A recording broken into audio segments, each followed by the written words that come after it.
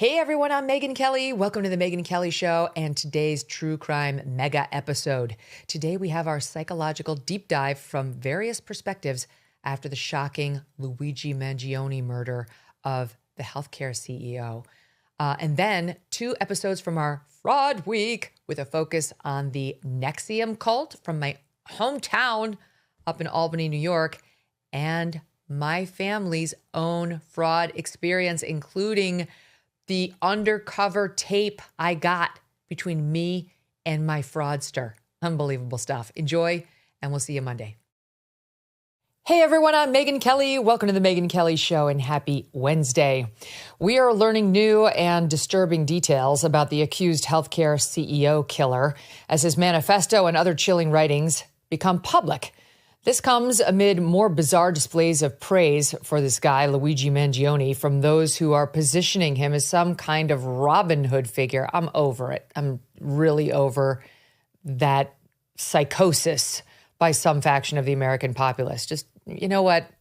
Like, Dr. Leonard Sachs is here in just a few minutes. I mean, this is the parenting expert. He's an MD. He's a PhD. He has spent his life studying longitudinal, long-term studies of children and actually practicing with children. And he actually knows a thing or two about psychology. And one of his main takeaways is have dinner with your children. Have family dinners. In a perfect world, 7 nights a week. But as many nights as you can, even if it's short of 7. Someone needed to do that in the families of the people who are now praising this guy as a Robin Hood figure. You're an idiot. By the way, heard this from our pals over on the editors. The guy, the Brian Thompson who was murdered, the CEO who was murdered, comes from no privilege. His dad was totally self-made. I think he was a farmer. And this guy, Brian Thompson, was totally self-made, pulled himself up, got himself to the top of the insurance world. The killer, accused, is from enormous privilege, tons of dough. The family owned country clubs, radio stations, health facilities, went to some Tony boys school for 40 grand a year, valedictorian, UPenn, Ivy League, all the advantages, all the breaks. And yet he's supposed to be the Robin Hood. He's the one we're supposed to be rooting for. I mean, screw you. Don't have the time. My mom always used to say, I cannot respond to irrational behavior rationally. And that is how I feel when I look at these morons trying to talk about this guy like he's some sort of a hero, this Luigi dude. All right, so Dr. Leonard Sachs is going to be on in 1 second. But first, we want to get into some of the psychology of this guy and how on earth this could possibly happen. Like, how could this have gone down by a guy with that kind of pedigree who turns into a killer, if what the police say is correct. And for that, we bring on Candace DeLong. She's a former FBI criminal profiler. She worked on cases like the Unabomber, the Tylenol murders. We spoke to her on episode 466 about the Idaho murders. So you may be familiar with Candace's work. When they first recruited her over at the FBI, she was a head nurse over at Northwestern University. And then she went on to work, as I said, on some of the most prominent cases in America. She's hosted the award-winning podcast, Killer Psyche, with Candace DeLong. How does a guy with that kind of a background, with all the advantages, who was a valedictorian of his high school class just 10 years ago, in 16, not even 10 years ago, in 16, who goes on to complete a bachelor's and a master's at the University of Pennsylvania, not exactly an easy school, wind up becoming this much of what looks like a psycho killer in just a few years. Mental disorders, mental illnesses emerge in the late teens, early to mid 20s. Now, I'm not diagnosing him. I'm simply saying that is a fact about mental illnesses. And it's certainly a good question. Looking at this young man's meteoric rise to success athletically, culturally, socially, academically, and then to throw it all away and appear behavior that is a head scratcher, became a murderer. I think we probably will find something. What does it look like to you? Like schizophrenia? Because you tell me if you're having a psychotic break, and I know, I mean, we've seen this with young men in particular who are guilty of mass shootings, seems to happen between 19 years old and the mid-20s. But like, are those people generally like this guy, Luigi, where you're fine for all the years prior to that? You know, there's no hint that this is going to happen to you. Yes, that can happen. Now, I'm not saying this guy is psychotic. Clinical term means out of touch with reality, doesn't perceive things as they are, possibly hearing voices. We don't know that about him, but the answer to your question is yes. I'm aware of a number of cases, both in my life growing up and then as a psychiatric nurse, caring for people, young people who went away to college, and the expression is came home in a basket. And what happened was mental illness, serious, usually schizophrenia, or sometimes bipolar disorder, emerged where there's that bridge from puberty to adulthood. That's dark. I mean, could that happen to anybody? Because what I'm looking at with this guy is, well, we don't know much about his family, but there's a lot of references to like mushrooms or drugs on his social media. And we did have on Dr. Roland Griffith, who was the guy who really found the clinic for psilocybin and for, these sort of MDMA treatments for people who are depressed at Johns Hopkins. But one of the main things he said, Candace, was you don't do those drugs recreationally or outside of a setting in which a prior family history of psychosis or schizophrenia can be detected. He said, because if we see anything like that in the questionnaire we give our potential participants, they're bounced because it can trigger a psychotic break from which you may not return. I have seen that. As a psychiatric nurse, I saw it. And when my son was in high school, decades ago, a friend of his did some kind of designer drug, psychedelic drug, became schizophrenic, thought disorder, and it did not have a happy ending. These are very serious drugs. And if somebody has a history, they may not even know they have a history of mental illness of some kind, it can open the floodgates. Are you surprised to hear all these friends coming out and saying, totally nice guy, absolutely didn't see any, and recently, the college friends saying, absolutely no hint of this. And the most they seem to be able to come up with is, well, he had this terrible back injury, though so far no one is claiming he was denied insurance or anything like that, but like he had some terrible back injury. Right, exactly. I'm not surprised that his friends from college, which was a while ago, were saying, gee, we didn't see this coming. He's totally normal. Because when many of these mental illnesses we're talking about emerge, it happens in a matter of weeks. And I haven't seen anyone being interviewed that said they had interacted with him in the last 6 months. Nope. And would it be typical, do you think? I mean, are you surprised to learn he went kind of underground or went radio silent with respect to family and friends over these past 6 months, to the point where his mother filed a missing persons report for him in San Francisco in November, believing that that's where he was, though we don't know where he was at the time. The most recent report was he was in Hawaii for a period. Well, no, I'm not surprised. A couple of things came to my mind about that radio silence with family and friends. One is that, yes, possibly a mental illness was emerging. But moreover, now that we know what he did last week, he had decided to do it to kill someone, to kill this person. And he did not want to interact with anyone. For like who might talk him out of it. Yeah. Mm-hmm. What do you make of, I mean, you're about as expert as they come in the Unabomber. He seemed to admire him quite a bit. And they had some group, like a book club that they were forming. And it was this guy and two others. And this is the first book he wanted them to read. And apparently they all found it so disturbing, like his manifesto, that the book club disjoined.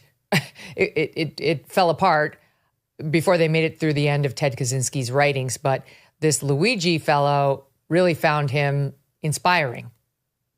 I almost lost my mind reading Ted Kaczynski's manifesto. It's rambling. It is at times almost incoherent. So that doesn't surprise me that his colleagues, who probably were of sound mind, went, "What the heck is this?" But it also doesn't surprise me that this young man that we are talking about became an admirer of Kaczynski. What did Kaczynski do?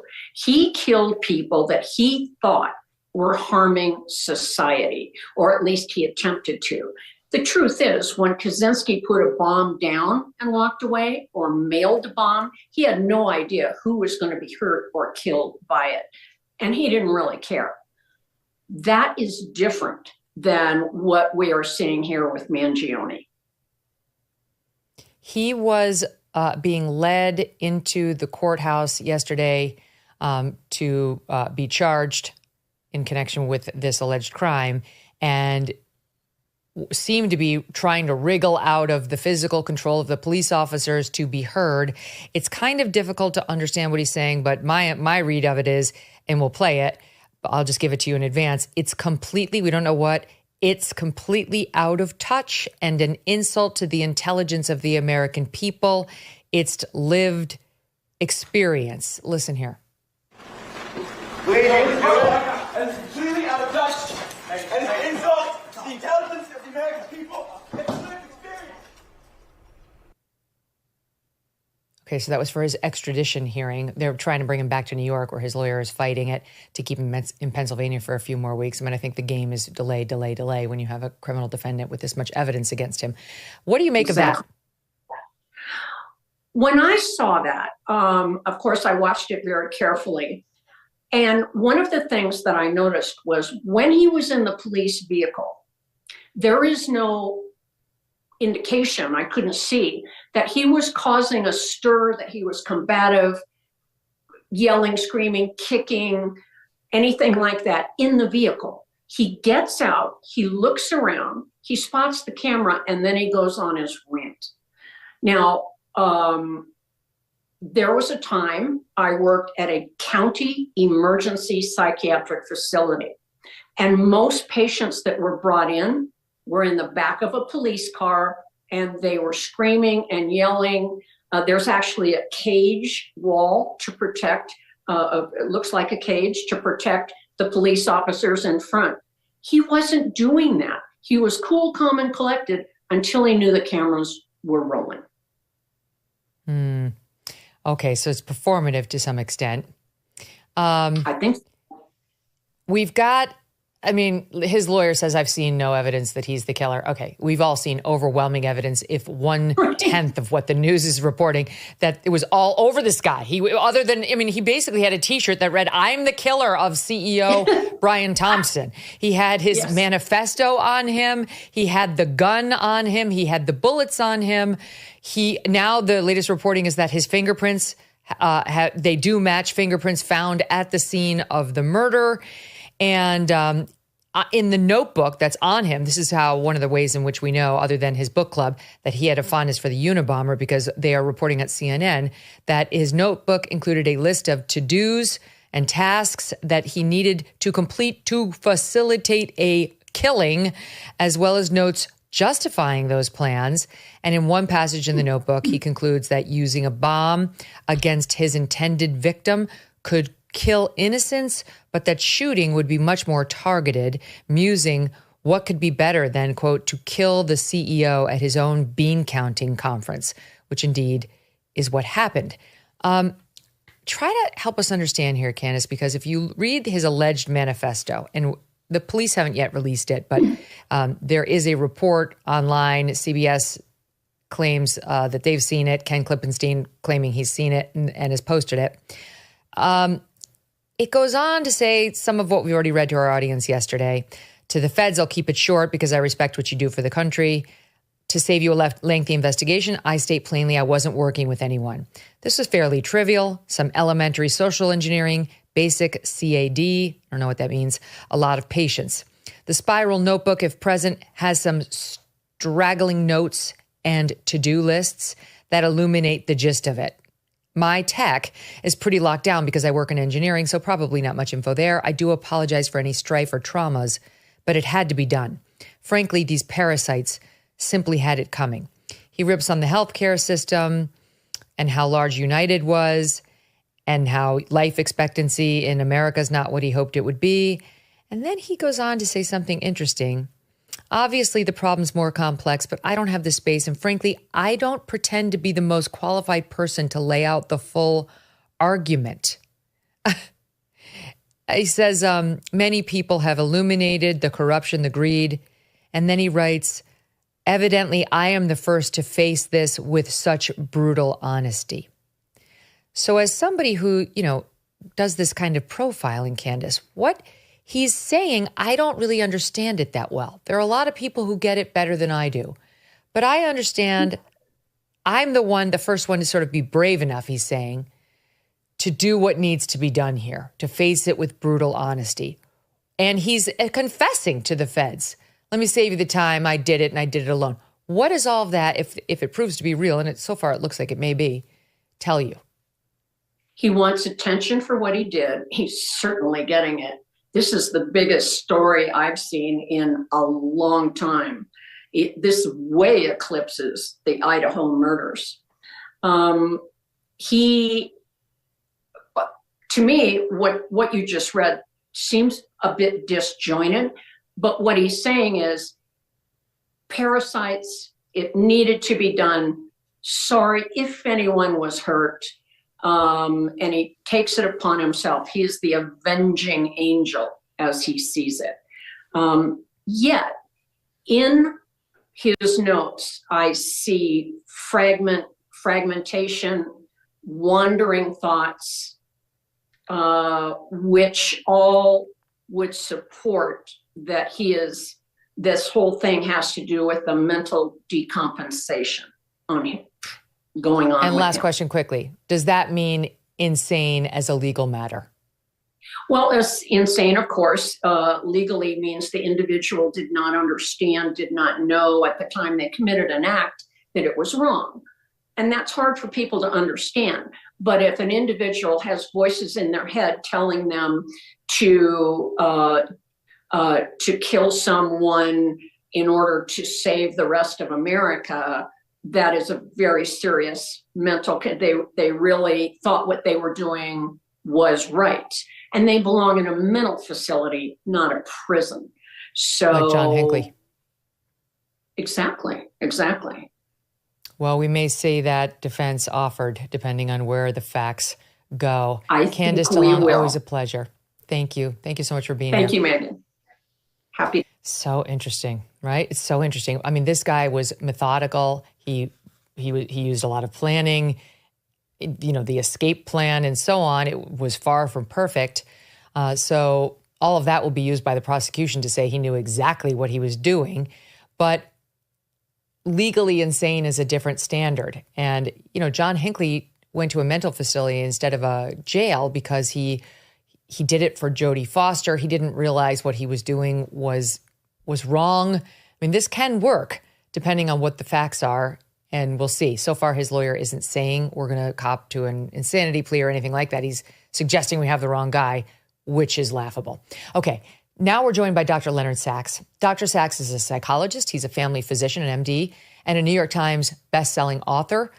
He, by the way, is one of the few people in the world, I think, to have completed his education at MIT at age 19. That's the level of brilliance we're talking about here. We had Dr. Sachs on in January of last year for a wide-ranging discussion on parenting, the trans contagion, and more. It's a must-listen. It was episode 474. He recently revised and updated his incredible best-selling book, The Collapse of Parenting, How We Hurt Our Kids When We Treat Them Like Grown-Ups. And it is even more necessary today. Dr. Sachs, welcome back to the show. I want to get into all things about the update.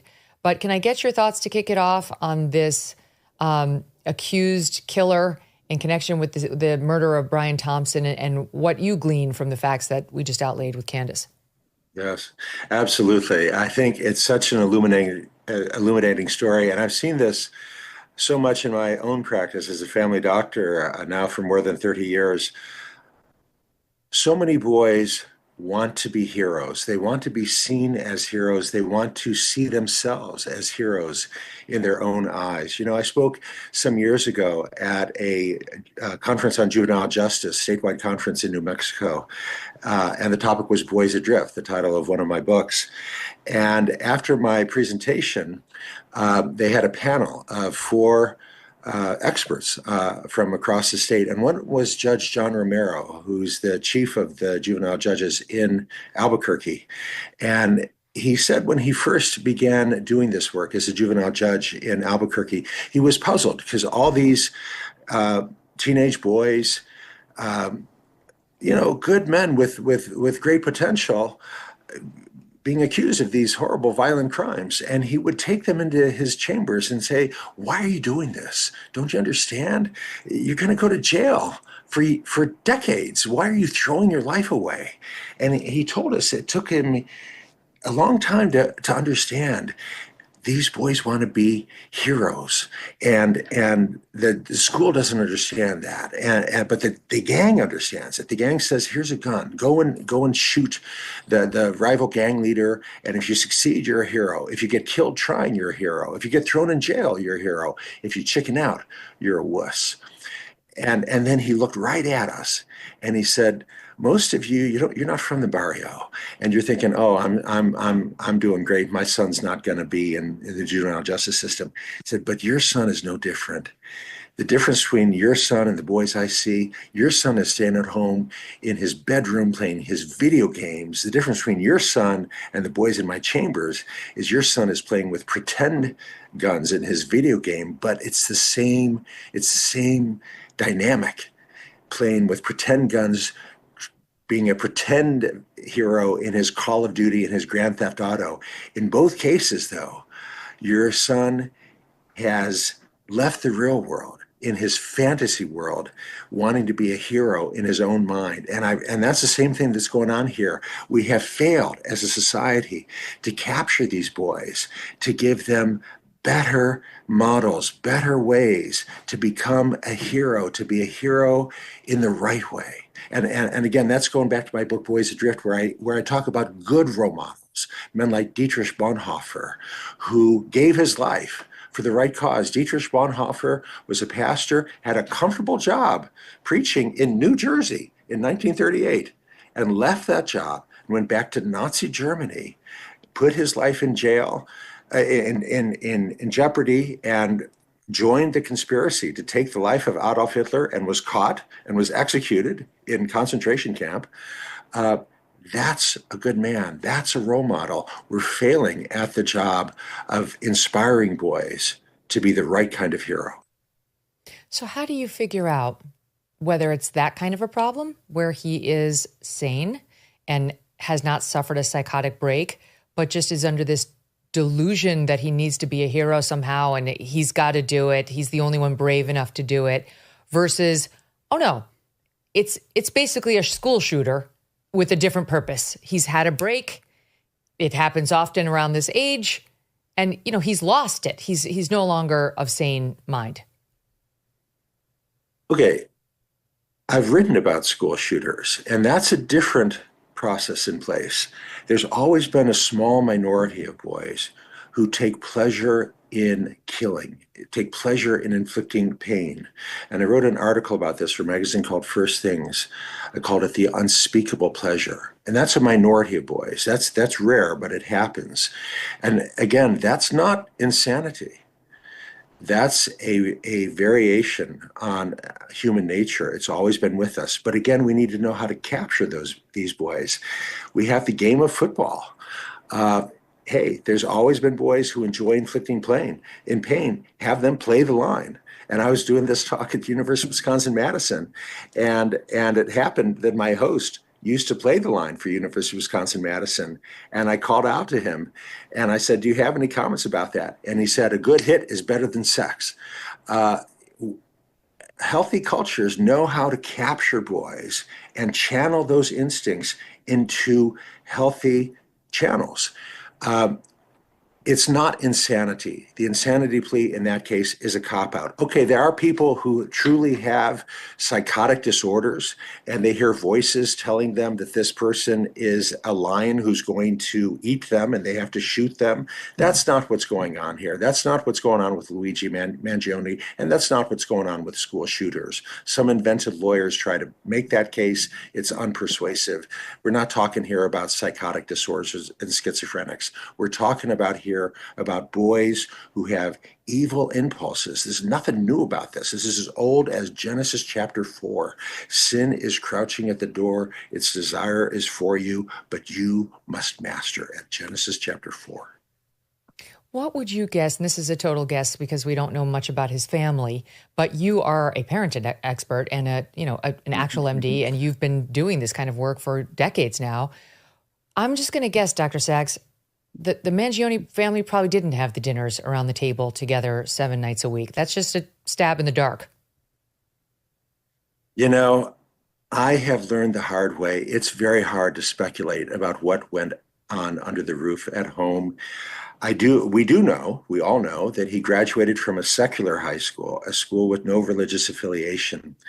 And the culture has changed. 30 years ago, American popular culture taught right and wrong. We know this. This is not a guess. We have scholars who have looked at American popular culture. The most popular TV shows, 1967, 77, 87, 97, were shows like The Andy Griffith Show, Family Ties, Happy Days, Buffy the Vampire Slayer. Researchers have looked at these shows, and they found that they consistently taught that the most important thing is to do the right thing, to tell the truth, right through 1997. But by 2007, they found American culture had flipped upside down. And the most important thing in the shows that teenagers were watching in 2007 was not to do the right thing. It was to win. In shows like American Idol and Survivor, the most important thing Survivor. Is to win. Doing the right thing, that's going to get you voted off the island.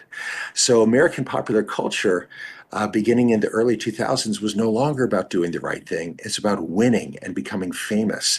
So American culture is now a post-Christian culture. It's no longer a culture in which doing the right thing is taught. And so, 30 years ago, it wasn't so important to go to a school that taught Judaism or Christianity. Now it is. I attended public schools in Ohio, K through 12. But today, I think it's more important that you enroll your kid in a school that has a firm moral foundation. And I can tell you many horror stories about public schools that don't, and independent schools that don't. And what we do know about Luigi Mangione is that he went to a secular independent school, the Gilman School, which has no religious affiliation. And I am speculating, but you go to a secular independent school, they're not teaching the 10 Commandments. They're not teaching do unto others as you have them do unto you. And boys are adrift. If you don't have that firm foundation, where do you find UPenn, which is so adrift that its president was forced out last year for not being able to say that it's wrong to chant things like, well, basically death to Israel, death to the Jews. It's, she's going to have to really think it over to figure out whether that's allowed on campus. Boys are adrift and they're looking for what does it mean to be a man? And you go online and what do you find? You find Andrew Tate, and that's really scary. Yes, very scary. So there's so much to go over. But I asked my followers on X today, knowing that you were going to come on, whether they had anything they wanted me to ask you. And I'll get to some of those questions throughout the course of the 2 hours. But one of the questions was, and it came up over and over, and I thought this is actually a really good one. Let me see if I can find the way they put it. But how do we help our children in today's day and age with AI, with tech everywhere, with video games and iPhones, how to find purpose, how to find their purpose. I was like, oh my gosh, that's a big one. Sorry to dump that big one on you so soon in our interview, but to your point, how do you? So you have to prioritize the family, and you cannot find your child's meaning of life, but you can prioritize that connection. And one of the challenges for kids is that they are looking for life meaning in all the wrong places. They're looking at Instagram and TikTok and Charlie D'Amelio, who is this hugely popular person on TikTok. And 1 in 3 12-year-olds now says that their goal in life is to be the next Charlie, to be a TikTok influencer. And that's not a good goal. It's not a good goal because it's not going to happen. And I have met with so many girls who are frustrated because they put all this effort into a TikTok video and it fizzles. They don't understand the numbers. They don't understand that there's 10 million other girls out there who are posting videos, and it's not going to happen. And if your meaning of life is on how many clicks you get on your video, you're going to be frustrated. You're going to be disappointed. You need to find your meaning of life in who you are, not in how many likes you get or how many views or how many followers you have. And so that begins with the family. So you prioritize the family. You have family dinners. You fight for dinners at home. And again, many parents are confused, and they're driving their kids around to play dates, or they're driving their kids to travel team soccer or computer coding class. Cancel the computer coding class. Prioritize family time at home. Prioritize the parent-child relationship. And then the rest will follow once you have the strong family relationship. That's so key, that I think in today's day and age, many parents are very worried about, is Junior getting asked on enough play dates or to go hang with his or her friends enough? Is my kid the kid that's sitting at home with me and my spouse too much? Are they popular? Are they out there with friends, which is what is considered, quote, normal? And to those parents, you say? I would say, I would come back to the central key point that I try to make in the new edition of my book, The Collapse of Parenting, which is that central paradox of American parenting right now, which is that parents are spending more time and more money on their kids than parents have ever done before. But the results are worse than they have ever been.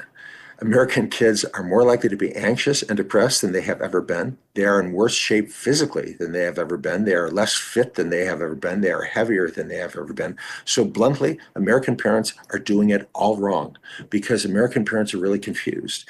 They've got the priorities all mixed up. They think that it's really important for kids to have friends who are their own age. It's not that important. It is not that important. We know this.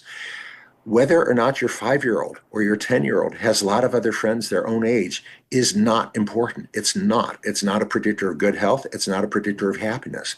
What predicts health and happiness for your 5-year-old, for your 10-year-old? The parent-child relationship is the most important thing. It is. We know this. The data is there. So your first priority should not be driving your kid around to play dates. Your first priority should be building the parent-child relationship. So one of my presentations for parents of young kids is titled Cancel the Play Date. Make a family date instead. On that Saturday, those precious hours on a Saturday when you actually have some time, don't drive your kid to a play date. Do something fun with your kid. Go somewhere with your kid, just you and your kid, not driving them to a play date, but doing something fun with your kid, because the quality of the parent-child relationship is the most important predictor of your kid's health and happiness. So focus on that. Don't drive your kid to a play date. What does it change when they get to be teenagers?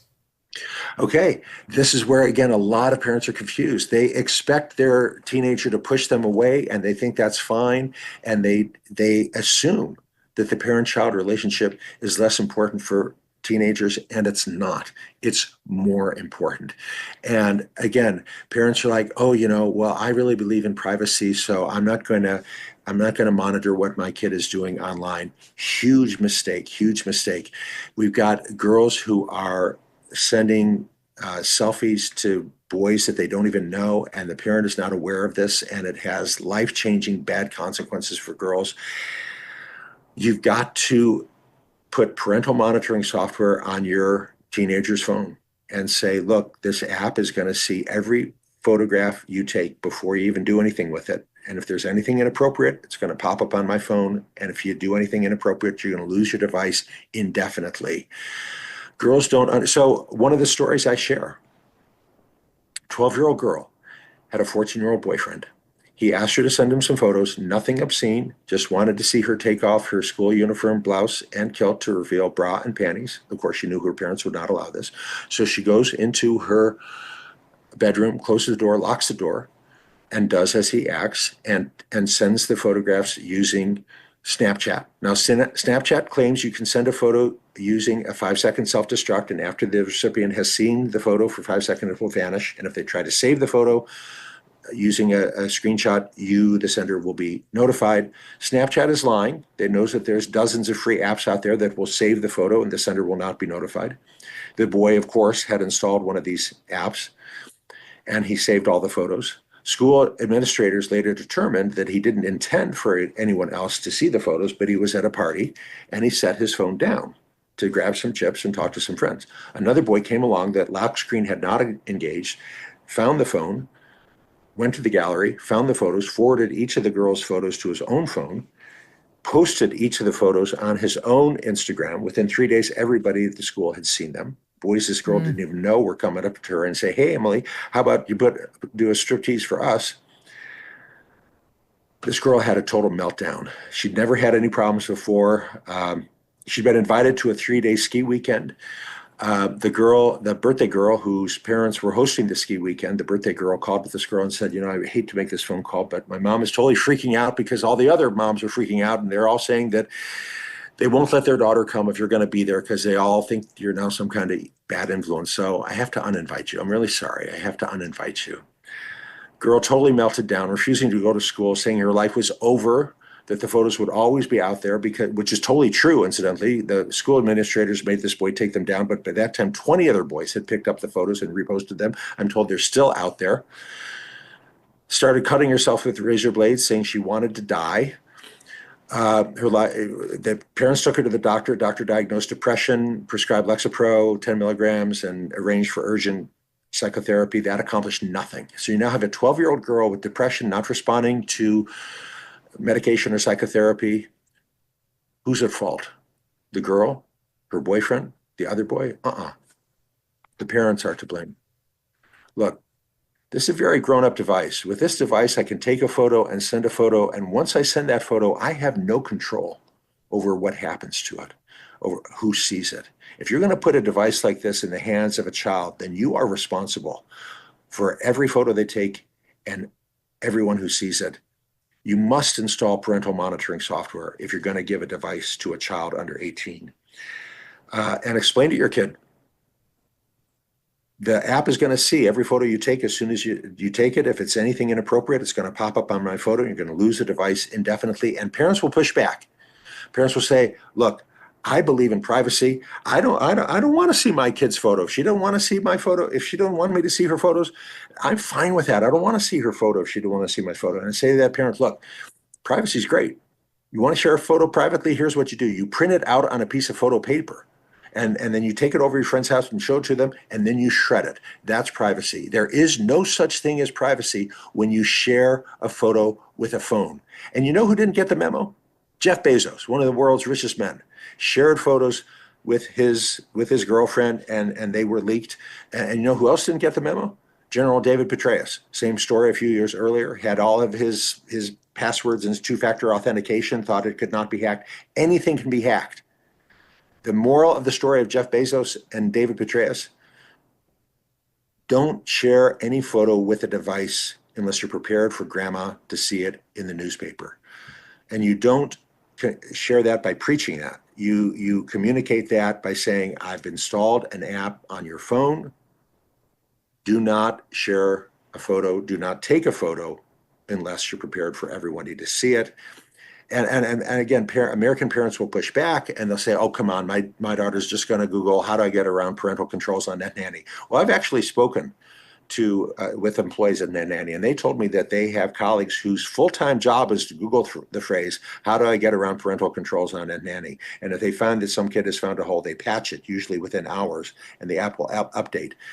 You have to install parental monitoring software. You explain Is to Net your Nanny kid, the software that you're saying parents can use to monitor the kids? it's one of social many media? apps. I'm not endorsing any one app. Ethics and Public Policy Center has a wonderful online guide to the different parental monitoring apps. That's Ryan Anderson's group, Ethics and Public Policy Center. They've got a good online resource that reviews all the different parental monitoring apps. But yeah, Net Nanny is one, Bark, Circle, there's a bunch of them. I don't endorse any one app. They're all very similar. They'll all give you a dashboard on your phone. They'll all light up if they see anything inappropriate. But you got to use one of these. You got to install one of these on your kid's phone and explain. Well, what about, Dr. Sachs, the question of privacy? You know, you'll hear parents say, well, I need my child to trust me. And if she doesn't trust me, she's not going to tell me anything. So if she knows I'm sneaking around on her phone or I'm sneaking in her room to read her diary, it's going to blow up to the relationship to where I'm no longer a resource for her. Well, you know, there's good things and bad things about the American Academy of Pediatrics. But in this domain of this question of how you balance that question of trust versus the dangers of social media and smartphones, I think the American Academy of Pediatrics in this domain has done some very useful work. They hired all the leading experts who spent 2 years reviewing all the research. And the experts said, look, this is a new world and a new domain of immense risk and toxicity. And for girls, the risk is huge. And once those photos are out there, they will never go away. You Google this girl's name, you're still going to find those photos today. It will always be out there. And these girls don't understand the risks. And you have to balance those risks.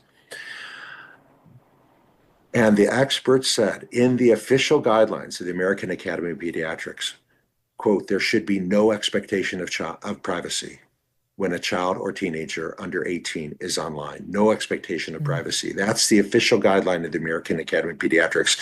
A device with internet access should be in a public space like the kitchen or living room. The American Academy of Pediatrics, which is a very left of center organization, as we may get to later. Yeah. On the trans insanity in particular. Yes, trans insanity. But in this domain, they said a kid should not even have their device in their bedroom. It should be in a kitchen or living room because there should be no expectation of privacy when a kid is online. There's so much bad stuff out there. Let me ask you this, though. Some of my audience wrote in, and they know how you feel, and they know how I feel about social media use in children. But like John Rich, great singer, music superstar, he actually wrote in on my ex account, and his question was, I don't have the exact wording in front of me, hold on, it was, what age is okay for social media, right? With understanding the reality that at some point your child is going to figure out what Snapchat or TikTok or these apps are. Absolutely. At what point would you introduce it to them? Or do you want it to happen while you're there and they're still in the home with you and you can talk about it? Or do you wait until they go off to college? What do you think? So my brand, if you like, is evidence-based. When I make a recommendation, I'm always going to show you a study or a series of studies. Long-term, longitudinal studies. Longitudinal cohort studies. You got it. So Jean Twenge is one of our nation's leading researchers. And back in 2019, she and her colleague Keith Campbell did a huge study, 220,000 adolescents. And on the x-axis is the time spent on social media. And on the y-axis is the likelihood of becoming anxious or depressed. And there is no rise in that trend line until you get past 30 minutes a day. So 2019, 2020, 2021, I was telling parents up to 30 minutes a day on social media is fine. But that study was published in 2019 based on research gathered in 2018. That's before TikTok. TikTok changed everything. So researchers who study social media talk about basically 3 generations of social media. So Facebook is first generation. Facebook is about connecting you to people you know, or you used to know. You know, on Facebook, you can connect with your first grade classmate, whatever. Instagram is second generation. So you not only connect with people you know, you can connect with celebrities. TikTok is third generation. It's totally different. So you go on TikTok, and TikTok begins by saying, I'm not interested in who you know. I'm interested in what you like to watch. Tell me what kind of videos you like to watch. Okay. Let me show you some videos. And then the algorithm is watching you. And the algorithm is crazy good. And it starts customizing what it's showing you. And after an hour, you're seeing things you didn't even know were out there. And it's so common to find teenagers say, whoa, TikTok knew I was gay before I did. TikTok knew I was trans before I did.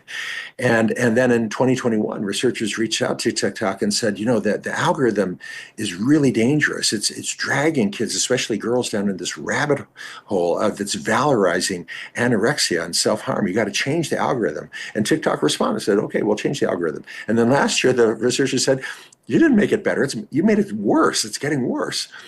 And so I reached out to Jean Twenge and I said, look at the more recent studies. There is no safe point anymore, that it's shifted left. The danger doesn't begin at 30 minutes anymore. It begins at zero time.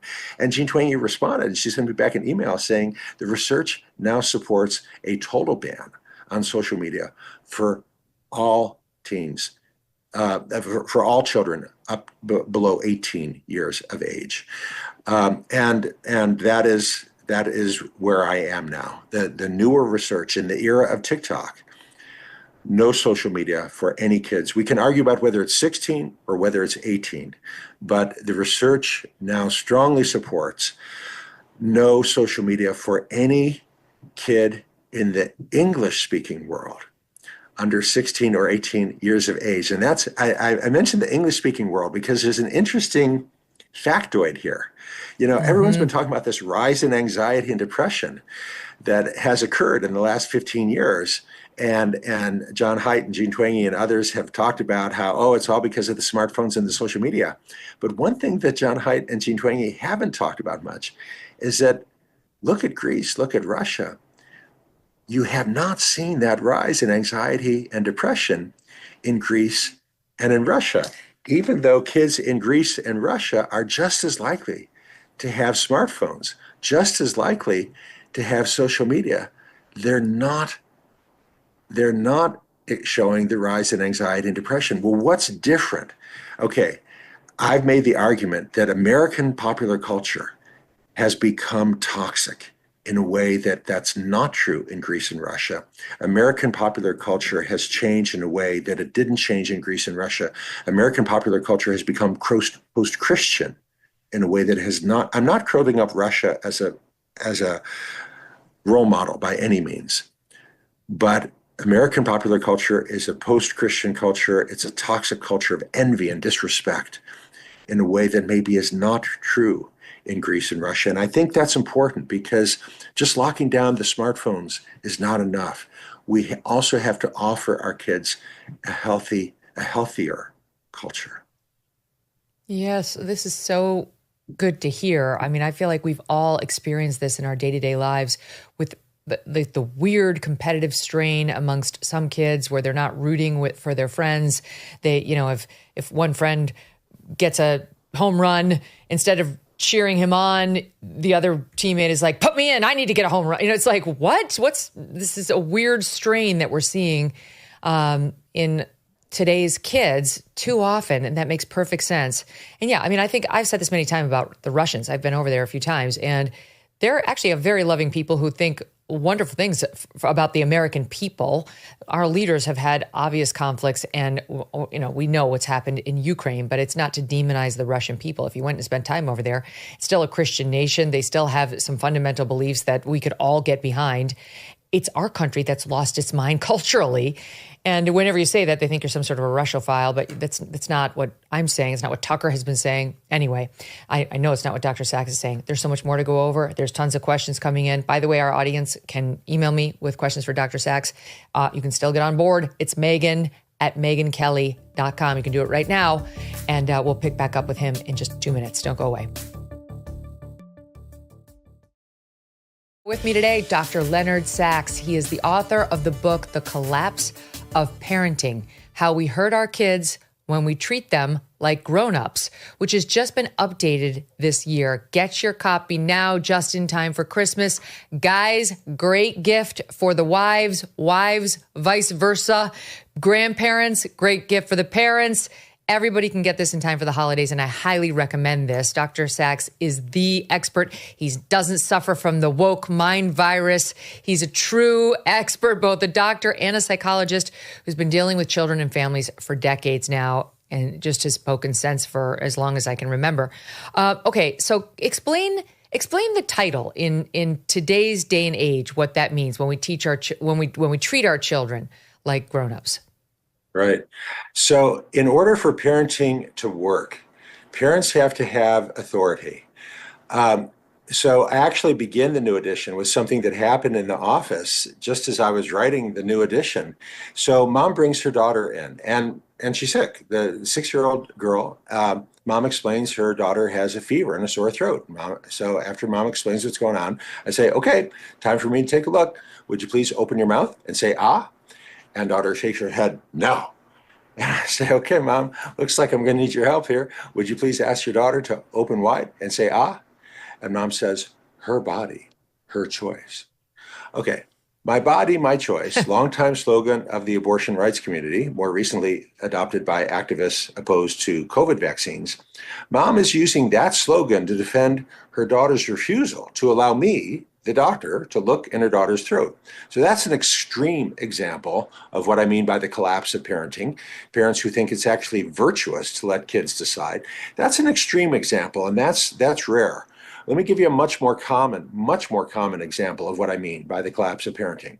So boy's not paying attention in school. 13-year-old boy not paying attention in school, totally not paying attention, off the chart on what's called the Connor scales, which is the teacher's rating, this kid's not paying attention in any class.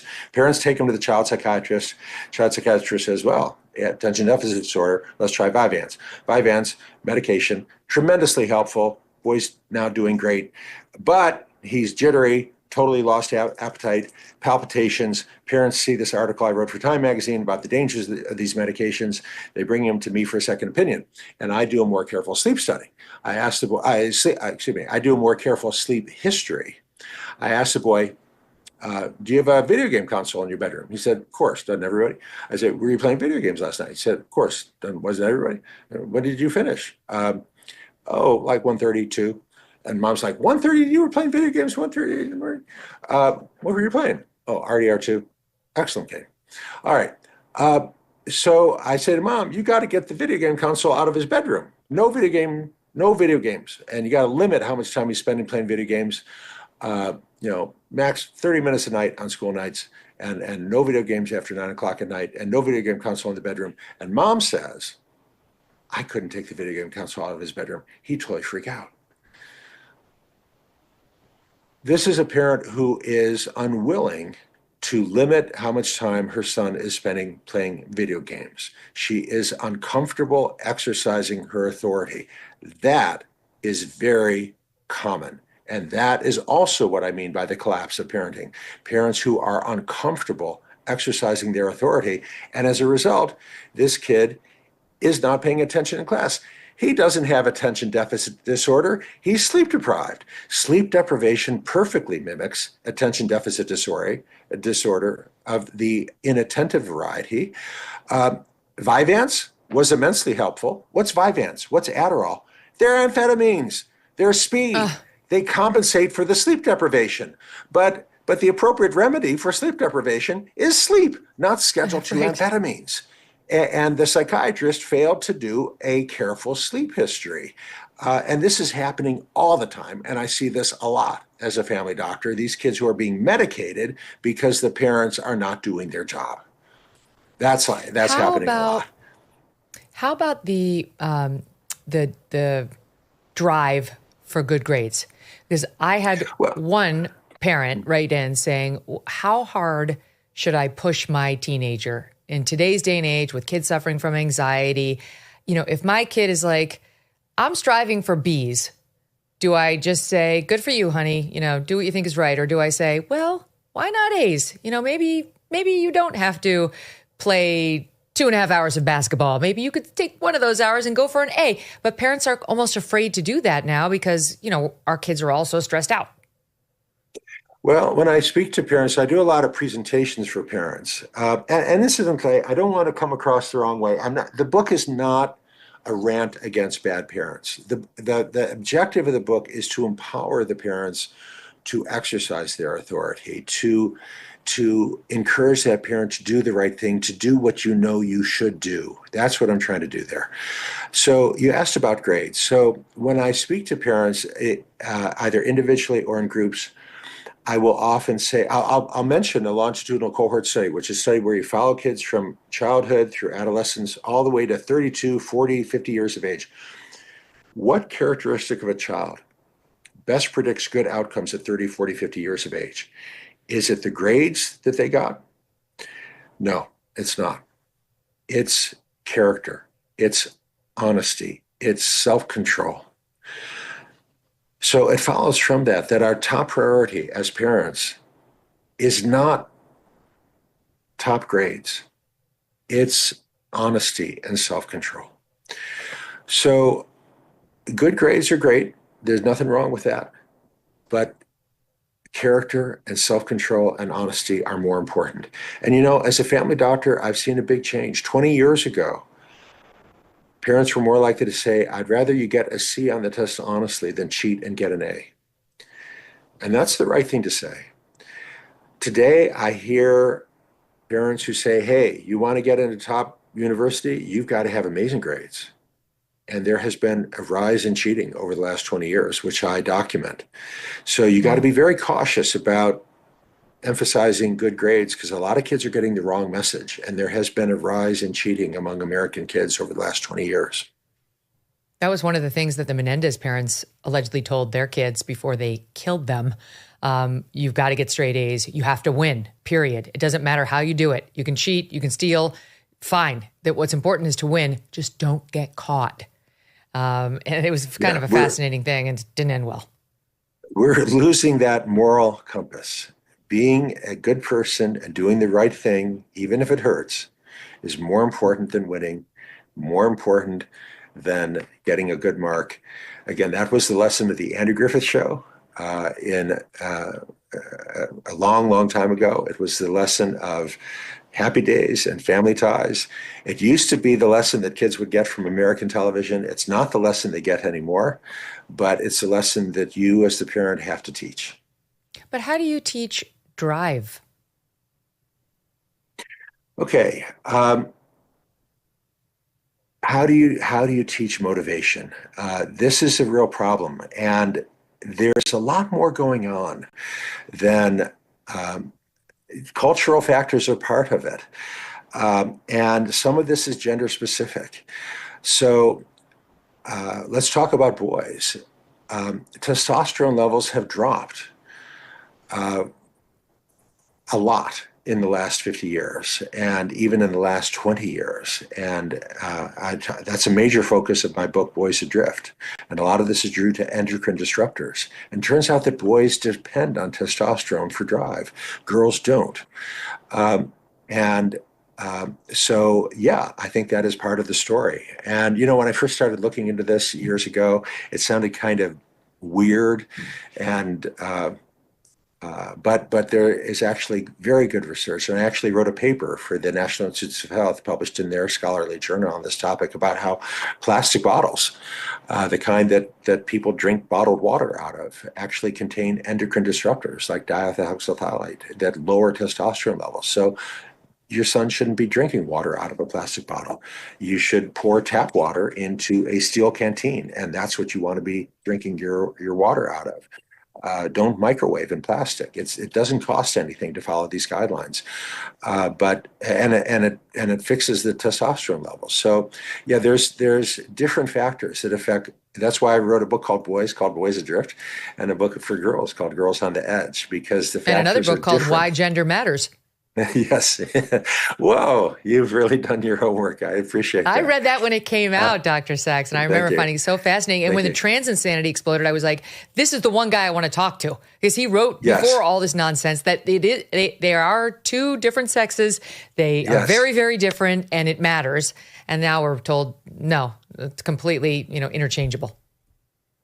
Yeah, well, and there's been a lot of change there. The first edition of Why Gender Matters had half a paragraph on transgender, and then the publisher, Penguin Random House, asked me to write a new edition, which I devote a lot of time to transgender because now it's a thing.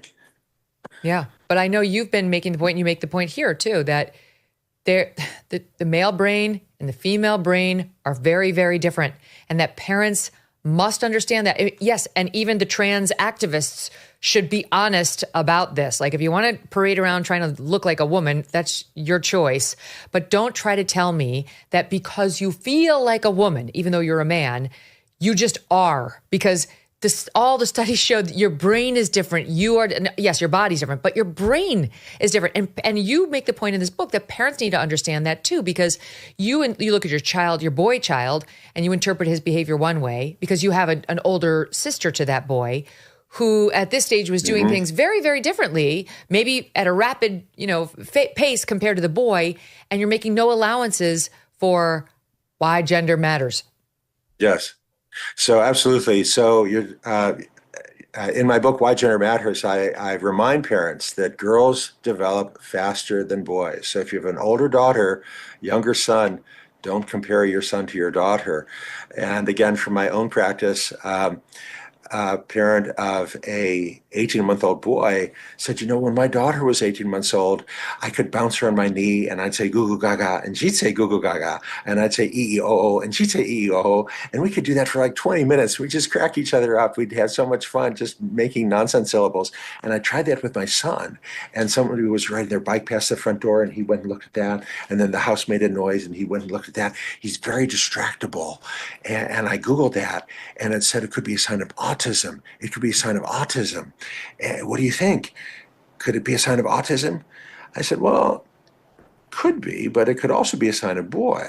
But I could not reassure her, and she insisted on a formal evaluation. So I said, all right, Treatment and Learning Centers in Rockville, they're very good at play-based assessment for toddlers. I shouldn't have done that. That was a big mistake on my part. She went there and she came back in tears. She said they're very concerned. They said his vocabulary is below average compared to the average 18-month-old. The average 18-month-old should have a vocabulary of 65 words. They estimate he only has a vocabulary of 40 words. Well, actually, research shows the average 18-month-old girl has a vocabulary of 90 words. Average 18-month-old boy has a vocabulary of 40 words.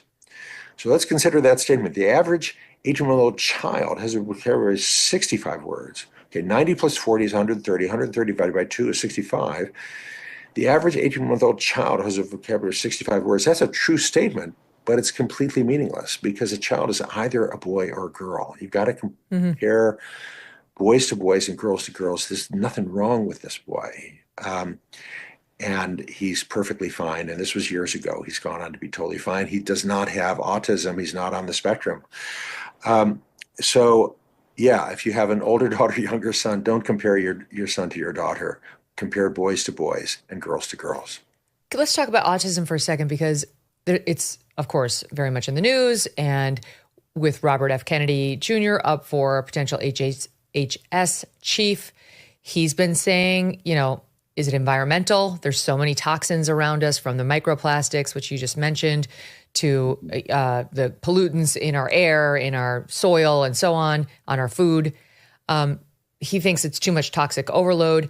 You have a different possibility that we should be considering for the explosion in autism over the past decade or so. Yes, and there is an explosion. So the Journal of the American Medical Association, JAMA, one of our nation's leading scholarly journals, just a few weeks ago published a study, looked at the diagnosis of autism in this country in 2011 compared with 2022, and found in those 11 years, between 2011 and 2022, the diagnosis for autism for children 5 to 8 years of age tripled. Oh my Why? gosh. The authors of the study didn't suggest why, but the mainstream, the official explanation is improved awareness and screening. Okay, bzz, I'm not buying that. I'm not buying it because I'm a family doctor and I'm seeing firsthand what's going on. And I can tell you, okay, autism is a spectrum. At one end, we've got this severely impaired kid who is not talking, not verbal, profoundly impaired, and there has been a rise there. And at that severe end, I might actually agree with RFK Jr. that there's toxins in the environment and something bad is happening there. That's not the kid I'm talking about. What's going on at the other end? The kid who is functioning, the kid who is in school, but he's now being labeled as being on the spectrum. Okay, here's something that I actually know something about because I'm seeing this. Let's think about this 8-year-old boy who's defiant, who's disrespectful, who spits, who bites. 20 years ago, the teacher would have said to the parents, look, this is totally unacceptable. Your son is rude. When the teacher says to the parents, your son is rude, the burden of responsibility is on the parents. They have to step up. They have to teach their son, okay, you need to behave differently or else. But today, same boy, same behavior. The teacher is much more likely to say something like, your son seems to have a deficit in social awareness skills. Have you thought of having him evaluated? And he goes and he gets evaluated, and sure enough, he gets labeled as being on the spectrum. Well, you know what? He's not on the spectrum. He's a rude, disrespectful boy, immersed in this culture Good news, of he's disrespect. just rude. Yes, he's because the culture has changed. And the first chapter, the new edition of my book, The Collapse of Parenting, is titled The Culture of Disrespect. In my own practice, a mom of an 8-year-old boy said, can you explain to me what's going on with our son? His father and I never talk this way, and he thinks it's funny to be disrespectful and talk back. And I said to Mom, do you guys have the Disney Channel, Nickelodeon, Nick Jr.? And she said, of course. I said, lock it down. Turn off. Do not allow Disney Jr., Nickelodeon, Nick Jr. Don't allow it. And it stopped. Disney and Nickelodeon, they are teaching kids that it's cute, that it's funny to be disrespectful, to talk back. And Mom called me 3 weeks later and she said, it stopped. These shows are teaching kids that it's cute and funny to be disrespectful and to talk back. And the culture has become a culture of disrespect. And it's not just Disney and Disney Jr. Lil Nas X had this huge song, Old Town Road, 12 consecutive weeks at #1, the most popular song in the United States. And he sings, can't nobody tell me nothing. You can't tell me nothing. Bill Maher earlier this year had a huge bestseller with his book. And he observes in his book, young people are beautiful but stupid. Old people are ugly, but more likely to be wise. So he continues, any successful culture will teach the young people to respect the old people so that they can learn. So the beautiful young people can learn from the wise old people. You can't tell me nothing. Can't nobody tell me nothing.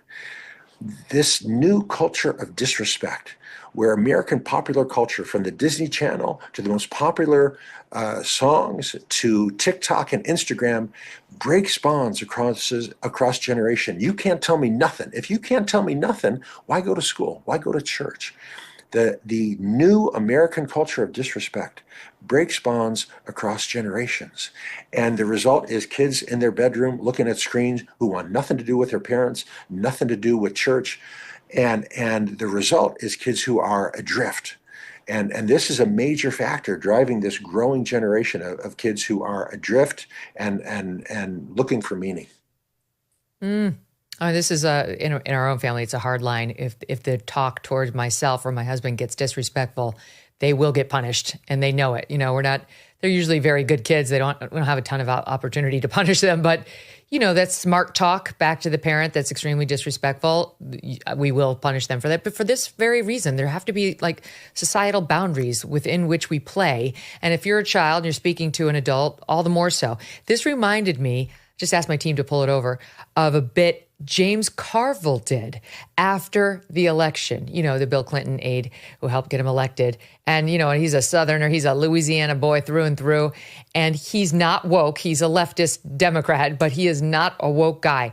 And he went on a rant about young people within the campaign, the Democratic Party, who think they know everything because someone hasn't set those guardrails for them on understanding respect and respect for one's elders, and that one doesn't know everything, especially as a young person. It's a great bit. We haven't had the chance to play it for the audience. Here it is. The vice president was thinking about going on Joe Rogan's show, and a lot of the younger progressive staffers pitched a hissy fit. Supposedly the campaign said that wasn't the term of fact, but they did. When you put a campaign together and you hire young people to do work, let me tell you exactly what you tell these people, what I would tell them. Not only am I not interested in your fucking opinion, I'm not even going to call you by your name. You're 23 years old. I don't really give a shit what you think. If I were running a 2028 campaign and I had some little snot-nosed 23-year-old saying I'm going to resign if you don't do this, not only would I fire that motherfucker on the spot, I would find out who hired them and fire that person on the spot. That's amazing. What do you make of it, Dr. Sachs? Well, he speaks very emphatically, but indeed, I do think that we need young people to respect their elders, and the anthropologist would agree with Bomar. Every successful culture teaches young people to respect their elders, and we used to do that too. As recently as 20, 30 years ago, American culture was a culture of respect.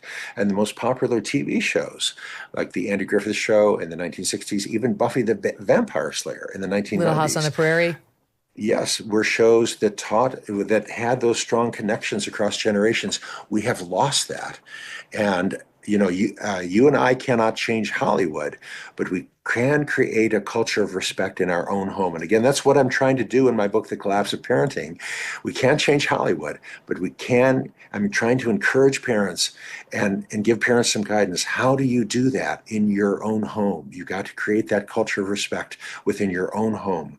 And you've got to be confident, asserting authority in your own home. It's not about discipline. It's about creating those bonds of love and respect across the generations. Mm-hmm. This is reminding me too of the way we speak to our children today, or the way we're told we should speak to them today, is just so vastly different from how my parents spoke to me when I was growing up, and just a couple generations ago, the way it was.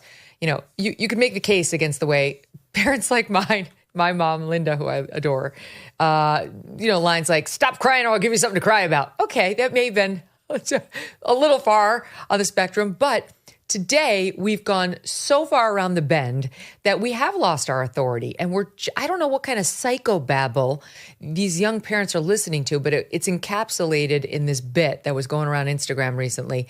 This is like a prepared bit between what looks like a mom and daughter acting, but it captures it perfectly. Watch. Be careful. We don't say be careful anymore. Instead say, what's your plan here? I don't even know my plan. Do you know your plan? Don't stop. Hit your sister. Don't say stop. Say gentle. Gentle what? Gentle hands. Gentle hands is gentle. Everything. Gentle everything. I am so proud of you. You're not supposed to tell kids you're proud of them anymore. Why not? Well, that's putting the focus on you. What? I'm so proud. Don't say that. What should I say instead? You should be so proud. I am so proud. No, it's back on you again. Hey, hurry up. We gotta go. Don't rush. We're fine. Don't rush. Fine. I thought we were in a hurry. If you rush children, it makes them anxious. No hurry. You always rushed us, and I'm anxious. Never rushed you. We were always late. Exactly. And I was anxious because we were always late. What am I supposed to say then? Gentle. This way. Good job. Good choice. Thank you. No, say good choice. Watch out. Do you feel safe here? I don't feel safe about any of this shit. Watch out. No, it's do you feel safe here? I'm sure you've seen a lot of this too. Yeah. So that's a riff on gentle parenting, which I talk about in the new edition, which really wasn't a thing 10 years ago, but it certainly is now. Gentle parenting means letting kids decide. Gentle parenting means good parenting means letting kids decide, and gentle parenting is profoundly harmful. And again, in the new edition, I present a lot of evidence that is so, because the kids often are mistaken. And what is childhood for? I mean, literally, a 4-year-old child has barely begun. A 4-year-old horse is a mature adult, and a horse is a bigger animal than a human. So it can't just be about biological maturity, because a horse, as I said, is a bigger animal, and a horse is fully mature by 4 years of age. A human is developing, is immature for more years than most animals live. Why? Why does it take so long? Well, we don't have to guess. We have scholars like Dr. Melvin Konner at Emory, who spent his entire career, decades, studying this question and published this huge tome of 800 pages, Oxford University Press, titled The Evolution of Childhood, comparing development in our species with development in other species. And the answer he gives, the reason it takes so many years, is that it takes many years for parents to teach the child right and wrong. And so I cite a column by a longtime columnist for the New York Times, Jennifer Finney Boylan, who wrote a column about enlightened parenting, in which she asserts, and I'm quoting now, she says that enlightened parenting means, and I quote, setting your child free to discover for themselves their own right and wrong. And if in so doing your child becomes a stranger to you, then so be it. That may seem enlightened to some, but it's not enlightened. It's a dereliction of duty. If you set your child free to discover for themselves their own right and wrong, and they have a device with internet access, what they will discover is Drake and Bruno Mars and Megan Thee Stallion and Cardi B and transgenderism and mainstream pornography. Your job is to teach your child right and wrong, to inscribe your law on the hearts of your child. That's Deuteronomy 6. That's your job as a parent. Don't set your child loose to discover for themselves their own right and wrong. That's a dereliction of duty. Don't listen to the New York Times. Don't listen to National Public Radio. Do your job as a parent. That's the message I'm trying to communicate in my book, The Collapse of Parenting. It's reminding me at our school, at our son's school, it's an all-boys school, they understand that students will make bad decisions and they'll do stupid things sometimes. But the thing that will really get you expelled quickly is if you get called in to the head of school's office and you lie about what you did. Like he's not calling you in there unless he's got you dead to rights. About half the time they've got cameras in the school, so he's already seen what you've done. And if you lie, you're out. He's pretty hardcore about that. If you own up to it and confess you were a numbskull, you did something really stupid and you're sorry, you will live to fight another day. But to your point, it's about the value system. Like honesty it's just a deal breaker. We can't have anything, can't have character if we don't have that fundamental basic honesty. Mm-hmm. Can I ask you something else? When another audience member asked, how do I know at what age I can start talking to my kids more as adults, being honest with them about my own thought process and why I'm not going to allow them to do this thing that they want to do, or about the problems as I see it in the family, outside, whatever. Like, how does one know what level of dialogue to have with one's kid? I think it really varies from one child to the next. As a rule, girls mature faster than boys do. Girls reach full maturity in brain's development by about 22 years of age. Boys don't reach maturity in brain development until 30 years of age. So that explains a lot if you think about it. And when in doubt, wait. I find a lot of parents that I think are confiding too early. And I know a boy who was very insecure because his mom was confiding, a single mom was confiding in her son about how they were broke. He took that literally, and he thought that they literally didn't have money for food. And he was very insecure until he graduated and went off to college and realized that they actually were not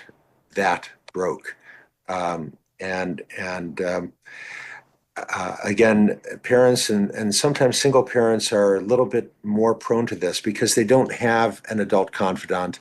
And they sometimes, I've observed as a family doctor, they confide in their kids because they don't have a partner to confide in.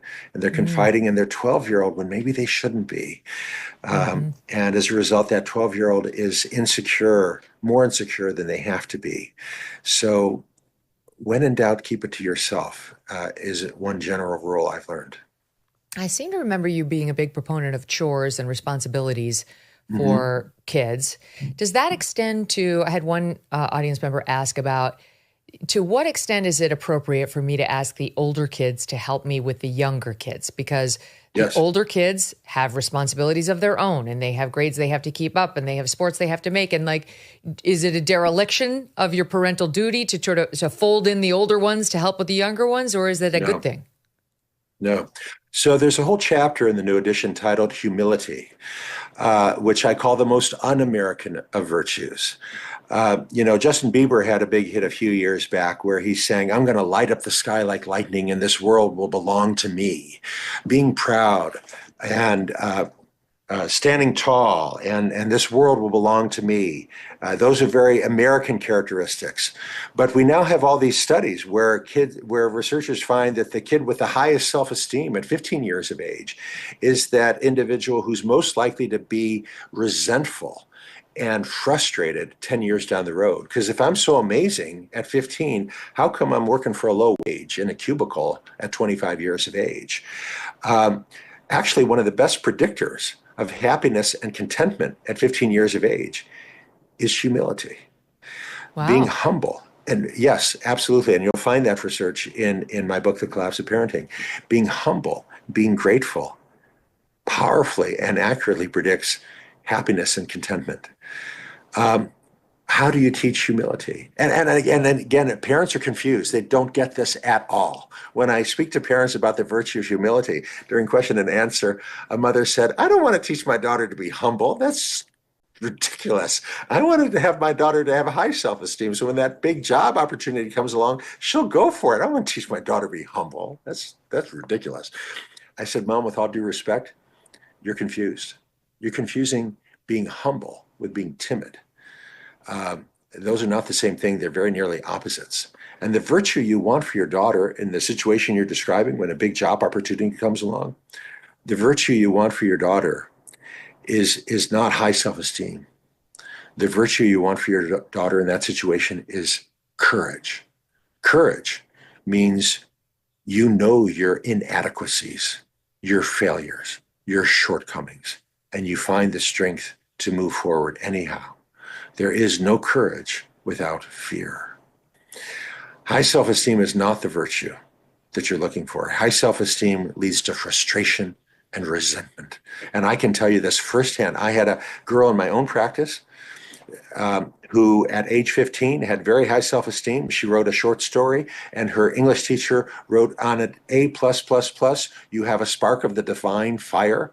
And she went on to write several novels, couldn't get an agent, couldn't get a publisher. And at 23 years of age, she is seething with resentment and frustration and envy. Why did that girl get her novel published? I can't even get an agent. I can't get a publisher. High self-esteem leads to frustration and envy. So you want to teach humility. Yes, you do. How do you teach humility? The right kind of humility. It begins with chores. It begins with chores. And again, many parents don't get this. Many parents don't get this. And they're like, okay, I want my daughter to get good grades, and we have the resources. We can hire a housekeeper. My daughter's job is school. Her job is school. So we can hire a housekeeper to do the chores. Many parents have said this to me. And the unintended message they're sending to their daughter is, you're too important to make your bed. Don't do that. Don't send that message. Don't send that message. Chores is a great way to teach humility. And throughout the book, I follow the Phillips family, a family I've known now for 30 years. And it's an amazing story of an amazing family, Bill and Janet Phillips and their 4 sons. And I've been in touch with this family now for 30 years. And it's an affluent family, a big home in a mansion in Potomac, Maryland. And they had the money. They could have hired landscapers, but they didn't. They insisted that their 4 sons do all the chores. And I asked Shannon, why did you do that? And she said, yeah, we could have hired landscapers, but I wanted them to learn the meaning of work, the value of work. And I quoted from her words in the book that, yeah, even if you have the money, you need to teach your kid to do this. And her son, Andrew, really one of the most amazing athletes I ever have ever known in my 30 years as a family doctor, was recruited by Stanford, played on the Stanford football team alongside Andrew Luck. But he was playing at the Maryland program after 10th grade in high school. And the coach there had just said what a great football player was and how he wanted to recruit him to play in Maryland. And his father said, oh, Andrew, I didn't tell you, you're going to be working on one of my boats this summer. He owned a fishing business, scraping guts off the deck.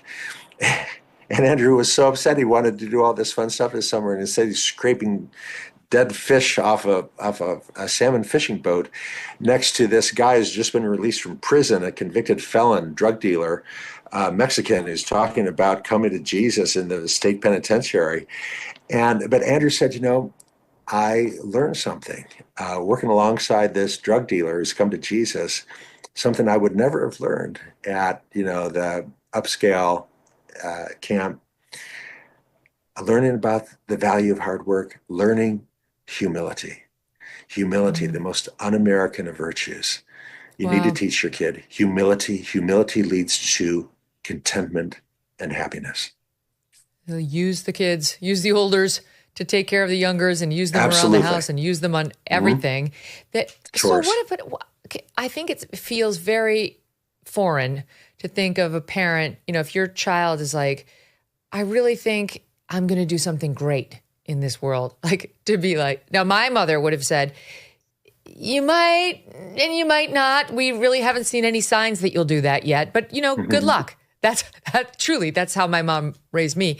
But I feel like I couldn't say that to my child. I don't know what I think. I'd probably say, yes, you will, sweetheart. How would you handle expressions from a child of, hope about their own future like that? Like I see myself as destined for something wonderful. However you want to phrase it. I would encourage my child to have their loves properly ordered. It was a phrase going back to St. Augustine. To love God first.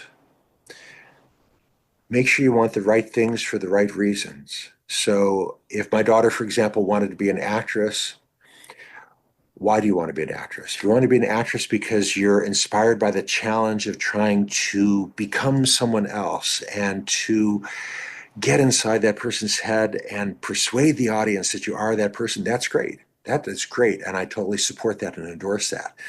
If you want to be an actress because you want to be rich and famous, that's the wrong reason. Why do you want this? What are you in this for? Know yourself, know your motivation, want the right things for the right reasons. You got to dig down deeply, know who you are, and be headed in the right direction for the right reason. Got to know yourself. So good. I've been thinking about my mom a lot lately. She just came for a visit. She's hilarious.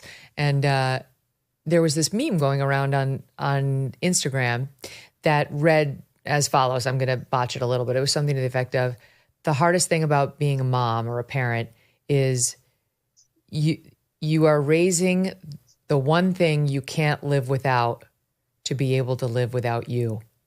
And of course I was like, oh my God, it's true. This is heartbreaking, instant lump in the throat and tears welling. And I'm sentimental like that. And my mom actually was in for a visit and my daughter was in a play. So we went and I showed it to my mom, who's 83 now, and she laughed. Like, Mom, Linda, it's just, she's tough.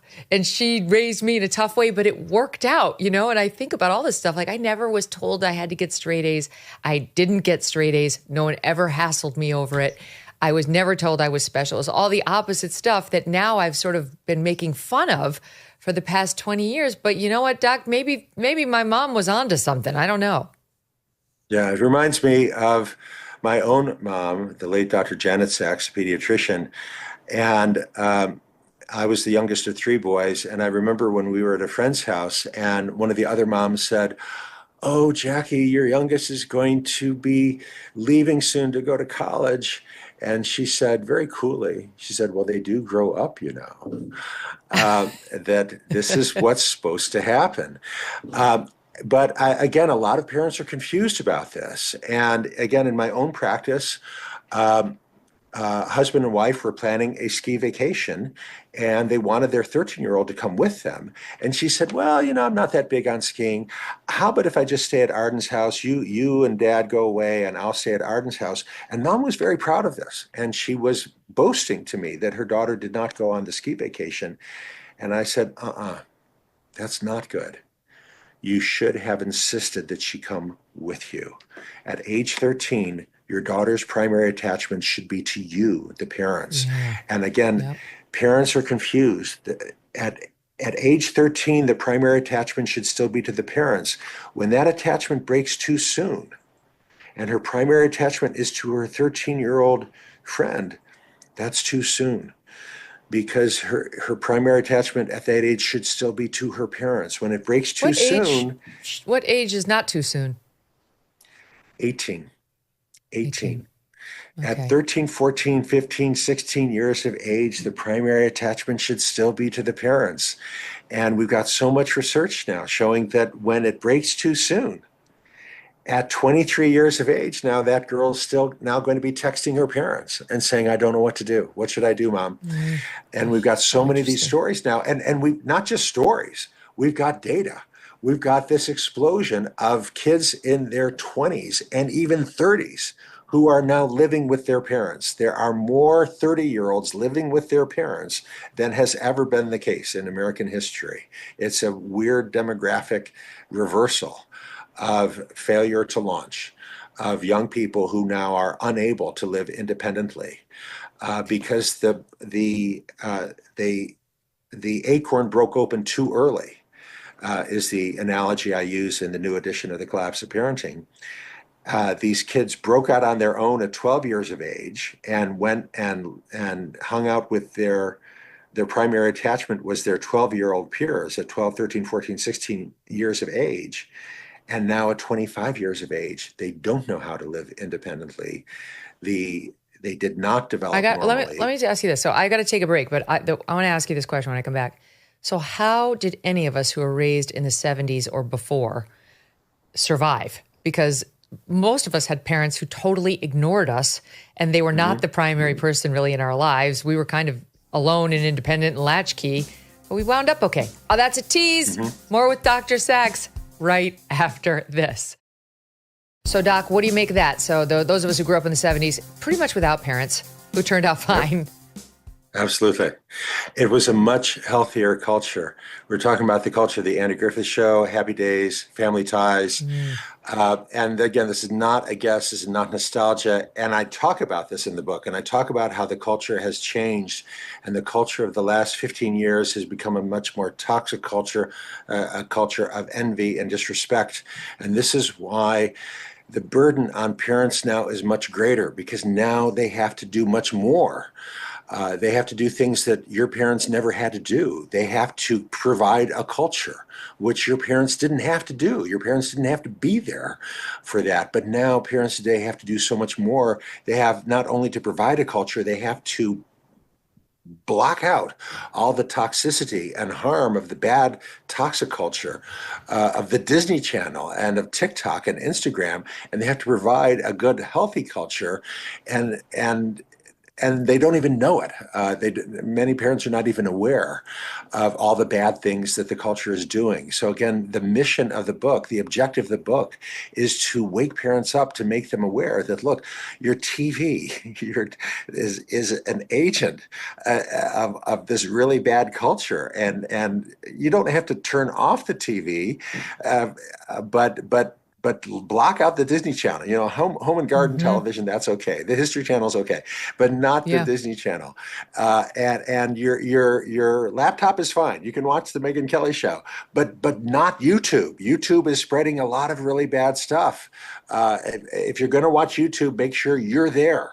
So you can watch the Megyn Kelly Show, but not Andrew Tate, for goodness sake. Oh my gosh. Yeah, I agree. So warning parents to block out the bad stuff, to all the things that you've got to know now as a parent, because American culture has changed. That's why it's so important. We have 2 minutes left with the SiriusXM audience, and we're going to continue this over on podcast and youtube.com/Megyn Kelly. But in the 2 minutes we have left, one of our audience members wrote in, how do I deprogram a kid from the woke mind virus without losing them? You know, in our family, we've done a pre-inoculation against it. But a lot of parents their kids got swept into this, you know, when they didn't even know to inoculate them. So what's the answer to that one? I've got a chapter in the book for that parent, and the chapter is titled Enjoy. And actually, the new chapter is titled Joy, Joy. And basically, I would say, do a vacation. Just you and your kid, you and your family together, go someplace fun and do something fun with your kid. And they may be kicking and screaming. And I describe a father and son where exactly that happened.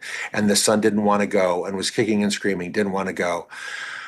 That has actually worked. That is the one thing that has actually worked. Just doing fun things together with your kid, not lecturing them, just doing fun things with your kid is the natural God-given way to reconnect with your child.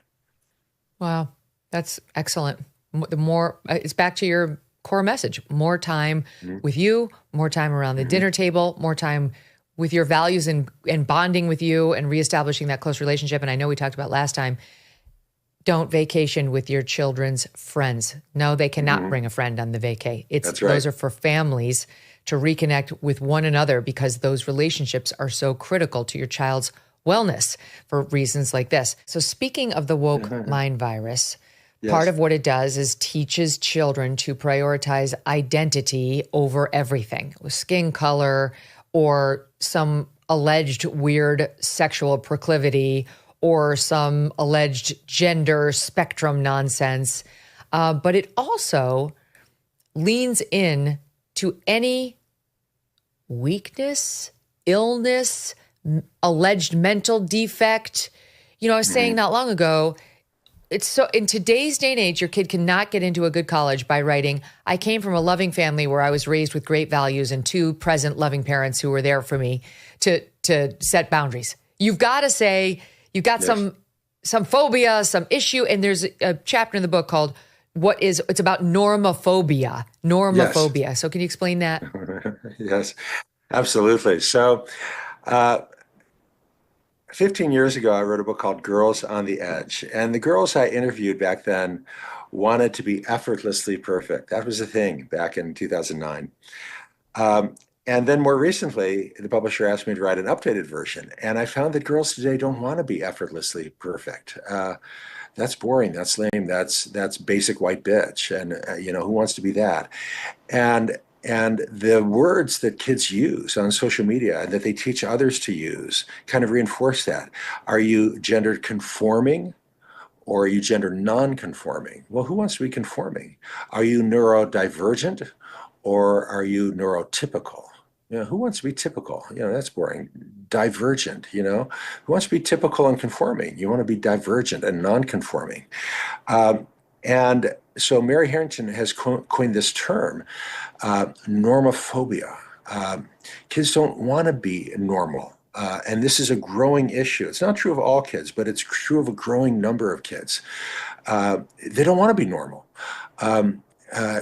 it's not cool to be normal. You got to have, yeah, and this is really something that is spread on American social media, on TikTok and Instagram.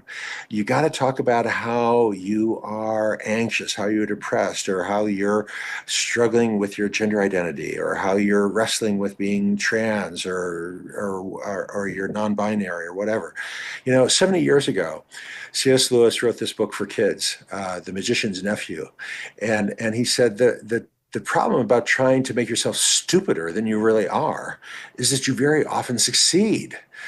And I substitute stupider for anxious or depressed. The trouble with trying to make yourself more anxious or more depressed than you really are is that you very often succeed. The whole point of cognitive behavioral therapy is that a big part of being anxious and depressed is that you're making yourself anxious and depressed. And as a psychologist and a family doctor, I can tell you a lot of these kids are making themselves anxious and depressed. They're talking themselves into being anxious and depressed. And again, we mentioned earlier that why is this not being seen in Greece and Russia? Well, I don't speak Greek or Russian, but I talk with people who do. And I can tell you, this is not a thing in Greece and Russia. Greek and Russian kids don't see anything cool about talking themselves into being anxious and depressed. This is a uniquely American English-speaking world weirdness. I just came from Canada, where this is definitely a thing as well. And American parents need to understand how toxic and how weird this is. We need to teach our kids there's nothing cool about being anxious or depressed. And we need to disconnect our kids from the toxic culture that is spreading this, which is very much part of this woke mind virus thing. There's nothing cool about being anxious or depressed or lesbian or gay or bisexual or non-binary or trans. It is good to be healthy. It is good to be straight. There's nothing wrong with that. And again, you need to create a culture in your own home where it is fine to be normal. Mm-hmm. It's one of the, like a related offshoot of this problem is the nonstop desire to discuss one's problems in the school setting. Abigail Shrier wrote a book about this recently, Bad Therapy. But more and more, the schools, I will say, especially the girls' schools, want the kids to discuss trauma. Has anything bad ever happened to you? What did that feel like? Has anyone suffered a loss or a death in the family? What did that feel like? And then they're supposed to go off and do math. What do you make of this leaning into discussing your trauma in the school setting by some school psychologist who may or may not have any sort of abilities to do that kind of thing with a kid? Yeah, so-called trauma-informed therapy, I think, does not have a place in a public school setting, and I don't mean I mean in a setting where there's a bunch of kids around. The classroom should not be group therapy. The objective in the classroom, the first objective should be to teach the content, not to conduct informal group therapy with untrained therapists. So on that point, I agree with Abigail Shrier. Let's talk about, forgive me, we covered this the last time, I don't remember, but my kids are getting into their teens now. So this is not yet relevant, but I'm sure will be relevant in the next, 5-7 years. Drinking, right? Like, I don't know, I'm sure you'd see signs on your child if you're an attentive parent. At some point, you would see signs once your child starts drinking socially, if they start drinking socially. Especially when they get more up into like senior year. College, you're not going to be able to control what happens to college. But how do you see that? Because let me tell you, in my mom's circles, there are all sorts of opinions on like, you're not going to stop it, like walk them through, like don't have more than one, don't have a mixed drink, set some guardrails for them. Or there's moms who are like, absolutely not, don't, it should be shamed, talk to them about the dangers of it, slippery slope, all that. Or moms who are like, we host parties and we actually let them have a couple of drinks. We just make sure nobody's driving. So your thoughts on that issue? Well, I don't think that kids should be drinking. I think the dangers are clear. I'm actually more concerned as a family doctor with vaping. I see vaping is more popular than drinking right now. And it is spreading. I think kids need to be aware of the dangers. But it's really more of a issue of what's popular. And if all the other kids are doing it, it's really hard for kids not to, if everyone else in their group is doing it. So you need to be aware of what all the kids are doing.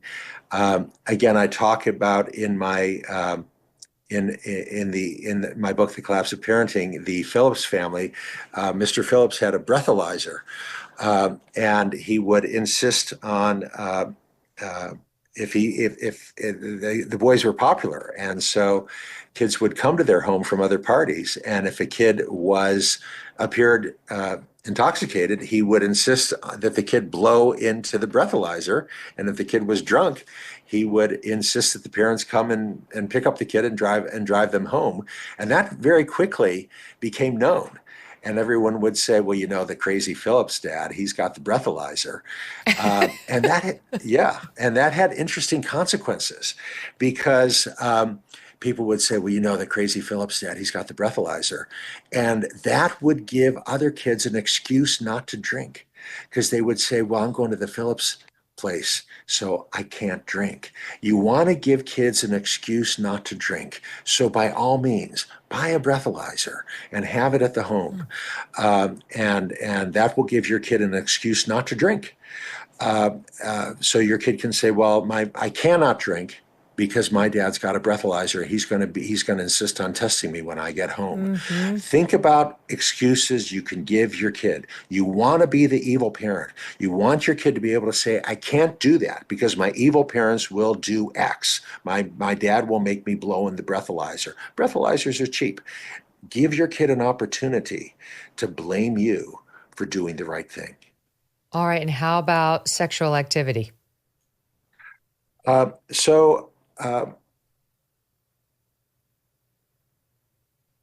I believe that sexual activity is intended for a married couple, and I believe that we want to teach that to our kids.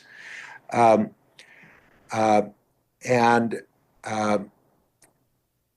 again describe Marlo Phillips, a true story using her real name in the book. Her parents had that same belief, and they were strict. They would not allow her to be alone with a boy throughout her high school years. And she was like, that is so ridiculous. My best friend, she was alone with her boyfriend the entire weekend. Her parents were away. She was alone with her boyfriend the entire weekend. And I'm not allowed to be with a boy for, this is child abuse. I'm going to call Child Protective Services. And her mom said, all right, here's the phone. She said, I'm going to have to be in therapy for the rest of my life because of the way you guys are abusing me. And then she went away to college. She went to the University of Virginia, Charlottesville. And she told me at the beginning of her second year, she had an epiphany. She suddenly realized, I'm the only girl here who's not going to have to be in therapy for the rest of my life because of the way my parents treated me. She said, all the other girls here, they're coming to me, they're saying, do you think this picture I'm putting on Instagram, do you think it's too skanky or maybe not skanky enough? Do you think I'm giving oral sex to too many guys or maybe not enough guys? And she wants to grab these girls and say, have you no dignity? Have you no self-concept that all you care about is what the other guys think? And she realized my parents raised me right, that I have dignity, that I have self-concept, that my self-concept does not depend on what the boys think of me. And yeah, it's a toxic culture for girls out there that's all about what the boys think of how you look and getting down on your knees and giving oral sex to other guys. And yes, the best parent is both strict and loving.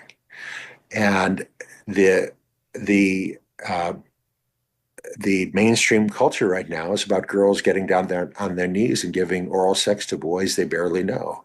You don't want that for your daughter. And you have to make that very clear. Mm-hmm. So you talk about it explicitly and encourage her to make these different choices. Yeah. You insist on it. Yeah. Mm-hmm. You have to, the best parent is both strict and loving. And American parents are confused. They think you have to choose between being strict or loving. But the best parent is both strict and loving. A follow-up on the normophobia discussion a minute ago, because we talked on our last episode about the trans stuff and children, and so much has happened. I mean, a week is like a year on that front these days. The Supreme Court just heard a big case on it and so on. But we've seen a few things in the news lately that have been pretty disturbing, and I'd love to get your take. In the wake of that Supreme Court case, CNN decided to bring on a bunch of children who CNN says are allegedly trans, believing that they're, in quote, the wrong body and are actually the opposite sex of the one they are, in some cases with their parents, to talk about just how awful the fact that their necessary medication is being debated by the U.S. Supreme Court. What was at issue in that case, for those not aware, is some odd half of the United States have passed laws banning puberty blockers and cross-sex hormones for children, for minors. And because it's been found by objective studies in places like the UK and elsewhere that they actually are potentially very dangerous for children, and they can sterilize you and remove all sexual function and pleasure for the rest of your life. And how can a 10-year-old consent to any of that?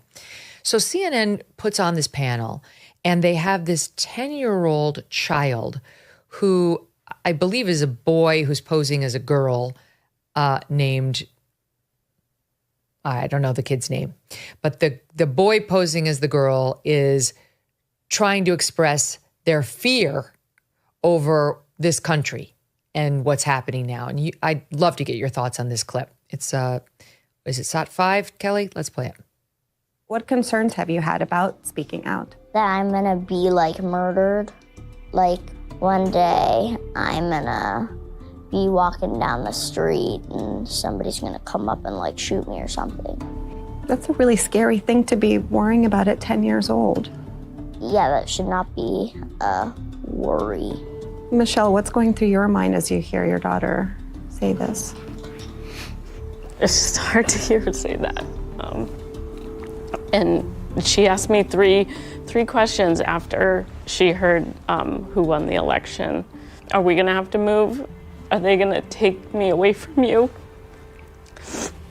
And am I not gonna be able to get my medicine? It's frightening. Your thoughts? Well, I'm very troubled because so much of this is an artifact of modern medicine. Recall that synthetic hormones were not a thing until really 80 years ago.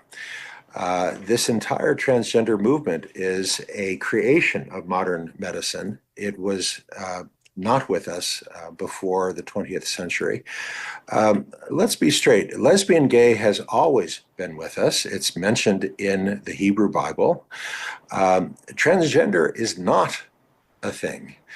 Despite claims made by the transgender movement, the notion that there have always been boys who insist they're girls and girls who insist they're boys is really a very modern development. It's a creation of modern medicine. Those medicines that child talked about didn't exist a century ago, didn't exist 1,000 years ago, could not have been obtained 100 years ago. And is this, to what extent is this a real biological phenomenon? To what extent is this transgender movement created by the cultural movement and the politics? You know what? We don't actually have to guess. Earlier this year, a team of researchers at Stanford Medical School did a study of 1,500 young adults, 20 to 35 years of age, and looked at their brain activity. These are young people, men and women, 20 to 35 years of age, and they are awake and they're in an MRI scan. And you're looking at their brain activity. Now, all human brains have a fingerprint, a neural fingerprint that is more unique to you than your own fingerprint on your finger. That's been known for many years. And the researchers wanted to know, how does a man's fingerprint differ from a woman's fingerprint? And the image that they obtained, the graph that they showed is really astonishing. And there it is. So the women. For the listening audience, it shows in the top left quadrant a bunch of red dots, and the bottom right quadrant a bunch of blue dots, and there's zero overlap. The blue is there's male. The no red is female. overlap. So the women are up in one corner, and the men are all down in the other corner, and there's no overlap. And the difference between the men and the women is larger than the variation among the men and the women. And what this graph is showing very clearly is that whatever is going on in the brain, in a man's brain at rest, is different from what's going on in a woman's brain at rest. There were 1,500 individuals. Now, in a survey conducted earlier this year, more than 3% of American high school kids said that they were trans. Well, 3% of 1,500 would be 45. We ought to find 45 people in the middle or on the other or crossing over, but we found zero. Zero. And more from this study. Okay, so the researchers found. So what does that tell us? What does that tell us? It is telling us that these kids are confused.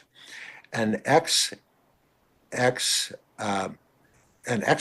male, that child in that video we just saw is an XY male. Every cell in that individual's body is XY male. They may take female hormones. They may be castrated, but they are still an XY male.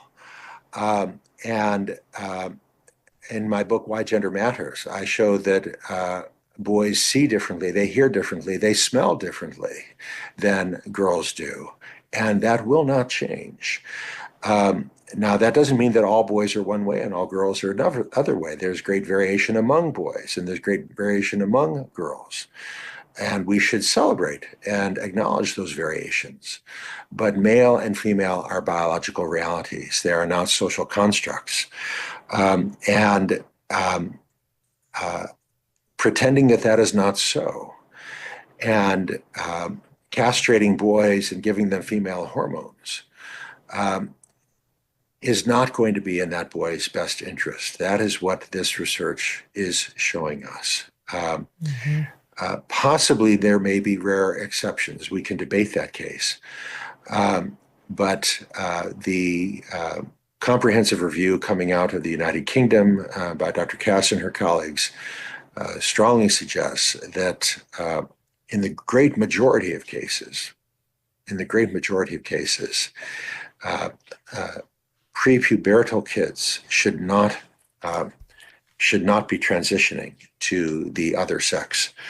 But I want to finish that Stanford study because they also found with these very high resolution functional MRI scans and the sophisticated analysis that they were doing, they found that they could analyze the brains of the men, and they could predict with high accuracy cognitive function, including intelligence, for the men. But those rules that they came up with to predict intelligence in men were of zero value in predicting intelligence in women. Conversely, they came up with rules that could predict with high accuracy cognitive function, including intelligence in women. But those rules that predicted intelligence in women were of zero value in predicting intelligence in men. These findings tell us that whatever it is that determines intelligence in the brain of a man, does not predict intelligence in brains of women. Whatever it is that determines intelligence in the brain of a woman does not predict intelligence in the brain of a man. Now, if you subscribe to the Wall Street Journal, if you subscribe to the New York Times, if you listen to every program on National Public Radio, you heard no mention of this study conducted by the Stanford Medical School and published in one of our most prestigious scholarly journals. If you subscribe to my free newsletter, you would have heard about it. But our mainstream media never mentioned it. So go to my website, you know what's interesting though? I do find it interesting newsletter. how these parents lean in. And in that clip for the listening audience, the young boy posing as a girl is listening to the mother who's crying over the child's potential loss of access to these pills. And the child reaches up to comfort the mother. The child like touches the mother from down below, which is a reversal, right, of the way this is a 10-year-old kid. It's supposed to be. And all I can think of is this meme. Charlie Kirk sent it out. I'm sure he may not have been the first, but it was, if you think you're trans, you have a mental illness. If your child thinks he or she is trans, it's the mother who has the mental illness. It's the parents who have and I cannot help but notice over and over and over again, you see parents who are weirdly almost needy of this thing.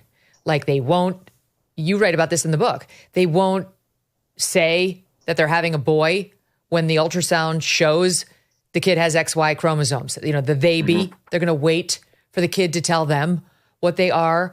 And then that leads me to one other video I wanted to show you because we showed it on the show, or we haven't yet, but it's disturbing. I can't remember whether we did or not, frankly. But anyway, it's a dad. And I normally wouldn't, I don't bring parents and children, onto the show or show their videos ever if they haven't, put something out intentionally, right? Like if they want us to be talking about it, then I think it's fair game. And that's what this dad wants. He's in the UK. His name is Jonathan Joly, Joly, and he has a boy who he's now raising as a girl named Edie. They have almost 4 million followers on TikTok, and all this dad does is update us with his boy looking more and more like a girl at a very young age, and it's a very almost sexualized looking exchange. And what they're doing to, quote, Edie is very reminiscent to me of what like John Benet Ramsey looked like, a sexualized child with the hair and the makeup. But I'm not an expert. Let me show you what I'm talking about. Hey guys, so Edie wants to do a summer holiday morning routine and show you get ready with me and show you guys what her skincare is and her room is and how she picks her outfit and all that cool. So that is the skincare element of the video complete. What's next, Edie? I think I'm gonna do my hair next. How do you get your hair so wonderful? Maybe not in the mornings, it doesn't look that wonderful. And there are other videos of the parents putting a lot of makeup on Edie, very sort of sexy makeup, heavy eyeliner, wet lip gloss. I find it very disturbing, Doc. What do you make of this? Okay, that's just creepy. That's really creepy. And that's extremely creepy. And, we could speculate regarding that father's psychopathology and why he is doing that. And I don't want to speculate. But I think we need to focus on the child. You made reference to the new chapter in the new edition of The Collapse of Parenting. I was talking with a parent in Orange County, California, and she'd been trying to get pregnant for 3 years, and she and her husband finally did get pregnant. She was very excited. She was telling everyone at the school, including people she barely knew. And she told a fellow teacher at the school, she said, guess what? We're having a boy. And her colleague said, don't you think you should let the baby decide? And that is indeed a thing. That her colleague reprimanded her, that the colleague thought you should wait and not assign a sex, because there are indeed many Americans now who think that sex is assigned at birth, and you should wait until the child is 3 or 4 years of age and then let the child decide, give the child a gender neutral name at birth, and then let the child choose. And if the child was assigned male at birth, but they decide that they are female, then you should raise the child as a girl, which leads down the road to castration and opposite sex hormones, etc. And I felt this was necessary to introduce a new chapter that wasn't in the original version 10 years ago, the new chapter titled Babies, because this is really harmful and it is psychotic. It is utterly detached from reality. And sex is not assigned at birth. Sex is recognized at birth, because indeed, you are born male or female. And those differences that the Stanford University group recognized in adults are present in the baby prior to birth. We have other studies of women in the third trimester, where they've done high-resolution MRI scans of the baby still in its mother's womb, and they find the same differences in the cognitivity of the male brain compared with the female brain. Because Genesis 1:27, in the image of God, he created him, male and female. He created them. It doesn't say black and white, he created them. It doesn't say Asian and Hispanic, he created them. Black, white, Asian, and Hispanic are indeed man-made categories, but male and female are of God. You are, in fact, born male or female. There is a rare category called intersex. About 2 in 10,000 individuals are indeed born both male and female. That's a rare pathology on the same order of magnitude as Siamese twins.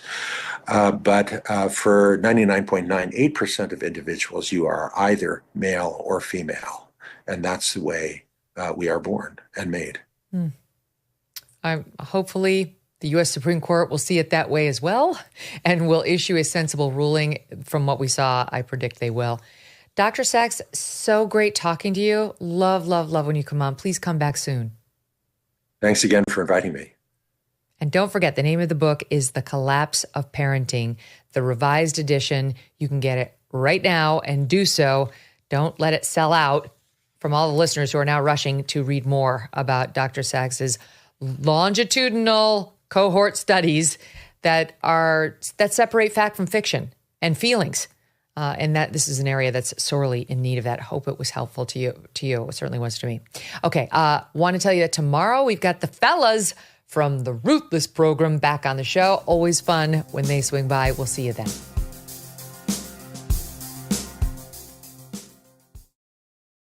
Hey everyone, I'm Megyn Kelly. Welcome to the Megyn Kelly Show and today's Fraud Week episode. My guests today were searching for self-improvement and a way to contribute to the good of society when they joined an organization called NXIVM. They found each other and got married, but they also found utter darkness and depravity in one man's desire for ultimate power and control over women. Sarah Edmondson and her husband, Anthony Nippy Ames, are former members now of the cult called NXIVM and the hosts of the podcast, A Little Bit Culty. And they join me now. It's so nice to meet you, Sarah. Thank you for being here. You as well, Nippy. Thank you so much for having us. And thank you also for being such a proponent of anti-NXIVM from the beginning. We appreciate that. Of course. I remember so clearly where I was when that New York Times article hit, featuring you, and a lengthy article about you coming forward about what you'd been through. And I had chills. I just couldn't believe it. You were so beautiful. You were accomplished. You were so raw about how you'd been sucked into this thing. And not for nothing, but it happened in my hometown of Albany, New York, which was just so strange to me. Like, Albany, you don't think of Albany as like, yeah, I don't know. It doesn't feel culty, right? To use your word. It's like hardworking people. It's kind of like the Midwest. You know, I would think something like this would happen more in California, but it happened in Albany and you were in it too, Nippy. And I know, you know, on the bright side, it brought you together, but not without a hell of a lot of trauma. So thank you for telling the story. I guess let's start at the beginning for the audience members who've never heard of, you know, this, or at least if they've heard of it, they don't really know what it is. Because I do think, much like some other cults, many other cults, it had some pluses, which is why smart, vibrant people like you got drawn in. So talk about how you first heard about it and what was attractive about it to you. Sure. It was 2005. I was an aspiring actress and I was looking for more meaning and purpose, community in my life. I met a really talented filmmaker who I admired. I'd just seen his film, What the Bleep Do We Know? And the long and short of it is he said, well, if you like my film, then you'll probably like this course I just took. And as somebody who is into self-improvement and workshops, my parents are both in the therapy field, it seemed like a no-brainer. I did not do any research, unfortunately. I've learned from that mistake now, but I jumped in. I really wanted to develop myself and work through limiting beliefs. And that was the beginning. And it was wonderful at first. Yeah. How about you, Nippy? My story is less glamorous. I had an old high school girlfriend who I went to boarding school with, and she's from the area. And she had taken the training, and I had run into her in New York, and she kind of hounded me for about a year and a half. So I kind of went kicking and screaming to the training, in part because of what she was saying, and in part because she knew me when we dated, and she knew I was into leadership stuff and all that stuff. And it was aligned with me and, my principles. And finally, after kind of being hounded about it, I said, fine, I'll do your cult. So I called it a cult from the get, jokingly. You did. But I didn't. Did you have any hint, or that was just purely a joke? It was purely a joke. It sounded like a cult, and I didn't really have a strong understanding of what a cult is. It just sounded weird, and it sounded like you're following this guy. And I was like, yeah, I'll do your cult. And I kind of jokingly went up and did it. And it didn't seem, it was weird. It was weird the whole time. But I kind of took it, in stride and was like, well, what's the worst thing that could happen? Well, cut two.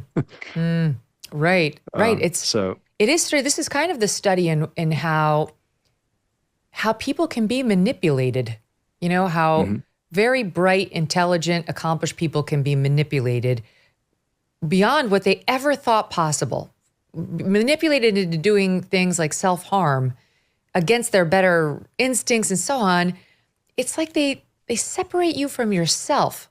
They not only separate you from your family and your friends, they separate you from yourself, which is really one of the probably the worst things that they can do. But all right, again, I'm getting ahead of myself, because before we get to that chapter, there's the wonderful chapter. I talked to Catherine Oxenberg about this, princess and famed Hollywood actress, and she was saying the reason she got into it with her daughter India was they were just looking for female empowerment and to do better in business. They were both aspiring business women, and they offered a lot of classes along these lines. So it's kind of, where do you go, right? Where do you go for female improvement or better business acumen if you're not going to take a full MBA program, Sarah, right? I mean, was there any of that sold to you? Oh, absolutely. In fact, they even sold it as a more practical and useful MBA. That's what I thought I was getting. And I remember when Catherine and India came and did the program, I was so happy because I loved them both, and wonderful, bright, beautiful energy. And that was such a big part of it as well. It wasn't just learn how to do business, learn what success is from the inside out, how to map out your goals and work through things that your limiting blocks, your beliefs about yourself and the world, but also as a community of like-minded people and people who were going to achieve big things and wanted to do it with people that were in a similar mindset and do it together. So I have very fond memories of that time period. Right. It always starts well. That's why people stay. Right. So explain Exactly. what happened with the money, because I think this story is very telling. And I am also attracted by this woman's message. Like, I can already see why you were like, oh, okay. Because you tried to complain or object a little to the expense of it when you were first being recruited, and they had an answer for everything. Oh, yes. I was recruited by the best. I actually put a deposit down because I wanted to take advantage of the 48-hour discount, which is a red flag I warned people about with sales pressure tactics.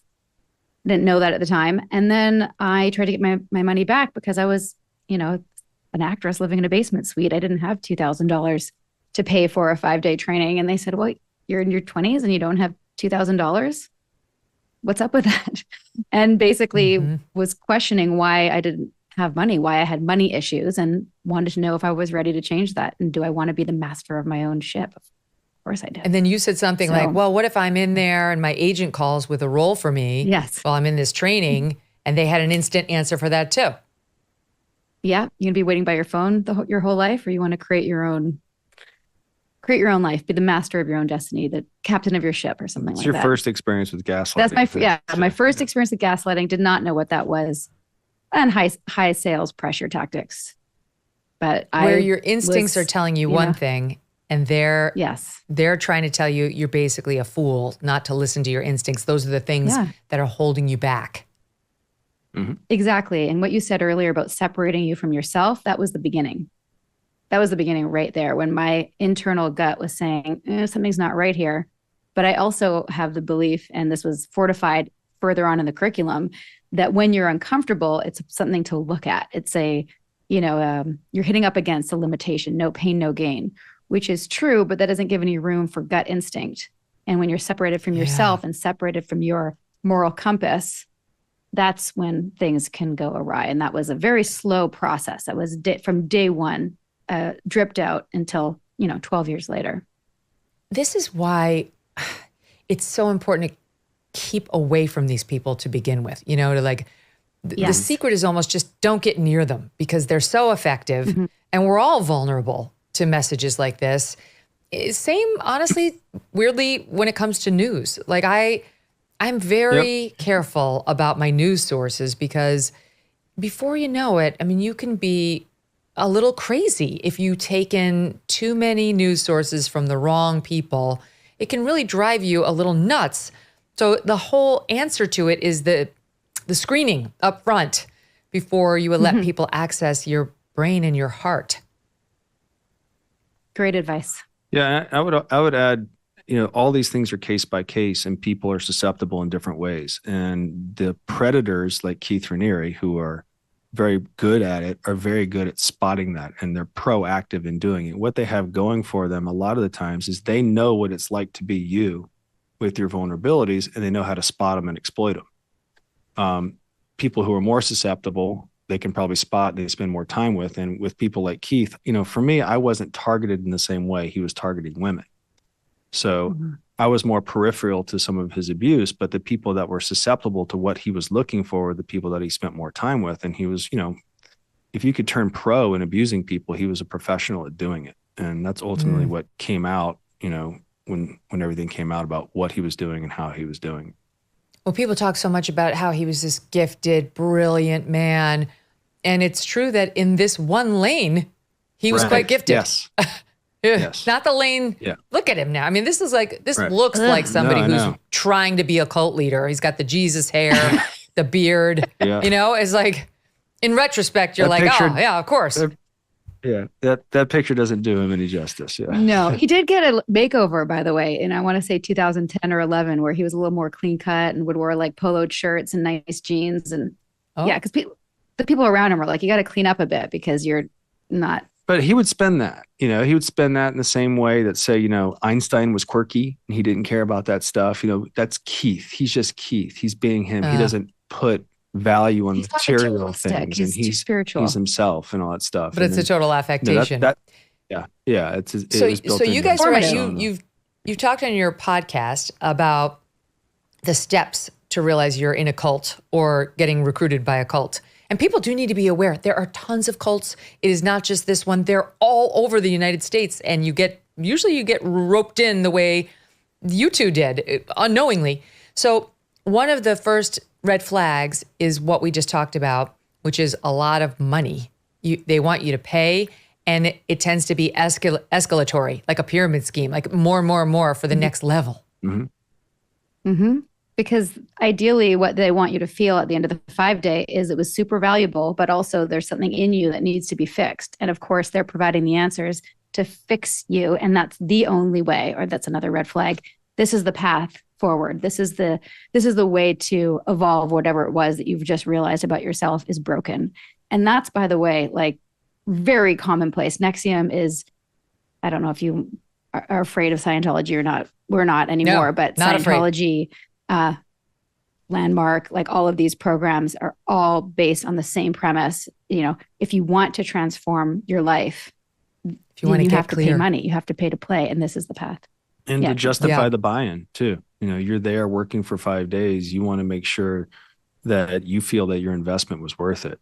And so they'll say stuff like, well, was having that awareness about yourself worth the price of admission? And you're kind of going, well, maybe I could have gotten that from a book, but I did spend $2,000 to be here. So you have confirmation bias. Yeah. So right there.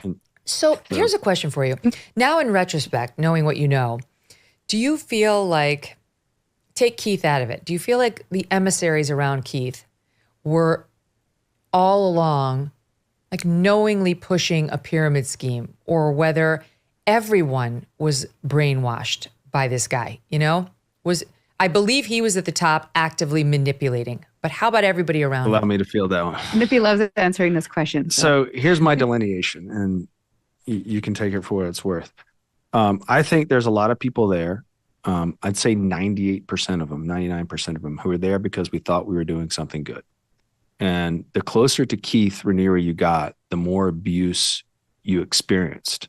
And in cases of the worst case scenarios, he was sexually abusing them, and they didn't think they were doing it, being sexually abused. They thought they were going on a spiritual path with someone sexually.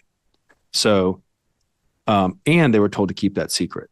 So 99% of the people stayed in the organization based on the capacity of the people around him to lie. And we underestimated the people around him, their capacity to lie to us and keep us loyal to someone that they knew he wasn't who they were pretending he was, meaning he presented himself as celibate. He presented himself as these things, and the people around him knew that he wasn't that, and they were propagating the lie. And they were propagating the lie because if they didn't believe in the lie, they had to admit to themselves they were being abused. So the buy-in for them was, my entire life is a fraud, and I'm propagating this myth knowingly.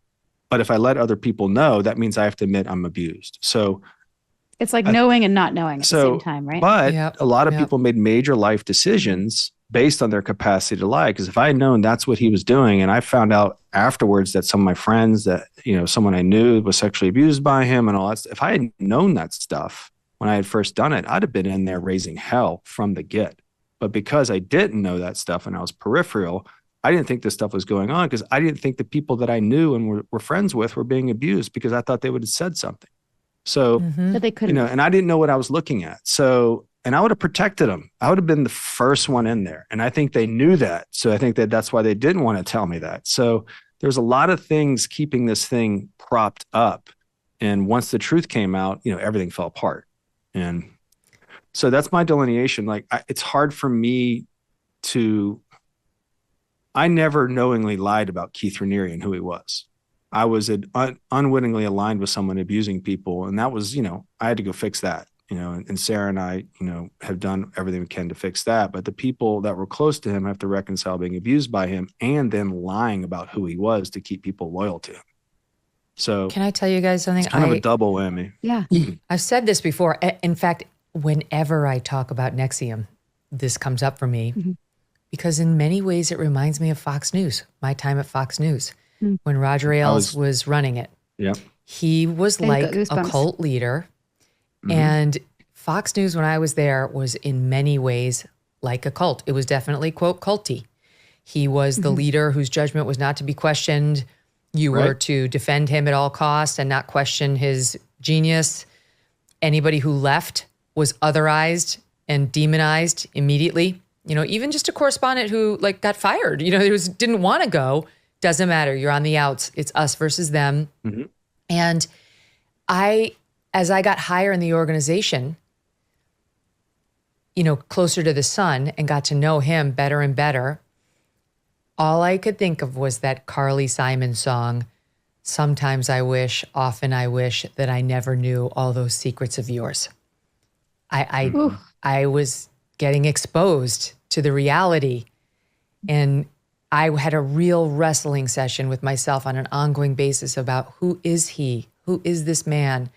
Is he this all-knowing television genius, or is he this frail, conspiratorial, paranoid guy who's a genius at messaging? And I've been sucked into it to be a cog in this massive wheel. And honestly, I don't know if I have a clear answer on that even right now, but I totally get what you went through.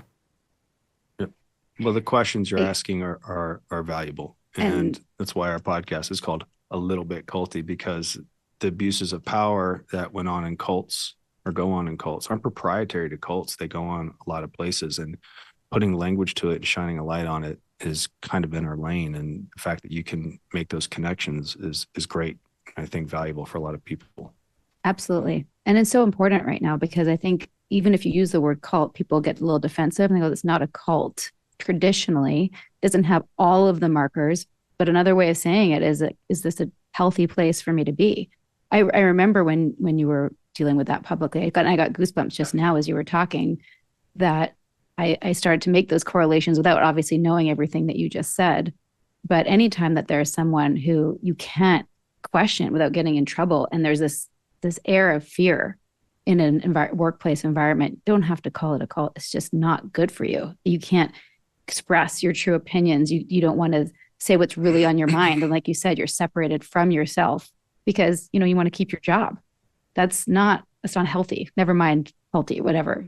Does that make sense? And at Fox, similar to NXIVM, it came out in the whole Me Too scandal that he had this secret floor at Fox with these private detectives and others who would be digging up dirt on his enemies, anybody who turned on him.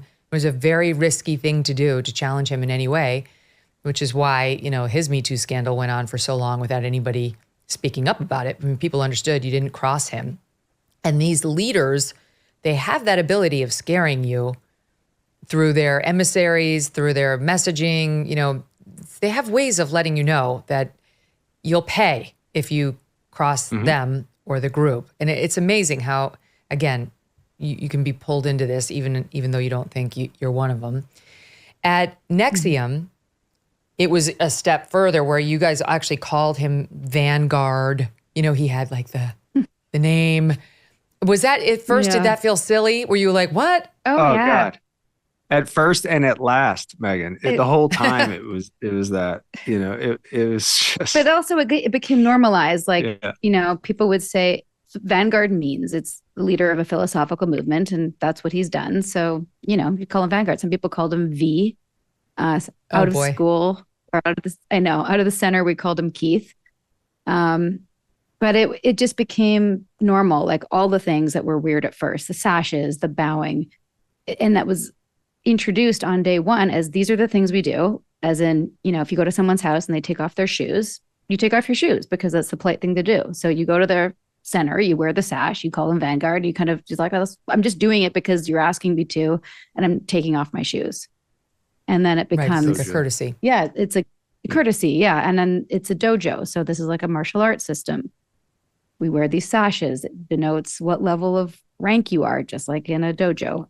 Well, you don't want to wear one? Well, let's look at that. What area in your life do you feel like you might have an issue with authority? You know, and then you don't know that you're being gaslit because they're saying it nicely. They're there to help you with your authority issues, which, by the way, some of us may also have. So there's like truth mixed in with the gaslighting, and then you're questioning yourself and you're like, oh, whatever, it's a piece of fabric. I'm just going to wear the stupid sash. I mean, it was done effectively. Right. I mean, Lauren Salzman was a really good head trainer, and she would teach it in a way to normalize it pretty quickly. She's like, she was the daughter of one of the co-founders, Nancy Salzman, and would go on to become Sarah's best friend. Keep going. Yes. And she would do it in a way. It's like, look, we do these things at work. We do these things, you know, we have titles like Your Honor in justice systems. And so she was drawing parallels, and the curriculum drew parallels in society of like where you could go as a student, okay, I'll wear it for this training. Right. And so slowly you're starting to become acclimated and indoctrinated into a culture that you haven't seen anything bad about yet. You just think it's weird.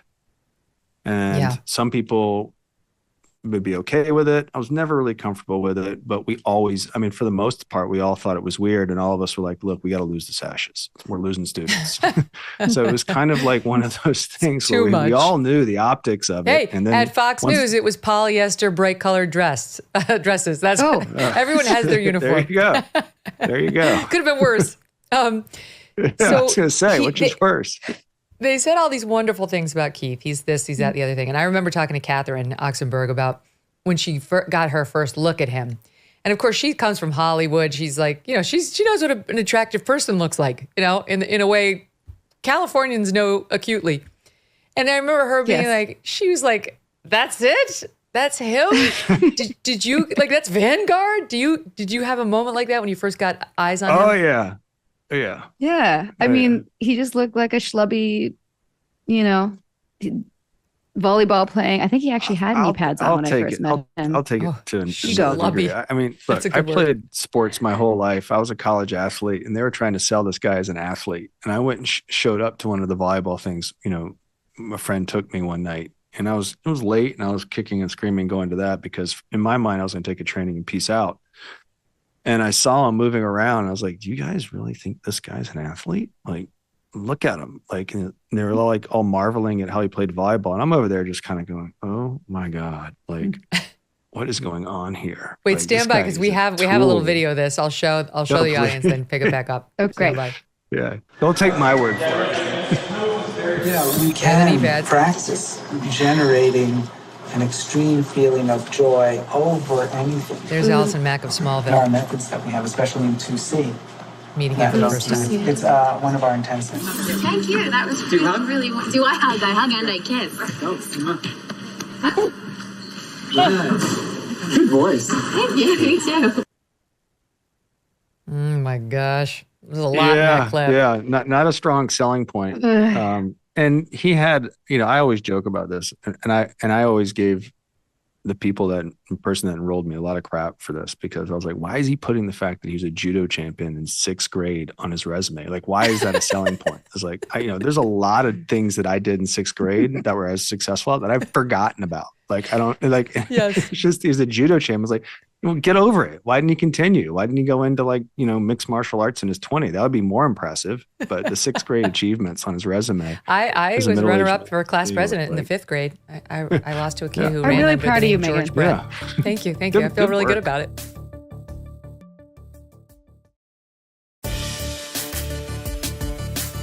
When all was said and done, I don't think he hadn't yet been tried, so it wasn't all said and done. But after we get to, and we'll get to this, but he got arrested. I had an interview with his lawyer, Mark Agnifilo.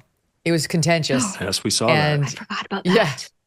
Remember that? Can we cuss? And I don't think Is it okay to was- curse on here? Because Yeah, you can curse. BS. Yeah.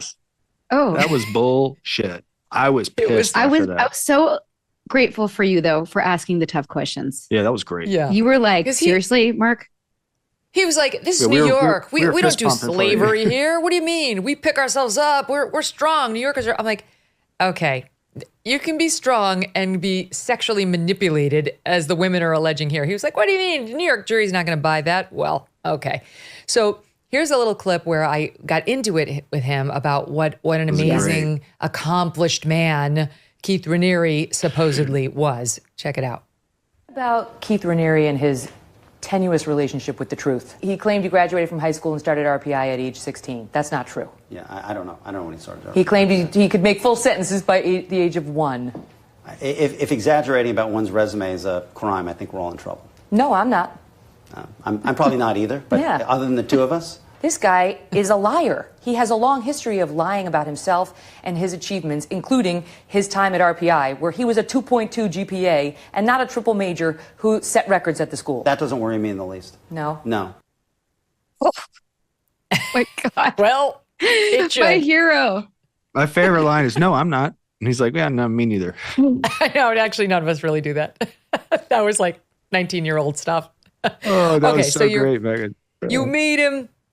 He's not the brightest bulb. Even you were kind of like, I don't get it. Is this the genius? But okay, But the women around him seem to have been really on, and men too, but like on and kind and warm and offering something. So it wasn't all about him, Sarah. Is that correct?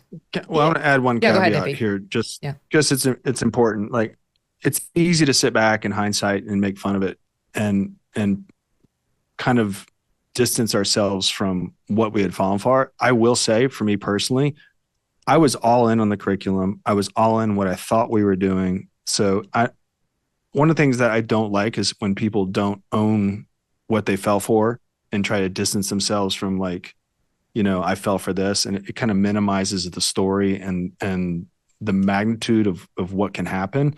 For me, I was somewhat evangelical about, like, hey, these are ethics. These are changing the world. Yes, I thought Keith was weird, but I was hook, line, and sinker bought into what we were doing, and not totally sold on Keith, but like didn't think there was bad things going on there in the way that they were. So I think it's important to own that that's how I got myself in the situation and not minimize the fact that I did fall for this thing. Yeah, It's easy to laugh at now. So anyway, I get it. think You it's were important. 'Cause I don't want to Yeah. punch down on people that are in that situation, because I do think you have to go take the bite out of that and really lean into it to understand what happened to you. So it's fun and kidding, but and just putting that out there. Yeah. And it's therapeutic to laugh after the fact, too. It is. Yeah. It is. I have plenty of. I would not laugh for that, guys. be through this trauma if it wasn't for the way that Nippy and I can laugh about it and continue to. But to answer your question, I think for me it's a little different. Even though he was a schlub and I wasn't attracted to him, I was greatly respectful of what I thought that he built. Right. I thought his mind created this tech, which is another red flag, by the way. The curriculum, it's not a technology, but we had been so changed by it, and I thought that came from him. And I obviously now know that he stole that from a number of other modalities that already exist and packaged it as his own. But then he was also propped up by these women that seemed to have their lives together and people that I really liked and respected. So I was getting so many of my social and emotional and spiritual needs met very, very quickly. Community, meaning, I was helping myself. I was growing, but I got to help others. I got to give people the transformational experience that I was getting, which totally filled my cup. I felt special. I got taken under the wing of women that I really looked up to, and they were going to help me grow.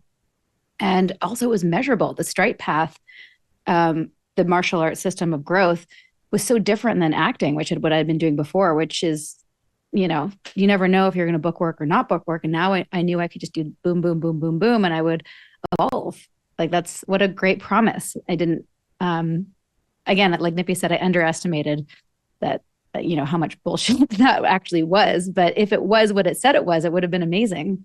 I know. I'm ready to sign up right now. I hear you, and I'm like, yeah, I want it all. And so you and he interacted quite a bit in the show The Vow, which was on HBO, which is an excellent documentary about all of this and how he went down.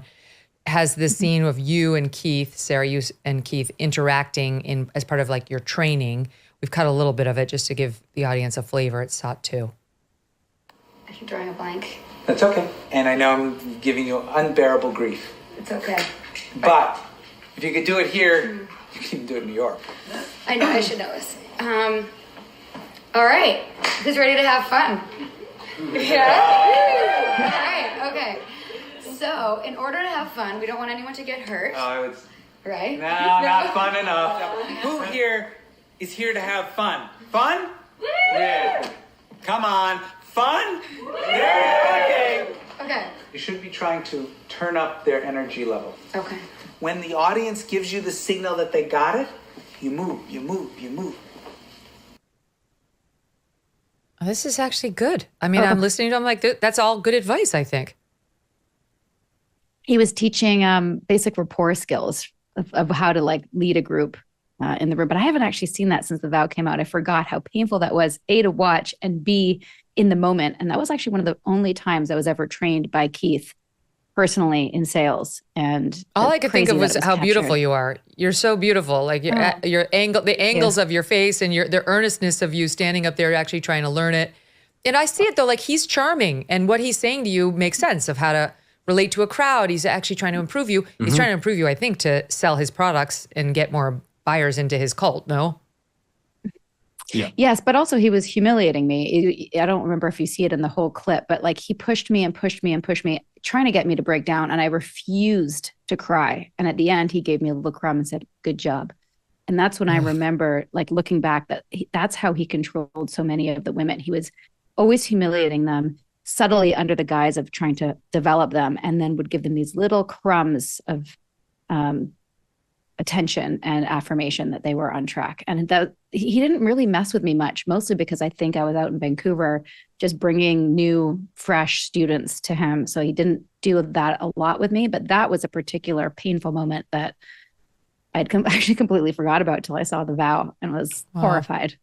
I also don't think you're susceptible in the same ways. I was not susceptible in the same ways. Well, we've since learned mostly through our podcast and interviewing other, survivors and experts, especially experts on gaslighting and narcissism and cults, that a lot of these guys really look for, it's such I hate to use the word, but like daddy issues, but like a bad attachment with their father in some case, or a bad, not good attachment with the parent. So then Keith would step in and be that father figure to a lot of these women. To grow them, to coach them, similar to how he was doing with Allison in that clip. He never reached me in that way. Partly, I think, because I have a great relationship with my dad, and strong attachment, if you believe in those theories, with my parents. So, I mean, it got me in other ways, but not that way, thank goodness. And also, you know, being with Nippy long-term protected me, and which I think also infuriated him, knowing what we know now. Yes. Oh God, I can relate to all of this too. I was just thinking, like, when Roger Ailes started to feel like I was getting out from under his thumb, and I was not, you know, just going to do whatever he wanted me to do or say whatever he wanted me to say, he started to insult me, like, a fair amount behind the scenes to try to, you know, cut down my confidence. And I just, I don't know if I'd identified that. I always just sort of attributed it to anger, but you're giving me a new way to think of it almost, you know, like it's a manipulation almost, like to change you so that you'll go back to the way you were. There's a term negging. I don't know if you've heard it, and I don't know the book. N-E-G? It's called the game. It's from the game. And the idea is, as I understand it, is I'll give you a little bit of approval so it feels good, and then you'll always be chasing that approval. And then also you would start like the person. It's actually a dating it's training for men. Yeah. To try to get women, like men who can't just like date women normally, would learn this way of like, it's basically dropping these little breadcrumbs of approval, but then also the negging is sort of like it's an insult. These little insults. It's like establish interest and then take it away so that you'll want it more. It's why you see sometimes women with these men, you're like, what is going on there? Because they're like giving, it's almost like a microcosm of sex trafficking and grooming. It's love bombing. Yeah, and we've had then a couple episodes where women have described this valuing, you know, the cult of one. You know, we've had some episodes where people have described this strategy where men target women, find their vulnerabilities and exploit it in that way. And depending on, I'm kind of out of my lane here. But depending on your attachment, say with, you know, a loved one or a previous loved one or something like that, they recognize now that you might be vulnerable to that strategy. And if not, you might be vulnerable to another one. So and this is how they operate, and this is how they work, and this is how they filter a room. I think they can walk into a room, according to some interviews we had, and spot the person just by the way they look, by they carry themselves, because they have so much intel and such a body of work on people that they can kind of scan a room and go, this person probably is susceptible to this, and this. Yeah, right. And they do find out what your issues were. I mean, I was more like you, Sarah, where I didn't really have that many. I mean, thankfully, I come from a great family, though my dad died when I was young, but a very loving family, and I was a strong person. But you can still get sucked in. It doesn't just happen to weak people. It happens to strong, weak people with issues, people who have almost no issues. That's one of the things I hope people take away from your story is like, absolutely. Yeah. A lot of these women were very strong, very smart, accomplished. And before they knew it, you know, they were on the table without their clothes on saying, it would be my honor if you would do this thing to me. So let's push it forward a little. Can we just talk 1 minute about the Seagrams heirs? Because he had strong and powerful and very wealthy backers too. Because, you know, you wonder, like, NXIVM wasn't just in Albany. It was in quite a few places. You're Canadian. He branched out quite a bit, and he had some important financial backers. So can you talk about this pair of sisters, the Bronfmans? You want to field that one? I mean, you can chime in as I understand it, because again, Sarah and I weren't the inner circle, right? So you have to understand we are observing it from the outside, but what we've gathered and what court documents have gathered is that I think, and this is what we've kind of ascertained, is once they came in, they became the admitted powers that be made them special and promoted them very quickly, and then as I understand it's like getting a Bezos or a Gates who wants to join your organization and help fund it. They were VIPs. And they were targeted. And I think Claire, from my assessment, was a little bit more susceptible when she was put in a position of authority and power and kind of ushered to the top where she was making decisions, but really it was Keith making decisions. Sarah less so, because I think Sarah, you know, wanted other things. I worked with Sarah a little bit in New York City because we ran the center there for a little bit. And think she constantly struggled with her commitment to the organization. I think she wanted a husband, a family, and that's ultimately what she ended up doing. So she ended up being peripheral ultimately, but her sister was in. So was it hook, line, and sinker. Claire was the one who held on to the bitter end. I mean, she was like, the Yes. cops Yep. were taking him She away, still and does she was is- still like, no. Yeah. Still till now. Yep. Yeah, Oh. still now. Yep. Wow. She's in jail. She got the maximum sentence for her Triple. crimes She got triple the Triple. suggested amount. because she refused to disavow Keith in court. Incredible. This is, Yeah. I think I said, but Yeah. this is the heir to the Seagram's liquor fortune and beverage fortune. Yeah. Okay, so you guys things were kind of rolling along, and then something critical happened to you, Sarah, where your best friend, who we mentioned, who was the daughter of the co-founder, Lauren, came to you and wanted you to do something that would make you extra special, like sort of an exclusive thing she wanted to share with you as your best friend and in this lane of female empowerment. Can you explain what happened?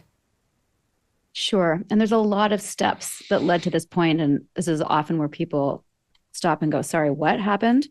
And I need to give a little backstory, which is this is, 12 years into the organization. We've had our first child. I'm starting to pull back. I'm starting to recognize I want other things, and being a mom is more important to me than growing this company. And I get invited to a secret sorority. I've never been in a sorority, a secret club for women by women, a badass, sounds so dumb now, badass bitch boot camp where we're going to work on ourselves and take the tools to a whole new level, although it's got nothing to do with NXIVM.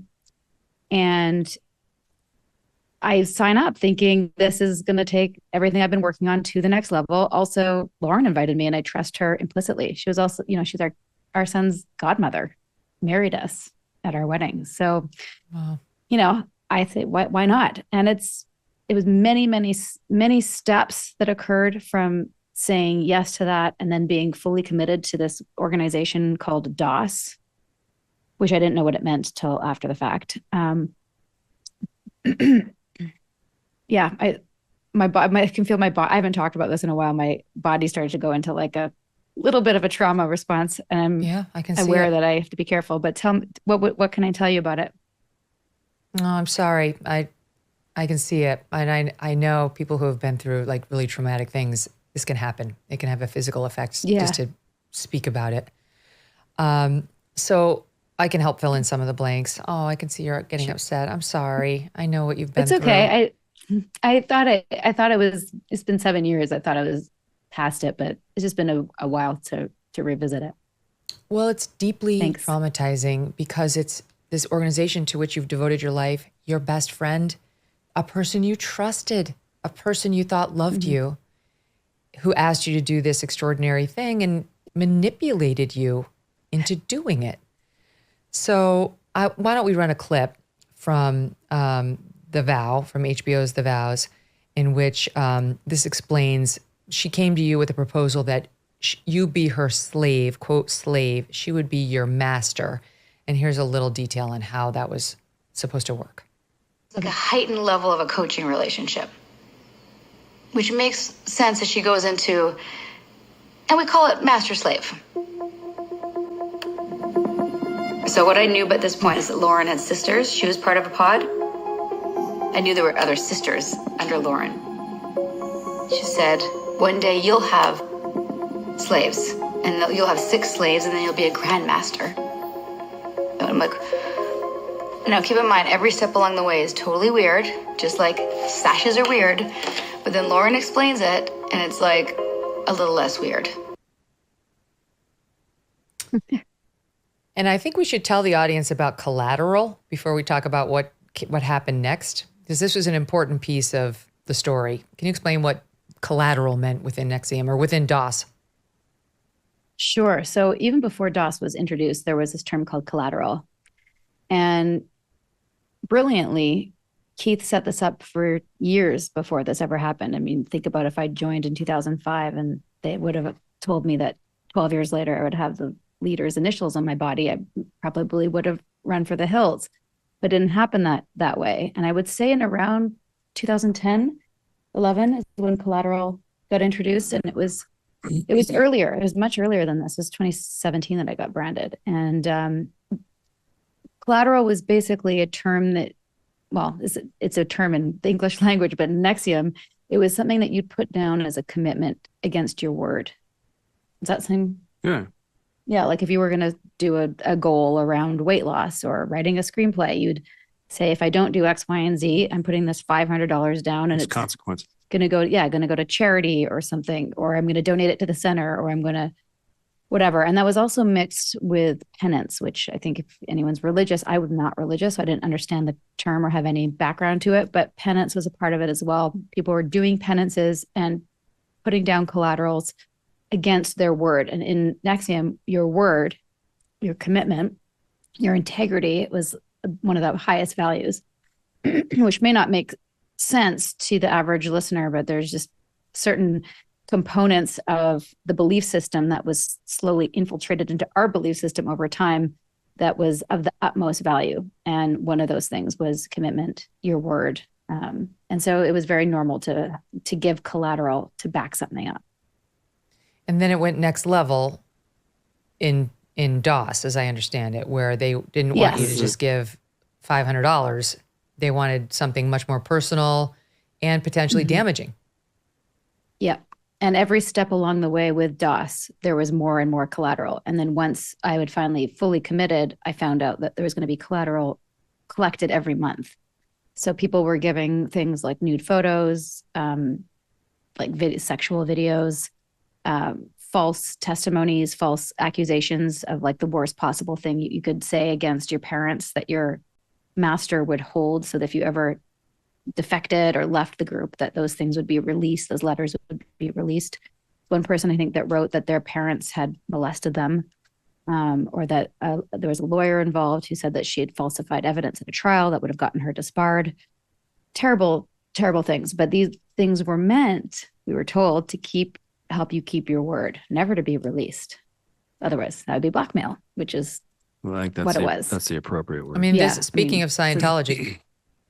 Yeah, exactly. I mean, when we, just to jump to later, deprogramming and watching Going Clear and all the Scientology content, I was just blown away by the similarities there. The collection of all the secrets, which also happened in NXIVM even before DOS was introduced. When you came to do a training, you'd write down on the intake form like what your goals were, why you were there, what was your worst moment ever in your life, what was your worst decision. I mean, depending on bad things you may or may not have done in your life, those things in the wrong hands, 100% be blackmail. Mm-hmm. So it would be scary. This is their strategy. Yeah, very scary. So your best friend, Lauren, asks you to engage in this ceremony where you're going to take off your clothes. And first of all, that must have been like, women will change in front of each other or going out or whatever. Like, you don't ask your friend to get naked in front of you. So was that, do you remember having a big reaction to that moment? Yeah. So when she invited me to DOS originally, what she told me was that I was going to be having a very special ceremony with my other sisters who I hadn't met yet, and the sorority, initiation. She didn't say anything about being naked. She said we were going to get a matching tattoo that was really pretty. And she showed me the location on her body and told me it was dime size. That's what she told me. On the night of is when she asked me to get naked and put a blindfold on. And it's just like, even now to this day, it's difficult talking about it, obviously, but explaining why somebody would say yes to that. And ironically, recently just talking to somebody who was in a fraternity, heard my story and was like, oh, I get it. Like when I was in a fraternity, like we're sort of agreeing to like, this is a game and like, you're above me and I'm going to let you paddle me. And like, okay, but as part of we're just in a fraternity. You're not really my master. I'm not really your slave. And that's always how I felt about it. So when she asked me to do that, it was kind of like, okay, we're doing this. All right. Like, and I knew Lauren well. I had been, I changed in front of her and like laid down naked in front of her. Like, it's just, it's crazy. I understand how crazy it is. And, it's hard to explain 12 years of indoctrination to lead one to this point, to understand what could be going on in my psychology, that I would say, okay, and not like, this is fucking weird, and like call Nippy to come pick me up because he dropped me off to have what he thought was soup and salad girls' night or something, Oh right? boy, you guys were Sorry. married at this point, right? You're married. You have We were you have your married. son at this With point. a 2-year-old. He was 3. Oh, yeah, almost 3. Turned 3 5 Yeah. days after we blew it up. Yes, that's right.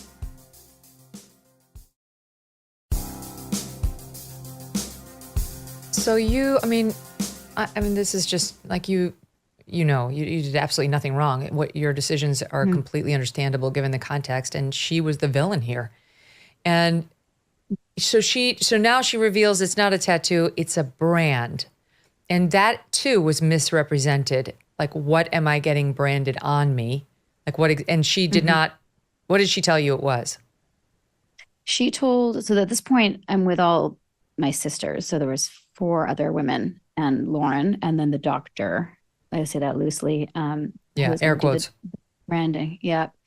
And she showed all of us, and she said it was a symbol for the elements. And it was, I still can't remember if she said Greek or Latin or something, but it was another language symbolically, and also looked like the elements, like a symbol for water and air and earth and whatnot. So it was a symbol. But what we were told it meant overall was it was a commitment to our growth, which is where the indoctrination leading up to this moment kicks in, because not only am I committed to this group, and I'm committed to Lauren, and I'm committed to my growth, but I have also learned through the many, many years of programs and workshops that I've taken that no pain, no gain. And there's all these other correlations that I don't believe anymore, that pain is love and love is pain. And you have to experience pain to grow and to love, and all these other, word salad bullshit meanings that were part of our belief system. And then in addition to that, we have the female male training that we'd been learning, that women, and this is Keith's misogynist beliefs around women, is that we are always looking for the back door. We lack commitment. We're too feelings driven, and we don't have any honor or character. And this is my opportunity to prove that I'm not that way. So even when I'm literally looking for the back door in this little complex, this duplex that I later found out belonged to Allison, I'm in my head, I'm gaslighting myself and saying, this is what women do. You can't back out now. You said you were going to do it, and you got to do it. Just fucking do it. Just get on the table and do it, and prove that you can do it. And I did it. And I did probably one of the most difficult physical things I've ever done, other than childbirth, to be branded with a cauterizing iron in a ceremony that took somewhere up between 30 and 40 minutes without anesthetic. And that is something that I was only able to do because I completely disassociated. I didn't know that at the time, but I was thinking about the love of my family, the love of my son, getting through childbirth, knowing that I could do that, I could do it again. And I'd also seen what happened to the other women who went before me. It looked like torture. And I was determined to be strong and prove to everybody that I could do it, because I'm a strong fucking woman, and I'm a badass, and I'm going to be part of this group. And that's what it takes to be part of the group. Yeah. And so I did it. Why did it take 30 to 40 minutes? Because she would do a line and then stop. And then Lauren would recite something and I would repeat it back. It may have been less. So one of the reasons why I was not a witness. So it was trial repeated branding. I thought it was just one brand. So it was repeated branding. In other words, burning of your skin. I thought it was just one mark, that one time. Pass me that pen. Yeah. It was like, imagine a cauterizing iron has a tip like a pen, and it basically slices through your flesh in a line. So you'd be like so every line that you see in that diagram was done individually. And some of the lines took longer than others. And that's why I was determined to do it quickly, because I wanted it to be over with.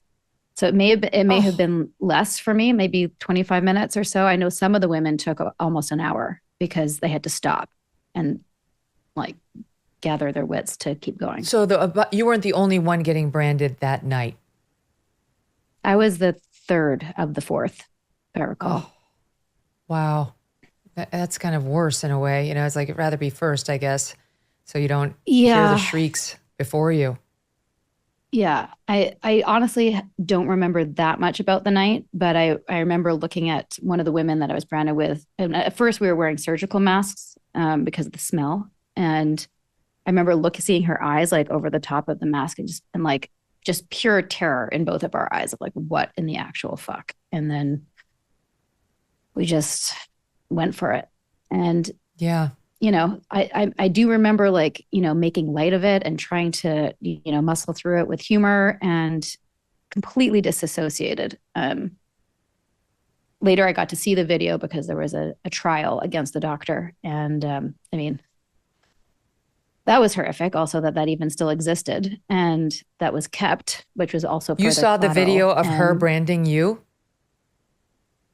I had to watch it for the trial. Whoa. Yeah, and by the way, was the only woman in DOS that would speak to that, because they were still either too afraid to speak or still loyal to Keith and had believed that it was, you know, a good thing to do. What was this lunatic quote doctor saying? How was she defending her branding of you? There's some, she went on, was it 2020? With Nikki? Dateline. She went on Dateline to defend herself and is still loyal to Keith, even though she's had her doctor's license taken away. And would be, I'd let it go and forgive her, and would have had a very different approach had she just been like, hey, that was a major fuck up on my part. But she, even to the end, till now, says that we committed to this thing knowing that we wouldn't know the details. She branded me knowing that the symbol was not what we said it was. And by the way, that evening itself is not what woke me up. It was finding out that it was Keith's initials in the monogram. And that's the big reveal. There's proof that Sorry? That's the big reveal about this, right? It's like, it wasn't a symbol of the elements at all. It was the initials KR for him. You'd been branded with another man's initials. Yes. That's my body. That's like 1 or 2 days after the branding. That's us inside. I can see it so clearly now. Just for the listening audience, it's a K, capital K on its side. So the straight line is at the top. And then the R is in reverse inside the lower triangle. You can see it if you zoom out, it's clearly KR. So we actually have a bit from the vow of you confronting Lauren, your best friend, on the fact that this is not the elements. This is Keith Raniere's initials. And here's that in SOT 5. I didn't make the brand. Okay, yeah, I know you didn't make the brand, Lauren. And now I just looked at it from the side and it says KR. I have Keith's initials beside my vagina. Do you think Nippy's ever going to want to go down there again? Well, is Keith behind us? Sure. Is Keith the one who organized this? It's not something that we discuss, Sarah. And it's not, Lauren. It's irrelevant. Lauren. It got started by a bunch of women, and they got permission from Keith to use some of the tools. He gave them permission to use collateral and penance. Okay, but he didn't know about the branding. He knew about it, but he didn't cause it. And he didn't create the brand. The girl did. Oh my God. I haven't seen this in a while. It's so absurd. What's that bringing up? I mean, so what's not in the vow that it's not too super clear is that I knew more than I let Lauren know that I know, if that makes sense. So I was trying to figure out because you were tape recording. Gonna... So like something had switched for you.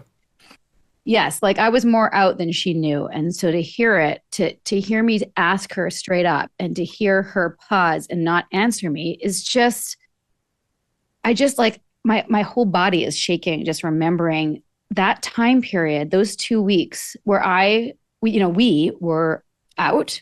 We had figured out that Keith's initials were my body. We had spoken to Mark Vicente, the man who originally introduced me.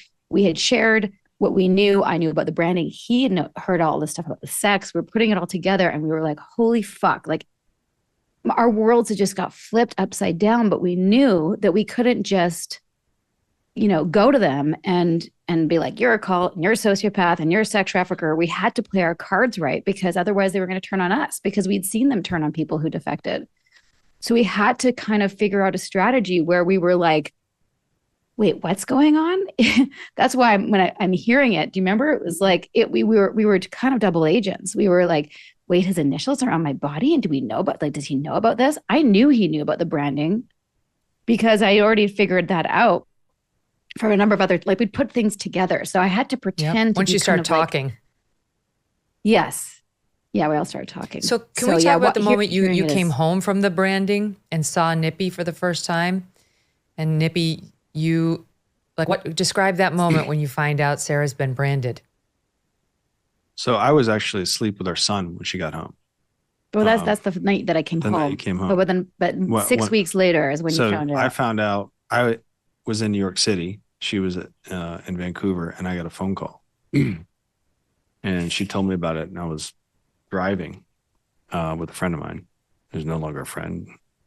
And she told me, and my initial reaction was, wait, what? Like, Wait, didn't Mark tell you first? Mark told me first. Yeah, yes. Mark Actually, told him. Mark About told me that first. she'd been branded, or Yes. that it was Keith's initials? Yes, that she'd been branded with Keith's initials. He hasn't seen it yet. Oh, I hadn't seen it yet. And there's a part of me that was like, there's got to be more to the story. Right. And then I was like, okay, my wife potentially got physically hurt here. Like, I'm piecing it all together. And then it dawned on me, we might be in the grips of something diabolical here. And we need to get out. And I need to get my family out as quickly as possible from this. And Mark wasn't sure if I was going to be all in or whatever, because, you know, everyone had their doubts, right? And they didn't think Keith was going to be this. And you have to admit to yourself. But it was by the end of the conversation, I was like, okay, how are we going to blow this up? And I was pissed, obviously.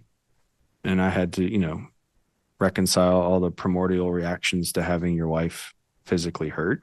And I didn't know that me being around Keith would have been smart, because I don't know really what I would have done had I had to confront him. And we made a lot of really good decisions in a short amount of time to blow this up. A lot of that is documented in the vow. It's very powerful to see you all working behind the scenes. It was a gift to us all for you guys to start taping and filming. And Mark was a videographer, right? Wasn't he? Yeah, like he was part of your filmed all group. Filmed all the stuff that hung him. Yeah. Well, he was a filmmaker before he got into NXIVM, and then he was kind of hired internally to document everything because Keith wanted a library of his genius to live on. And Mark was an incredibly skilled DP and trained a bunch of people in NXIVM to film every waking moment and sleeping moment sometimes of Keith and all the trainings and all his wisdom. So as soon as shit went sideways, we just continued to film. So yeah, smart. we didn't know this was going to be an HBO series. We just knew, right. If anything, we were filming things to protect ourselves. Yeah, I mean, that's kind of how we thought about it at the time. We thought, okay, look, we didn't do anything wrong here. The perpetrator is Keith Raniere, but we know that they're going to come after us, start making stuff up about us, start gaslighting us, victimize themselves to us. So we need to... Which they did. Which they tried. Yeah. I mean... Claire came to Vancouver to try to get me arrested. She flew to Vancouver to speak to the Vancouver police, Bronfman, and made up a bunch of things. I stole from them. It was theft, mischief, and fraud. And all of those things, I had to hire a criminal defense lawyer. It was a very bad, stressful time. Some of my friends that, ultimately people saw the truth that were loyal at the time. They called me and they were like, yeah, she came to me and she said, okay, give me the dirt on Nippy and Sarah that you have. I'm sure. He's like, I don't have any. They like, accurately deduced what have we been doing? that they were in an existential crisis, that, NXIVM and its fate hung in the balance. We created and you mentioned that Keith knew that it was his initials that were being used in the brand. There was evidence of that submitted during his 2019 trial.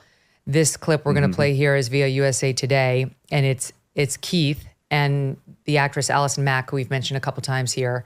She was one of the stars of the show Smallville and was a critical part of all this, including DOS and the branding and so on, and then a master of, quote, slaves, and his sort of right-hand person. And here's the two of them on tape discussing the brand. You think the person who's being branded should be completely nude and sort of held to the table like almost like a sacrifice? I don't know if that's a feeling of submission, videoing it from different angles or whatever gives collateral. So probably it should be a more vulnerable position type of a thing. Back, legs slightly spread, legs spread straight, like feet being held to the side of the table, hands probably above the head being held, almost like tied down, like a sacrificial whatever. And the person should ask to be branded. Okay. Should say, please brand me, it would be an honor, or something like that. And an honor I want to wear for the rest of my life. I don't know. Okay. Ugh. And they did make the women say something like that, something along the lines of honor. Master, would you brand me? It would be an honor, which is basically him proving in his mind that we asked for it, that it was a consensual thing. Oh, that must be so galling to listen to. Horrific. And also vindicating, because he's in jail. He's in jail. And to that point, there were still people saying, who were defending him, he had nothing to do with the branding. This is a bunch of women who made some bad decisions and they shouldn't have done it. And Keith had nothing to do with the branding. And now there's video or audio evidence of not only that he knew about it, but he came up with the idea of how to do it and pass it off to Allison so that she would take the fall. So it's triply there's no word, astonishing, horrific. Well, you all get, the you get things. the peek inside of a guy who's just diabolical. I mean, but you know what we're missing, and like I want to address that portion of the audience that's like, well, that was not a great decision, but you made it. You know, you accepted this brand. Right. It went well beyond. That's not why he's in jail right now. It was a sex trafficking scheme. I mean, he was having young women who he was brainwashing into starving themselves nearly to death, entering this so-called sisterhood, which was really a sex cult meant to service him. You weren't one of those, Sarah, right? That was, but many other women were basically being groomed. I mean, not basically, they were being groomed to be Keith Raniere's sex slave. Yep. And that's the thing when people say you chose it, you could have left, whatever. It's really important to understand. In my mind, I've committed to this game, like in a fraternity or sorority, where someone's telling me what to do and I'm saying yes, because that's the commitment. A vow of obedience is what I've done. I think this is an exercise. And one of my exercises is to get this brand. So I do it. Other women had other things. And so the collateral, this is a key point. It's like a gun to the head. If you don't do the things, your collateral is going to be released. So that's not really a choice. In the cult space, they call it bounded choice, bounded choice, where like there's no actually no way out. You have to do the thing. Yes. So the other women had assignments like, go seduce Keith. India talked about that in her story, that was her assignment, and other women had to do other things with Keith, and that was their assignment, and that's what they committed to, and they went along with it as well, because what are you going to do? You're going to lose everything. And also admit, hey, I just made a really bad decision, which is one of the components of it that keeps people kind of, doubling down. The India Oxenberg story, she's Catherine's daughter. They join this again. Catherine has such guilt over this because she thought she was bringing her daughter to a self-help program to help her learn business skills and did not foresee what was going to happen. Shortly into it, Catherine recognized, this is not for me. I don't know, I'm out. But India was getting something out of the lessons and stayed. And before Catherine knew it, India was completely untethered from her, was being intentionally separated from her loving mother.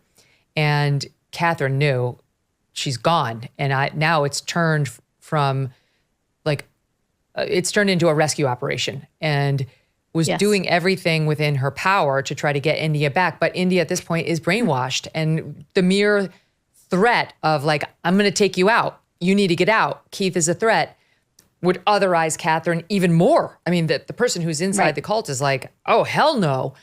And Catherine spoke to me in her first interview about this before India had been, pulled out, before Keith had been arrested. And Catherine's a very well-known Hollywood actor, and going to the media was truly her last resort. Here's a little bit of that interview from it was late 2017. Any program that seduces people to abandon their lives to serve their agenda rather than empowering your pre-existing life, there's something off about that. So I watched her get sucked in. And the more I learned, because defectors came and told me about their experiences, the more concerned I became. And I realized that I did an intervention with her at the end of May, and I failed. This is my last resort, going to the media. My daughter is very, very angry with me right now. And she has every right to be angry with me, because I would hate my mom if my mom came out and publicly exposed her in this way, exposed me. But I love her to the end of the world, and I'm only doing this to bring awareness, because without awareness, there can be no outrage. And unless there's outrage, the authorities are not going to step in and do what they should do, which is shut this down. Oh. What's your reaction to seeing that, Sarah? I remember that interview. I was so grateful. I don't know if you remember, but your team had asked me to be there, and I wasn't emotionally strong enough to do live TV. I just didn't think I could handle it. But I was so grateful that Catherine had the strength to speak when we couldn't, and brings back a lot of memories of a time when, we were all just throwing our punches, and that media punch and, Catherine's role in the takedown was really important. We all had a very different role, me with showing the physical abuse, and Mark Vicente and Bonnie and Catherine, and Nippy, there wasn't many of us that were willing to talk. People before us too. Yeah, and people before us who tried in 2009, this was a fight that took so much of our life force, our life force in it, thinking resources, and then afterwards, and watching it, it just brings back a lot of memories of a very stressful time, because we didn't know what was going to happen in the trial. We didn't know if Keith was going to be convicted or not. Even now to this day, he's still appealing to, a couple this week found out his third or fourth appeal was denied. He's still trying. It's an ongoing stressor. And that seeing that video is, it's a reminder of what we've been through. And can I also tell you something? So happy. Let me tell you something petty about me. You just said that you didn't accept our invitation to come on because you were not ready for live, which makes absolutely perfect sense. I remember at the time, because I really wanted you. Your story was amazing, and we were really covering this case aggressively and honestly. Yeah. I was so disappointed, and I remember thinking, she doesn't want to come on because I was with Fox. Oh, no. And no. We make up these stories in our heads, right? I mean, I'm just sitting here. Well, I mean, you know that's how the it time is. we're in too, right? Yeah. Yes. Oh, I'm so glad that we've cleared up this dynamic. No, it's stupid. I just tell it because I bet there's a million women out there and guys who tell themselves stories about, it's something about me. There's something wrong with me. Why I didn't get this thing, or why I didn't get invited to this thing, or this person didn't say yes to my invitation. We make up the worst stories about ourselves. There's something wrong with me. I'm branded too, right? I'm branded in a way. Mm-hmm. And then you talk to the person, you find out I'm a fucking idiot. Why do I do this to myself? I love that you shared that. And I love that I got to tell you, because it's been a long time coming. And I've been so grateful for your activism around it, because it was that interview was such an extra punch in an already we just didn't know it was going to happen. And that really helped us. So, because the authorities weren't doing anything. They weren't doing anything. No. I mean, they did. For the record, I show Sarah clips of Megyn Kelly off Twitter. I go, see, she gets it. Oh yeah, you get it. We know you get it. Yeah. Oh, thank you. So especially the culty shit everywhere right now. Oh, I mean, it's terrifying. And the more vulnerable people are post-COVID and in our weird world where we don't know who to trust and the media's falling apart, even more so. Yeah. So finally, the police, the FBI, they do get involved. It took all of you, all the names you just mentioned, Catherine, all of you. Mm-hmm. And by the way, I should mention before I forget, India, thank God, finally saw the light, got out, and did her own documentary that she did on her own terms. And so I was very happy for her and for Catherine too. I mean, that story individually is just about a mother's incredible love for her child and what a mother will do. Mm-hmm. But she's in the vow too. All of you are there working, as you say, your own pieces of it. Everybody had a different sort of gift and a risk to take. And ultimately he does get brought down. He gets arrested in Mexico. And still the top echelon of the women are like running after the car as they take him away. They just were completely brainwashed that he was some sort of messiah. He was genuinely important to them. Yeah, it was nuts. And did you ever think that there actually would be a trial, or that he'd kill himself or flee again or somehow find a way to manipulate the system? Because he's a very good manipulator to get the charges dropped. Well, narcissists don't kill themselves. That's a good point. That's a good point. Good point. I did think that he was a flight risk. There, Claire owned this island in Fiji, and I just really did think that he would get away with it somehow. Even with every appeal, I'm like, oh my goodness, are we going back to square one? He is so manipulative. He's so conniving. He's such a sociopath. Will he get out of it? I mean, there was a point where I remember thinking, shit, this is going to be the next 5 to 10 years of our life with Claire Bronfman just filing suits against us, bankrupting us, because that's what she did. Very litigious on his behalf. Yeah. Sorry, keep going, Nippy. Yeah. And I just remember thinking, shit, this is not good. And then I remember thinking about my kids, well, my one son at the time was like, his childhood is going to have this going on until he's 9 or 10. And I just remember thinking, and then once the New York Times article came out, I didn't feel entirely safe, but I felt safer because I knew they had other problems. And Sarah and Nippy weren't, enemy number one. Because they had to put out a lot more fires because a lot more people were speaking and a lot of other problems were happening, and they took their guns off us. I didn't know that we were in the clear. And the way the FBI and the way this thing happened and how quickly it happened, he was arrested in March of 18 and he was tried and convicted by June of 19. So in under 2 years, really, this whole thing happened, and he was sentenced to 120 years. And 5 years probation. It's my favorite part of it.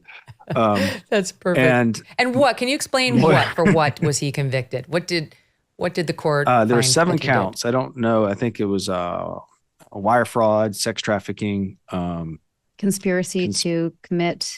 It's been a while since I've recited these. There's labor, RICO. There were RICO. But the heart acts. of the case was the manipulation of the young women into becoming like his sex cult. Yes. Yeah, they didn't use Moira those Penza, words. I think it's important to mention Moira Penza because she read the article, and it wasn't tried in the Northern District. It was tried in the Southern District, right? Eastern District. Would JFK be Eastern District? Where's the Portland? Yes. JFK Airport. So that'll be the Eastern District because that's where the sex trafficking happened at a JFK Airport, technically. So that became their jurisdiction. So she was able to try the case. Because originally we went to the Northern District and they were like, well, you agreed to it. And then they were like, cool story. Thanks. And didn't. There's a whole case there. The corruption in that district. It's hard to tell. It's hard for me to believe that he could have gotten away with the things that he'd gotten away with the complaints that have been going on up there without greasing some wheels. I don't know how that works. I'm out of my lane in that, but it just seems to me there was a lot of abuses of power that are going on up there. And if I were to pick somewhere to try and get away with it, I think upstate New York would be kind of a sleepy place where you could just kind of get away with it and no one would be suspecting. People. That's my guess. No, I know. I don't know. We used to call it Smallbany because it's a small. I think people were shocked that anything like this could happen, and there may have been a measure of embarrassment that it went on for so long, right under everyone's nose. So you may not be wrong on that. So did you have to testify at the trial? I did not. I was one of the first people to speak with Moira and her team at the FBI, and spent 2.5 days with my lawyer and just gave them everything I knew. I set the scene, like how the company worked, the straight path, everything I knew about DOS, all my photos, all my text messages, everything. I think I actually gave them my phone and my computer to mirror and said, have at it. And then that brought in other people and subpoenas and everything. I ended up not having to testify, I believe, because I would have been testifying against Lauren, and Lauren in the end turned on Keith. So I didn't need to. I think also I would have been a bad witness because I had done a lot of press at that point. You just said second child. And that would have been something that Mark Agnifilo would have gone in on, like, isn't it true, Sarah, that you've written a book? Yeah. You know, You that just kind wanna of be thing. a And I'm star. like, yeah, I wrote a book. Like, so I wasn't a good witness at that point. And what had happened to me wasn't even so bad compared to what had happened to other women. So I didn't have to testify, thank goodness, because I also had a newborn infant and was breastfeeding, and did not want to have to go to Brooklyn and testify and see that motherfucker. Did you ever get the chance to like have the come to Jesus moment with Lauren, like friend to friend? No, I wish I had. The closest we've had is she wrote a letter around just before her conviction, a very heartfelt apology, which I totally believe. She seems to have completely woken up, takes full responsibility for what she was going for, how she was able to maintain the cognitive dissonance, and basically lied to me to bring me into this thing so she could be in Keith's good graces. Her testimony did put the nail in the coffin for Keith. Her testimony meant that I didn't have to testify, and it was the final What straw for the specifically? Do you remember? Like, prosecution. what was the crux of what she said that was so damning for him? Oof. I think she laid out his psychology pretty well. Yeah, and just how specifically, I'd have to go back and look at the transcripts. It's been a while, but I think specifically how he masterminded the whole thing and how it was like that from the beginning. Not just with Das, but this is the world that he created. And that's, I don't know legally what it was that why she was the star witness exactly, but she knew where all the bodies were buried. Yes, exactly. yes. Exactly. Yeah. Right. Yeah, I remember when And we did she our had- NBC primetime special on this, a separate show. We got into, he has this long history of being a pyramid scheme guy, a failed businessman. Like, this was not his first fraud or attempted fraud. He'd had actually a couple before this. He was a con man. Yep. 100%. Yep.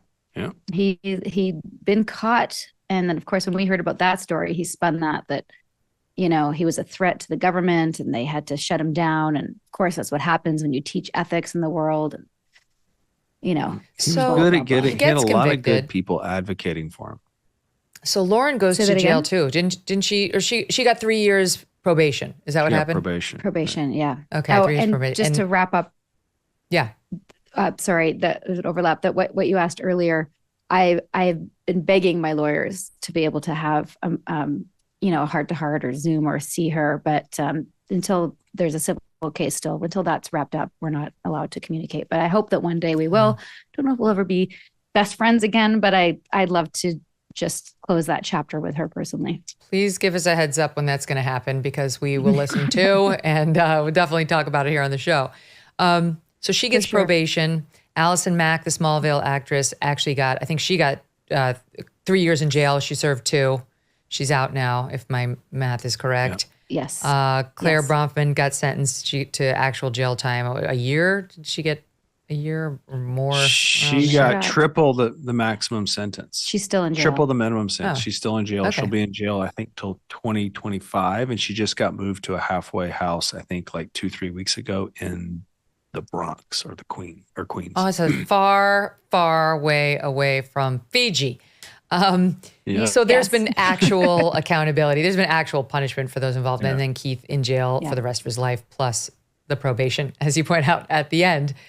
So where does that leave you guys, right? You tamed the tiger. Like, you got it. It happened. The NXIVM is done. It's been exposed. And he's in jail, and all of his enablers are in jail. You've come out publicly. The world knows.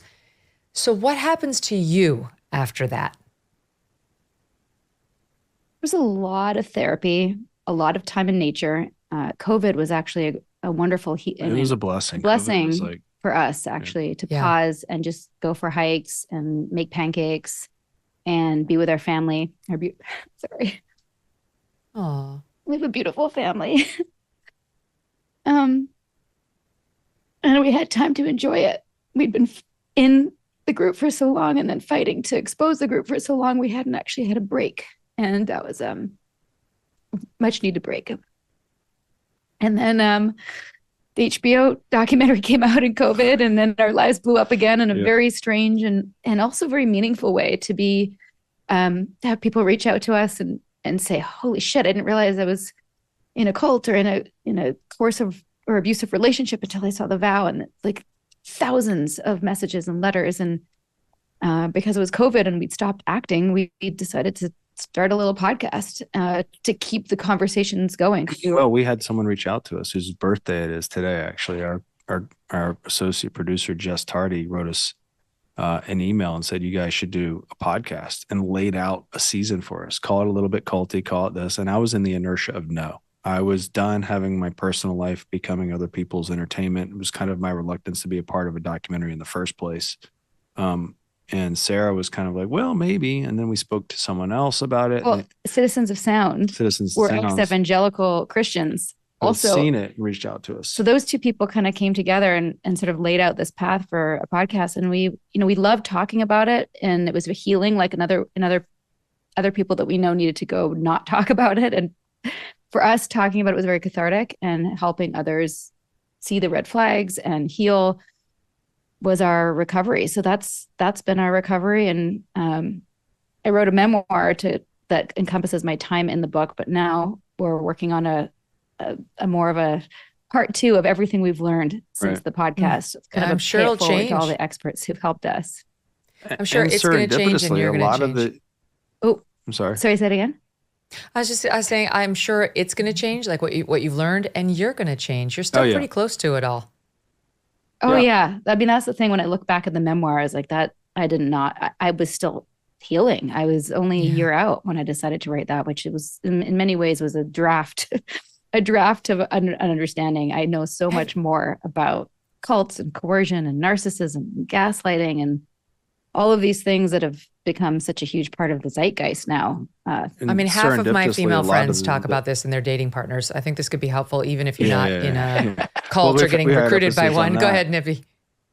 I was going to say, serendipitously, as we've educated ourselves on what goes on in cults, a lot of the parallels that go on in there are going on, everywhere you look for, whether it be in politics, whether it be, with the vaccine, with all, there's not any real field that's not immune to what these abuses of power look like and sound like. So putting language to it has been educational, and it's also been, a really important journey for us, because we're running into it in our day-to-day lives. And, I want my kids to know what this looks like and sounds like. And I want other people to know what it looks like and sounds like. And I think if people are armed with this education, armed with this language, they can walk into situations and point it out in real time. So when you're faced with something like in your situation or other people's situations, they can go, oh, that's just like this, just like this. And they can at least attempt to have a civil discourse about it. And when the red flags come up, they'll know what they're looking at, so they can make an informed decision.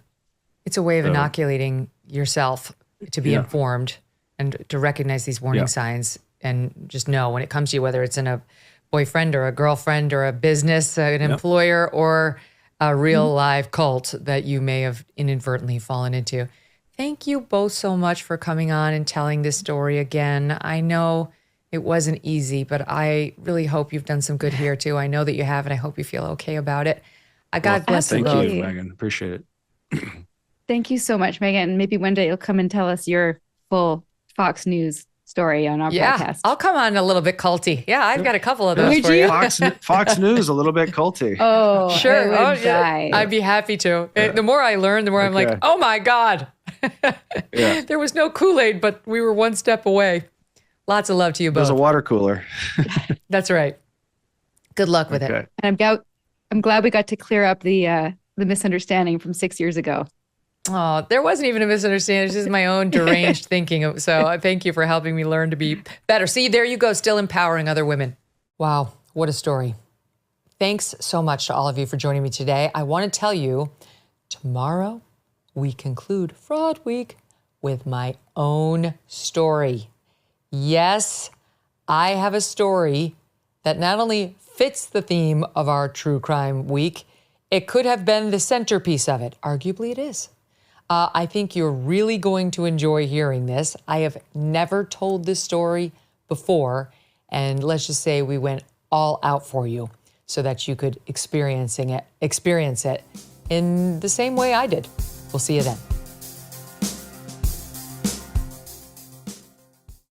Hey everyone, I'm Megyn Kelly. Welcome to the Megyn Kelly Show and the conclusion of Fraud Week.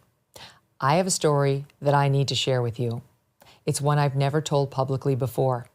And to do it right, it took virtually my entire family on my husband's side. January 22, 2021. Much of the world is still shut down due to COVID. Our family, still living in Manhattan and getting ready to travel south for the weekend for my nephew's wedding. As I pack up that Friday, my husband Doug calls, relaying that he has just heard from his then 84-year-old mother, Jackie, in Philadelphia. She's received a disturbing phone call from her daughter, Diane. Diane and her partner, Brad, are oyster fishermen on Cape Cod.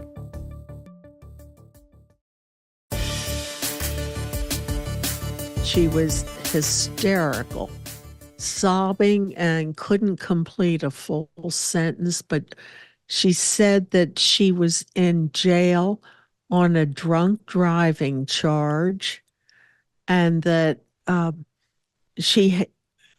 needed to talk to somebody that she had a telephone number, and they were going to talk to me about getting bail.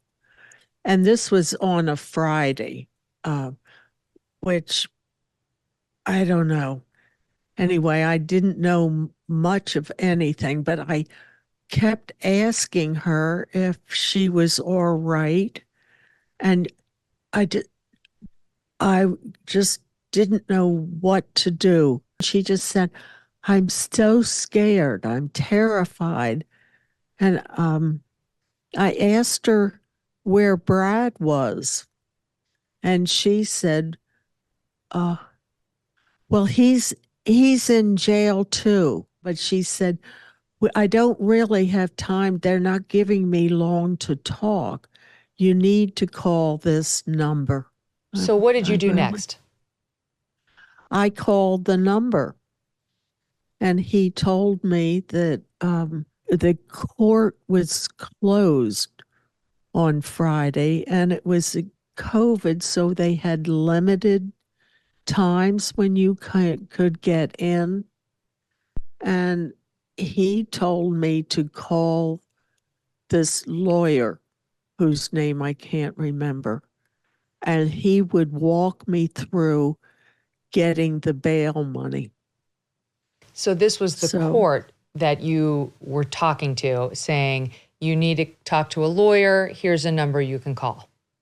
Yes. Yep. And then did you call the lawyer? I did. I asked him, why is she there on a drunk driving charge when she doesn't drink? And he said, well, she told me she didn't drink, and I believed her. So I've sent off a tox screen, or, I've sent off for a blood test. I didn't know why Brad was in there. Once either the court told me or the lawyer told that Brad was in because he assaulted a policeman at the scene of the accident. The lawyer told Jackie the bail for both of them was $17,000. I said, well, I just don't have that kind of cash I don't have that kind of money to give you. I said, I'm going to call my son. And she did.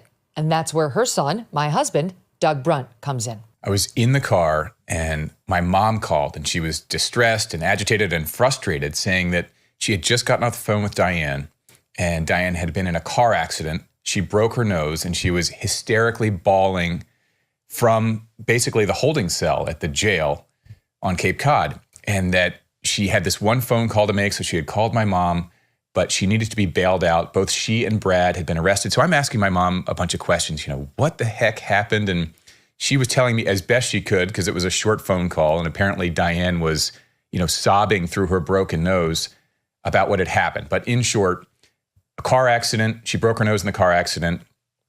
The police came. They thought that she had been drinking and driving.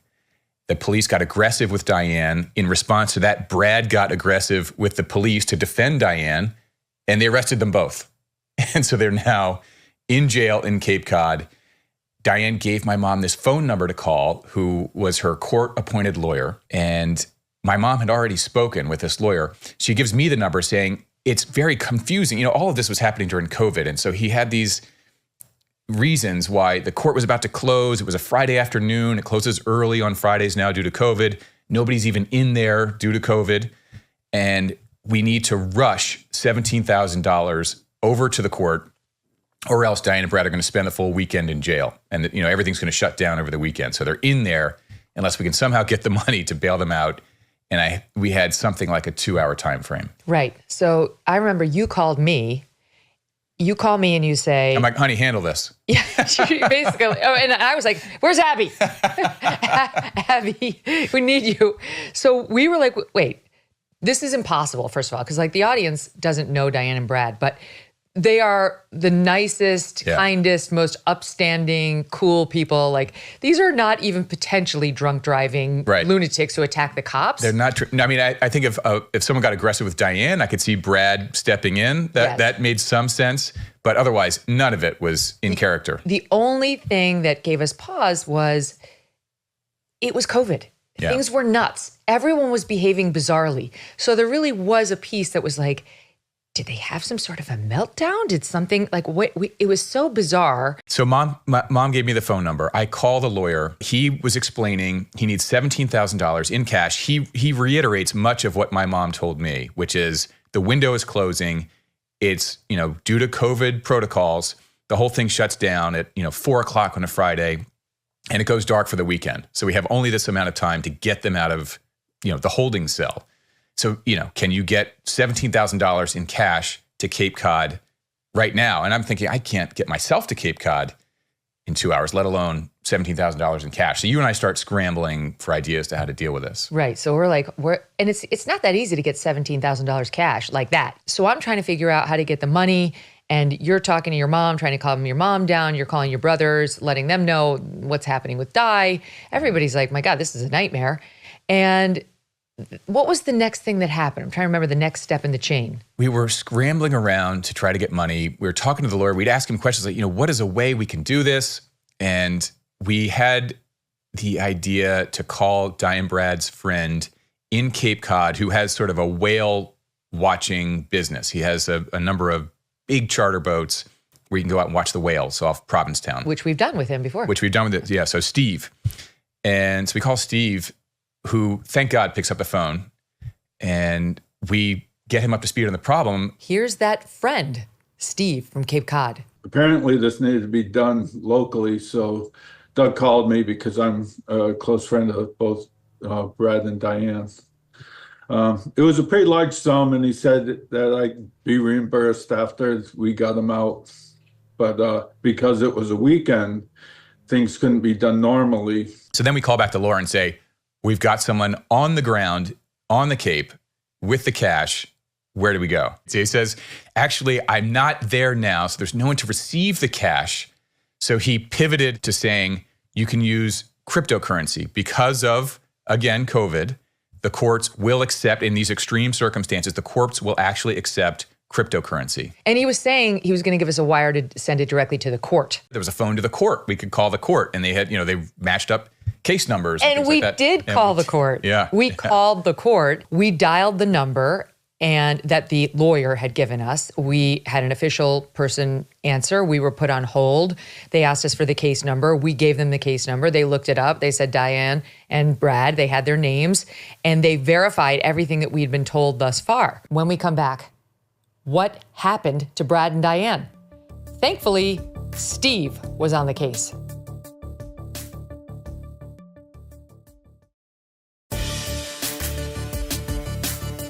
Welcome back to the Megyn Kelly Show. We are picking up my conversation with Doug about what happened as soon as we got the instructions on how to get the crypto delivered. So I remember you were in Manhattan at the time. So I guess he went online and found locations where they have crypto kiosks where you can basically insert cash and it comes out on the other end as cryptocurrency. So that's our next plan. But at this point, we're like, this is nuts. This is very can't sketchy. Be real. But I still thought, going back to what we know, Diane's still in jail. It was like, maybe there's a sketchy lawyer involved, but really we were like, Diane and Brad are in trouble. Yeah. And we've got to find a way of helping them. And thank God that you enlisted Steve. Yeah. So when we call Steve, we say, it's got to be crypto now. So stand down on the brown bag of cash. And so Steve's thinking, this is nuts.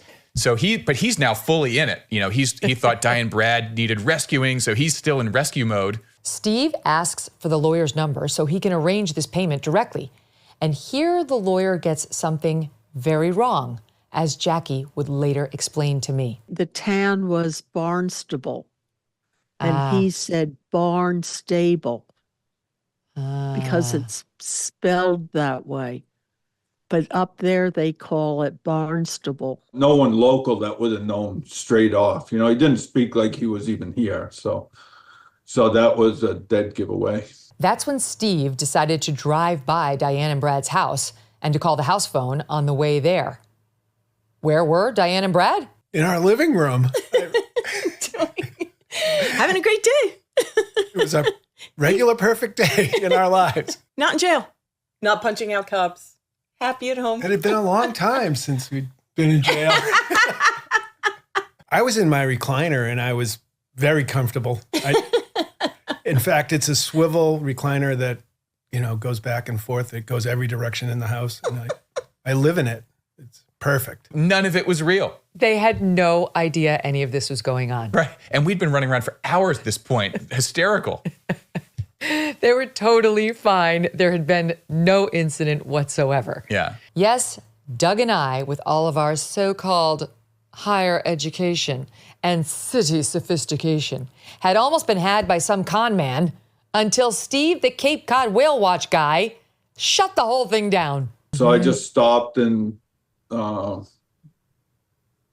a breath and thought it out a little bit, and it just didn't make any sense to me at all. He is so incredibly capable at every aspect of life. Like, he just is just a can-do guy. There's nothing, like, he's unstoppable, especially in like his business. And, and dealing with stuff on the water too makes you that way, because when you're out on a boat or a ship, you can't walk home if there's a problem. So he has that mentality that wherever he's standing, he can fix the problem. Steve is also like a cool customer. Like, he's not, like, he's told us after the unflappable. fact. Yeah, he's like, yeah. I mean, when I answered the phone and it was Steve, he said, oh, good, you're home. I have to call Doug, like in that tone of voice. He wasn't like, oh my God, you're safe. He doesn't overreact to anything. He's great in a crisis. And when we asked him later, he said, I was going to call you. If you didn't answer, I was going to go to your house. If you weren't there, I was going to go to the Wellfleet police, our town. And if they didn't know anything about it, I was going to end there. If they did, I was going to go to Barnstable with the money. So he's unflappable. So Steve figured this whole thing out. And Doug and I began asking ourselves, how on earth did we almost fall for this nonsense? Well, it all boiled down to one thing in our defense. We believed that Doug's mom had actually spoken with Diane. That was the key to this whole thing running us out as long as it did, because what we thought we had in the category of things we know wasn't right. That was a bad assumption. Right. They had fooled your mom, which is absolutely amazing that they fooled her about her own daughter's voice, hence the importance of the broken nose. Yeah, right. They had so many tricks. And then, of course, COVID was just opened the door to so many of these stupid things, because everything was ridiculous then. Yeah. That's why she didn't get it. Your mom heard a hysterical adult woman claiming she'd broken her nose, which would explain a different voice. And she went with it. She believed it. I thought it was Diane, and still, if I could hear it again, I would still think it was Diane. You believed it because why? Sounded like her voice and the panic. I mean, I could take it just seemed like she was crying and screaming, and not screaming. She was just kind of hysterical, and it sounded like her. The whole situation did not sound like her, but I really couldn't, at the time, I couldn't really work my way through the car accident. And I did realize that she would have been in a drunk driving accident, which is why I asked the lawyer that. Right, because Diane doesn't drink. No.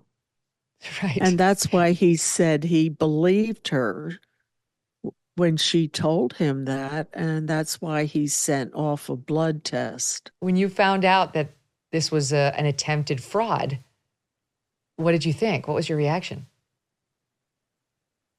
I was wondering how I could have been so stupid, frankly. I mean, I just so thoroughly bought into that. And by that time, it was out of my hands. And I just watch all of you take over and figure it out. We're loved. We're loved. We did come away from that feeling very loved. It was so sophisticated, the woman calling, pretending to be Diane, the lawyer, the court, multiple people involved. Did you ever figure out how you were chosen for this? No. I No idea. really didn't know. I have no idea. Mm-hmm. But then again, with these scams, I can't tell you how many times I've gotten one of these phone calls that says, "Grandma, I'm in trouble. I need help." Oh, really? Yes. And it's more fun because now I just say, "Is your mother proud of what you're doing?" And they always hang up on me. So for those out there, it's Barnstable. If they try to do it again, it's not Barnstable. So Di and Brad are safe. Phew. No one has handed over any money. Thank God. And Steve has saved the day. Now, Doug and I decide to have a little fun with our con man, who does not yet know he's been busted. I called him up with Doug taping the conversation. And what happened next was 6 minutes of gold. That's next.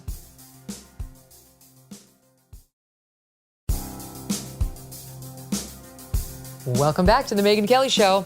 All right, I want to take you through my phone call with the scammer now. But to help me walk you through it, I brought in my pal, Bill Stanton. He's former NYPD, a private investigator and a security expert who helps us out sometimes on our own security from time to time. Watch this. So I'm just going to play the call, okay, that I did with this guy once we were finally on to this. And I would love if we could analyze it as we go. All right, and I can pause it if necessary. Beautiful. Here we go.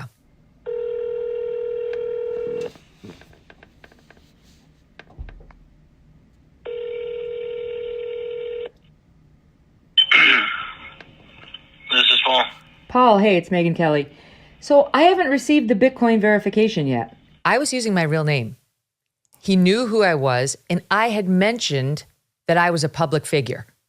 Didn't stop him one bit. Didn't bat an eye. You're not surprised at that, or are you? Well, my guess is he's not from this country. He may be out of the country. What? He sounds American. He does sound American, but I don't know that he fully knew the impact of Megyn Kelly or what was coming. Yeah, he was about to be humiliated. Exactly. Oh. From Coin Source? Yeah, whatever is that? Is that Bitcoin? Whatever that is that Bitcoin? Yes. It hasn't come through. Received any verification from them at all? No. Is there another way of doing this? Because I'm worried about them sitting there all day. Okay. Well, did you check your text messages? Yeah. Does it still say awaiting review? Yep. There's nothing. Another one didn't come in, so that's the last I have. At this point, he's walking me through exactly how to get him the Bitcoin. I mean, he's an expert. As I was listening to this on the way down here, what your listeners are listening to is a masterclass in 3-level chess. It is a mind game that's going on, and you handle it phenomenally. Okay, let's go. Where are you? Are you located at the machine? I haven't gone down there yet because I don't have the verification. Don't I need the verification before I can send anything?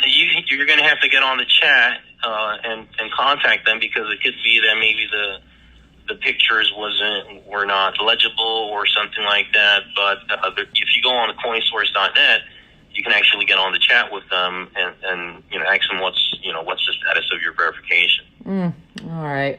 I mean, I'm worried about them sitting there all day. Is there any other way of doing this? I did contact the court and explain to them about the shutdown there, and they were it's unconstitutional to keep them there. So we've got enough time to get them out. We just have to try to pay the bails to get them out.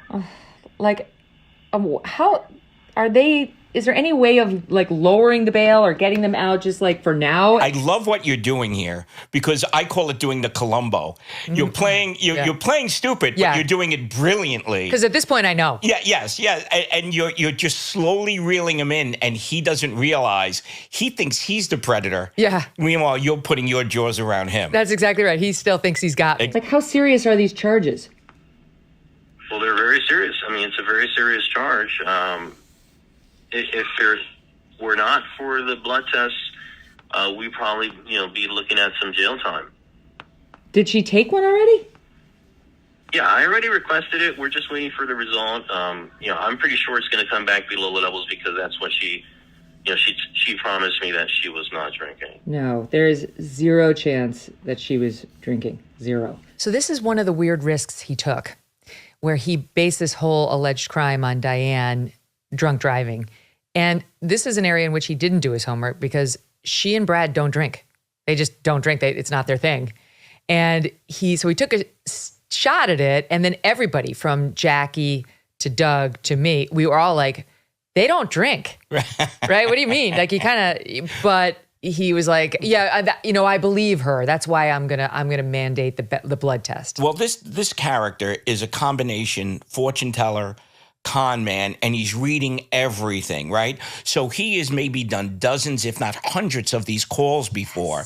So just like a fortune teller, he's feeling it out, and he needs to make some leaps in order to advance to get to endgame. And like a telemarketer, he has heard so many different responses, and he knows where to put, cut and paste what type of answer. Yes. And that's what you are defeating here. And we'll listen as we go on, as he stumbles like a mental computer glitch. Yeah. You'll hear it as you get him. He's so clever, because he doesn't get thrown at all by she doesn't drink. He's like, right. I'm on your side. I agree. She wasn't drunk. That's why I'm mandating blood tests. Right. I mean, that's smooth. Once we pay the bail, how long until they can get out? It takes about 45 minutes to an hour for them to be released. Okay. And where, how do we get them? Are you going to be coming down to pick them up? We're not, but we'll find somebody there. They have a friend there who we looped in, and he was going to try to help, but I don't know, that didn't work. But he's there, so he can get them. Okay. Well, yeah, I mean, once you guys pay the bail, you can have them drive down and they can pick them up. He didn't answer. Right. Well, you see, the longer you're talking, the more it's giving him a chance to formulate some bullshit on what to say back to you. He doesn't know the address of the courthouse. Listen, and you are like a cat blocking him off, like a mouse trying to get away, and you keep putting a paw down, then he runs the other way, and then you put a paw down here. He tried to get out of Dodge, and I'm like, I need the address of the jail so I can pick them up, and he's wondering what to say. Let me give you the address here. Just a second.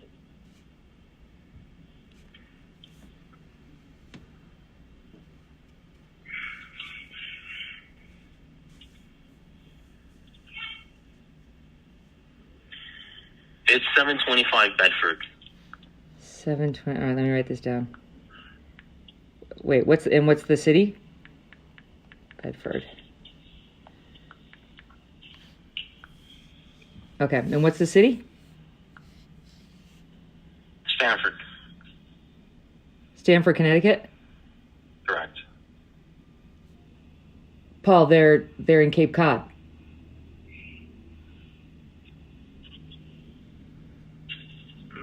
You're absolutely right. I'm really sorry. I was confused. I have another case that's in Stanford. It's just been a very long day for me. That was the mental glitch. And this guy is, as I said, dozens, if not hundreds of calls before. And notice how he maintains his calm, right? But there's these big pauses. He doesn't hang up right there. He doesn't hang up because he's invested in you. You are money on the hoof to him. Yeah. Right? Now, he may have 10 other calls in process lined up, but right now, all his focus is to get the money out of you. And every second is a cost-benefit analysis. You know, can I still reel this one into the boat? Yes, right. Uh-huh. And I think he was either confused because he had another potential fish in Stanford, Connecticut, Right. or it was because Doug was in Connecticut that day. That was a year that we were commuting our two boys to Connecticut, Right. and our daughter was still going to school in New York. So we would split up during the days. Right. And when he spoke with Doug, I think Doug said, "I'm in Connecticut." So he got confused. Right. There were too many cities, Right. too many He's plates juggling to juggle. too many balls. Yeah, Exactly. Exactly. So where are they? I gave you the address earlier. It's in Barnstable. Gave it to your husband. Meanwhile, actual Cape Codders call it Barnstable. And he's claiming that he's from there. Yeah. Right. They don't right. say So Barnstable. He's getting burned on multiple areas. here. He fell down a little on the job here. Just a second.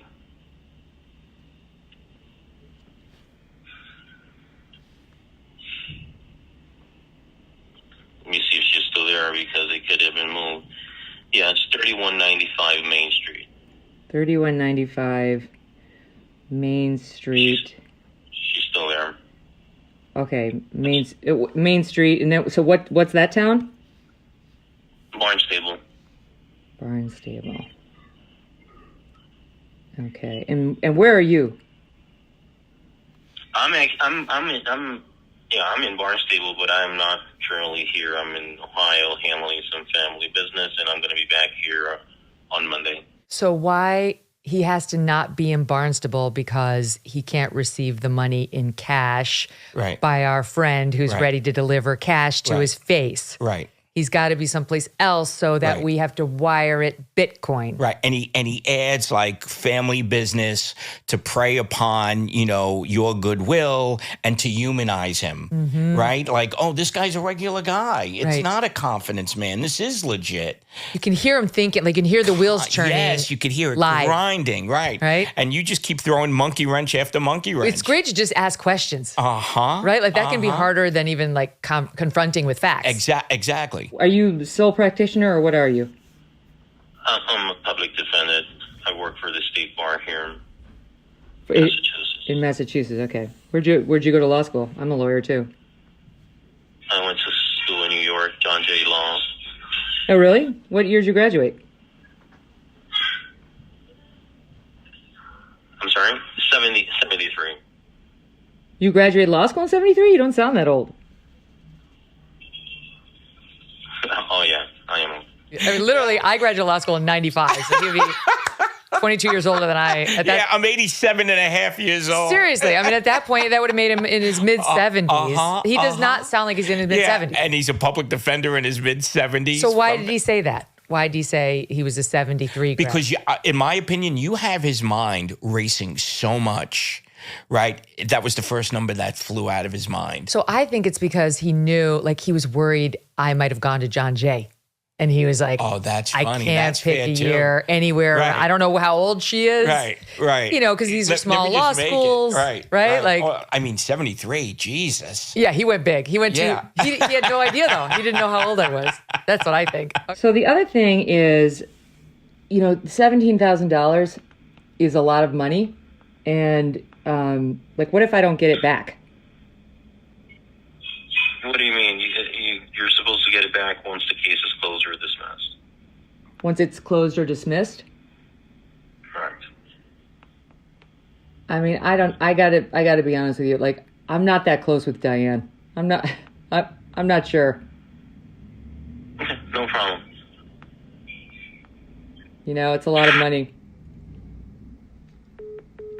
That was it. You He know, hung up. On to the next call. On to the next victim. So you don't think I hurt his feelings? You think he was just like, cut my losses by? I cut my losses. I kind of by. hoped I hurt him a little. You know, like, aha, I got you. You didn't even. He didn't miss a step, right? You became too much of an impediment to him. And it's on to the easier fish. Think about a predator. Wolves go after the weakest sheep, the slowest, the oldest, the ones most vulnerable. And just to make a point, while we're laughing here, this is done in various machinations every day. Elderly women who are lonely, the Lonely Hearts Club. I've had, through friends and family, I'd say about a baker's dozen cases where women in their 60s and 70s have sold their homes, have taken loans, sent that money, knowing them only a week. Loneliness is a son of a bitch. Having an open heart is a son of a bitch in this case. So it's a combination of having street smart and cyber sense. When these things come in, there's a sense of urgency and you want to take care of your loved one. And they'll come up with a number. And what they look at is your social media. We've all been guilty of it, some more than others, where we put everything on the effing internet. Right. And think about pictures in front of your house. I could spot your address. I'm not saying You you know, do I that. never do that. I know that. Yeah. But so many of us do, right? So many tells the type of car. So for the predator, the cyber predator, they're gathering, whether it's one person or a whole network of people, they'll gather that intel. And only my family would know that. Well, let's talk about that in this case, because that's one of the weirdnesses. Jackie, Doug's 87-year-old mother, is not on social media. Right. Nor is Diane, nor is Brad. Neither one of them. So this guy knew, clearly, he was targeting an elderly woman. Right. And he at least knew her daughter's name because he had a woman call pretending to be her and said, Mom, it's Di. Right. So, how, I don't even know how you figure that out. Could they have flipped it? Could she have touted your sister-in-law, correct? Yeah. Could she have had her mother, online through social media? No. At Mom's 85th. She's not even out. She's not online at all. No, your sister-in-law isn't. No. Oh, well, you know what? Then it may be closer to home than we know. Most crimes, God forbid anything would ever happen to this home, whether it be burglary, vandalism, it's not from someone across the country. It's the landscaper's cousin. It's someone one or twice removed. Oh, Those Mario. are the people you got. I'll bet him. Don't worry. I'll bet him. Because that's what's really disturbing, right? They knew some facts. Yes. About Jackie. Just enough. About Diane. To think it's legit. They knew Diane was in Cape Cod. Right. So, that's another thing, right? That not online. Right. So it's actually, I have no idea, but you're right. Maybe it's somebody who somehow knew the family. Well, that's the only way. It's either, one or two people removed or the internet. It's been my experience, or someone may have reached out. We don't know what we don't know. We don't know if your sister-in-law had reached out on some service. Or if they called Jackie earlier under a different pretense to do info gathering. Yes, and they gather it, and then it's just in the conveyor belt. When their time comes up, okay, we have all this information. They're good to go. They're in the hopper. Let's go. Well, that's another good warning. If somebody calls, and I think most younger people know this, but especially for our older listeners, if somebody calls looking for information, asking personal information about your family members, names, anything that obviously people know, don't give your social security number. They'll ask everything. These surveys. Yes. And so I'll entertain some of these calls just to see what they where's do. this going to go? And they want everything. I go, yeah, none ya. Yeah. None ya effing business, Called the wrong guy. Well, I guess that's true. He must have gotten it from her, or because you said maybe he's out of the country. I just feel like he was an American, but that doesn't mean he wasn't sitting there in India making these calls. I don't know if he was close to them or not, but that I hadn't considered that he had already done research potentially on Jackie because she wasn't that savvy to this prior to this whole event. Yes. All right, let's speak about how elaborate this was. There was a article, I think it was the Forbes business columnist recently who did this whole article about how she'd been defrauded out of $85,000 cash. She put it in a shoebox over just the course of 8 hours. This guy convinced her to do it. And this is a financial columnist, so, relatively sophisticated, but gave up the dough. And he too had multiple people working with him on the fraud. This guy, I think, had at least two others. He had a fake courthouse number. He had hold music that he told us. That tells me it's more than a one-man band. Like, let's just, like, as a sort of an example is this show. You're at the top of the masthead, but there's a whole infrastructure behind that beautiful face. What's going on? You bring your game, but you have your people, your producers, your bookers, your everything. And to the viewer, it seems so seamless, but there's a lot to make it happen. Same things with these confidence people. They're gathering information. Instead of producers, they may have researchers gathering backstory. Instead of celebrities or politicians, they're gathering it on everyday people. They could do an easy, journeyman's financial assessment. Is that house paid for? What's the type of cars do they have? Do they have that discretionary cash, or are they alone? Are they desperate enough? Do they have family? These are all the stress points, if you will, that these confidence men, that these teams will look at, and they use psychology. Listen, it happened to me, and I'm in the business. I was in a different form. I'm on my computer. My computer got hacked. And I was so desperate. I didn't want them getting my shit. Yeah. So I'm on it. And a little voice, I called up Andy, the guy we use, that's helped you in the past. And Andy's like, discontinue right now. I'm like, but I'm going to lose my... He goes, I'm fucking telling you, get off. And I was that old granny. Yeah. Right about to give away all my shit. Oh, it's terrifying. There is no socioeconomic intelligence quotient that makes you immune. It's been my experience, sometimes the smarter you are, you're so confident in who you are. Oh, this would never happen to me. I would be able to disseminate the BS. Yes. And they hit that pay button sooner than someone from the street. Well, we love the piece of the story that ultimately it was the Cape Cod whaling guy who was like, I'm going by their house. I don't know what these people are saying. And he figured it out. He's the hero of the story. 10 for that. Okay, so what about the targeting of the elderly? Because that does seem to be a theme in a lot of these. Yes. What they'll do, again, they go on people's nature, or that they could lose their home. But how do they find out who's elderly and how to call them? Like, do they get a sponsorship from the AARP or one of those magazines? Not to bash the AARP, but I'm just saying, like, is there a way of getting people's numbers who are old?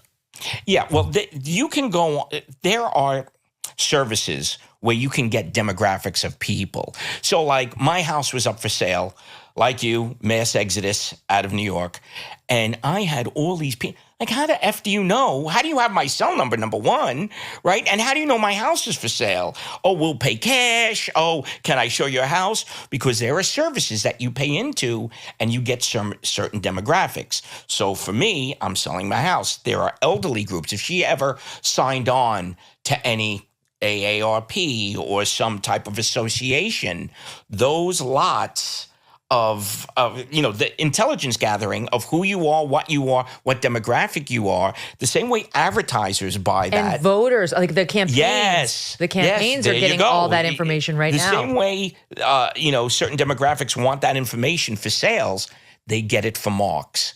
To mark you as a victim. They can find out about us now. And it's scary, and it's the basic psychology. You see, when we're in our home, you're an old elderly lady, you may be widowed, you're all alone, and your primary thing is to go to the market to get that sale and come home. You're hit out of the blue. You're hit out of the blue with a member of your family that's in distress, and you could hit that button, and you're going to be walked through it to get them out of trouble. That's what you live for, and they know that. So there are so many people who are in this exact position right now. And it's like, I think my audience is in general, they're a lot younger than 87. So I urge everybody, speak to your parent, speak to your great aunt, speak to anybody who's in this age group, and speak to your friends too, because it's not just the elderly, and let them know that this is out there, this kind of thing. Whether it's this particular one, whether it's they hack into your computer, whether you're on one of those dating sites, they go to the basic emotion and need and insecurity of people, and just realize, take that breath, take a step back, because nothing is, unless you're in a car crash where you have to hit that brake, hit the brake in your mind, hit that cyber brake, hit that telephone brake, and ask questions and say, give me a number, let me get back to you. It can wait 10 minutes. And that could save you a whole bunch of money, a whole bunch of... And I will say, in that fraud that I mentioned that the business reporter wrote up about that happened to her, and in this attempted fraud of us, one of the things that she didn't do and that we didn't do and should have done was to do an independent Google search of the number of the courthouse, or in her case, I don't remember that it was like that.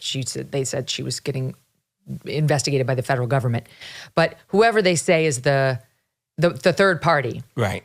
Just hang up and do a Google search. Don't call their number.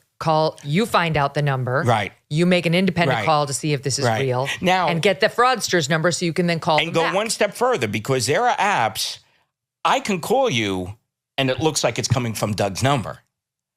Yeah, that technology exists out there. That's rudimentary. Yes, I can call you right now and it would ring Doug's number and you would answer.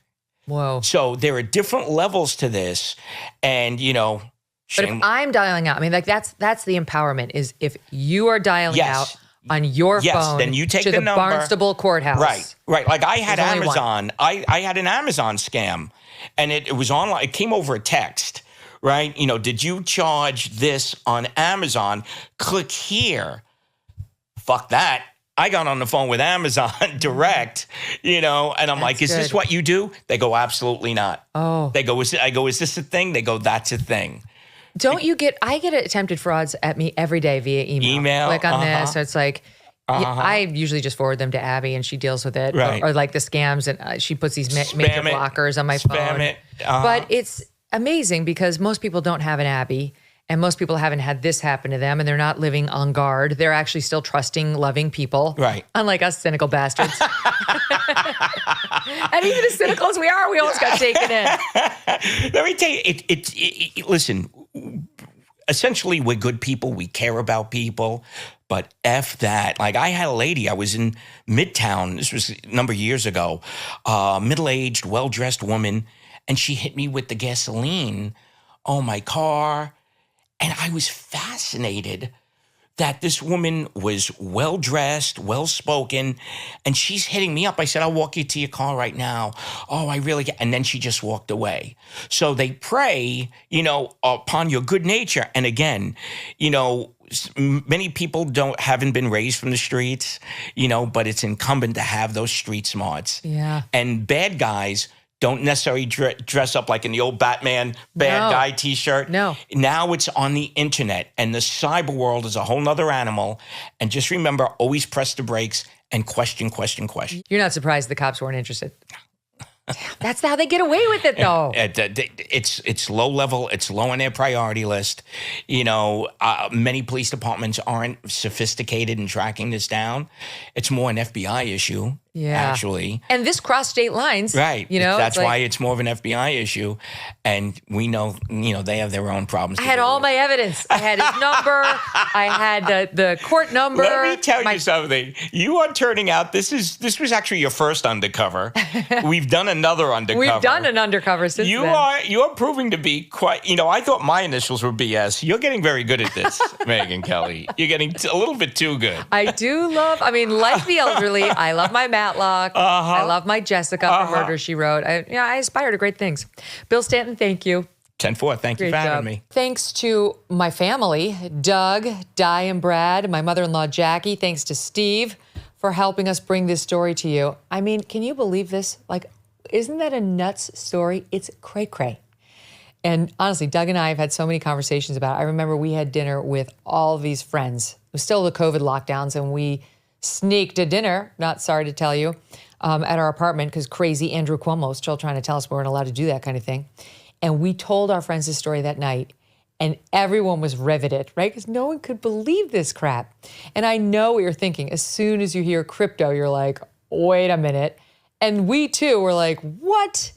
But it was just the COVID weirdness, the fact that we had spoken with the court, we thought, ourselves, and the fact that we hadn't yet even thought to question Jackie's telling us she had spoken with Diane herself and that she was really in trouble. Like that didn't even enter our minds that that piece of the story might not be true. So anyway, words of caution in this story for everyone. And honestly, you need to know this, right? Because what if this happened to your mom or you, and now you'll know. If we hadn't told this story, you might not know. Maybe you would be hoodwinked. I don't know.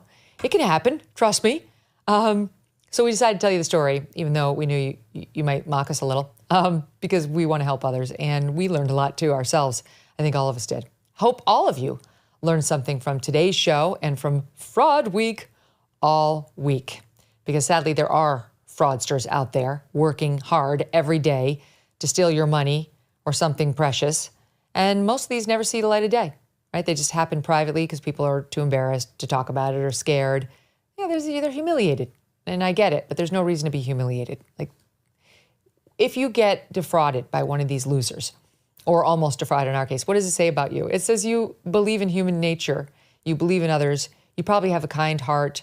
You're probably a trusting soul. Those are not bad things, right? But slightly jaded, trusting soul, but slightly jaded, I think that's what we're going for. So that's why we shared, and that's why we hope everybody listens and shares and talks about these kinds of things more and more so we can help each other. All right. I'd love to hear from all of you. Do you have a fraud story? Have you been inspired or helped by our Fraud Week? Email me at Megyn, MEGYN, at MegynKelly.com. I'll definitely be reading. We do read the emails. I see them every week, and I love going through them. I read them on Mondays. We get them collected from the week before. And there's nothing quite like hearing from all of you. So would love for you to email me. For now, my family and I are off next week on a family vacay, but we are back live on June 24th. And there's going to be plenty to do that week, as there should be the first presidential debate of the 2024 election contest. See you then.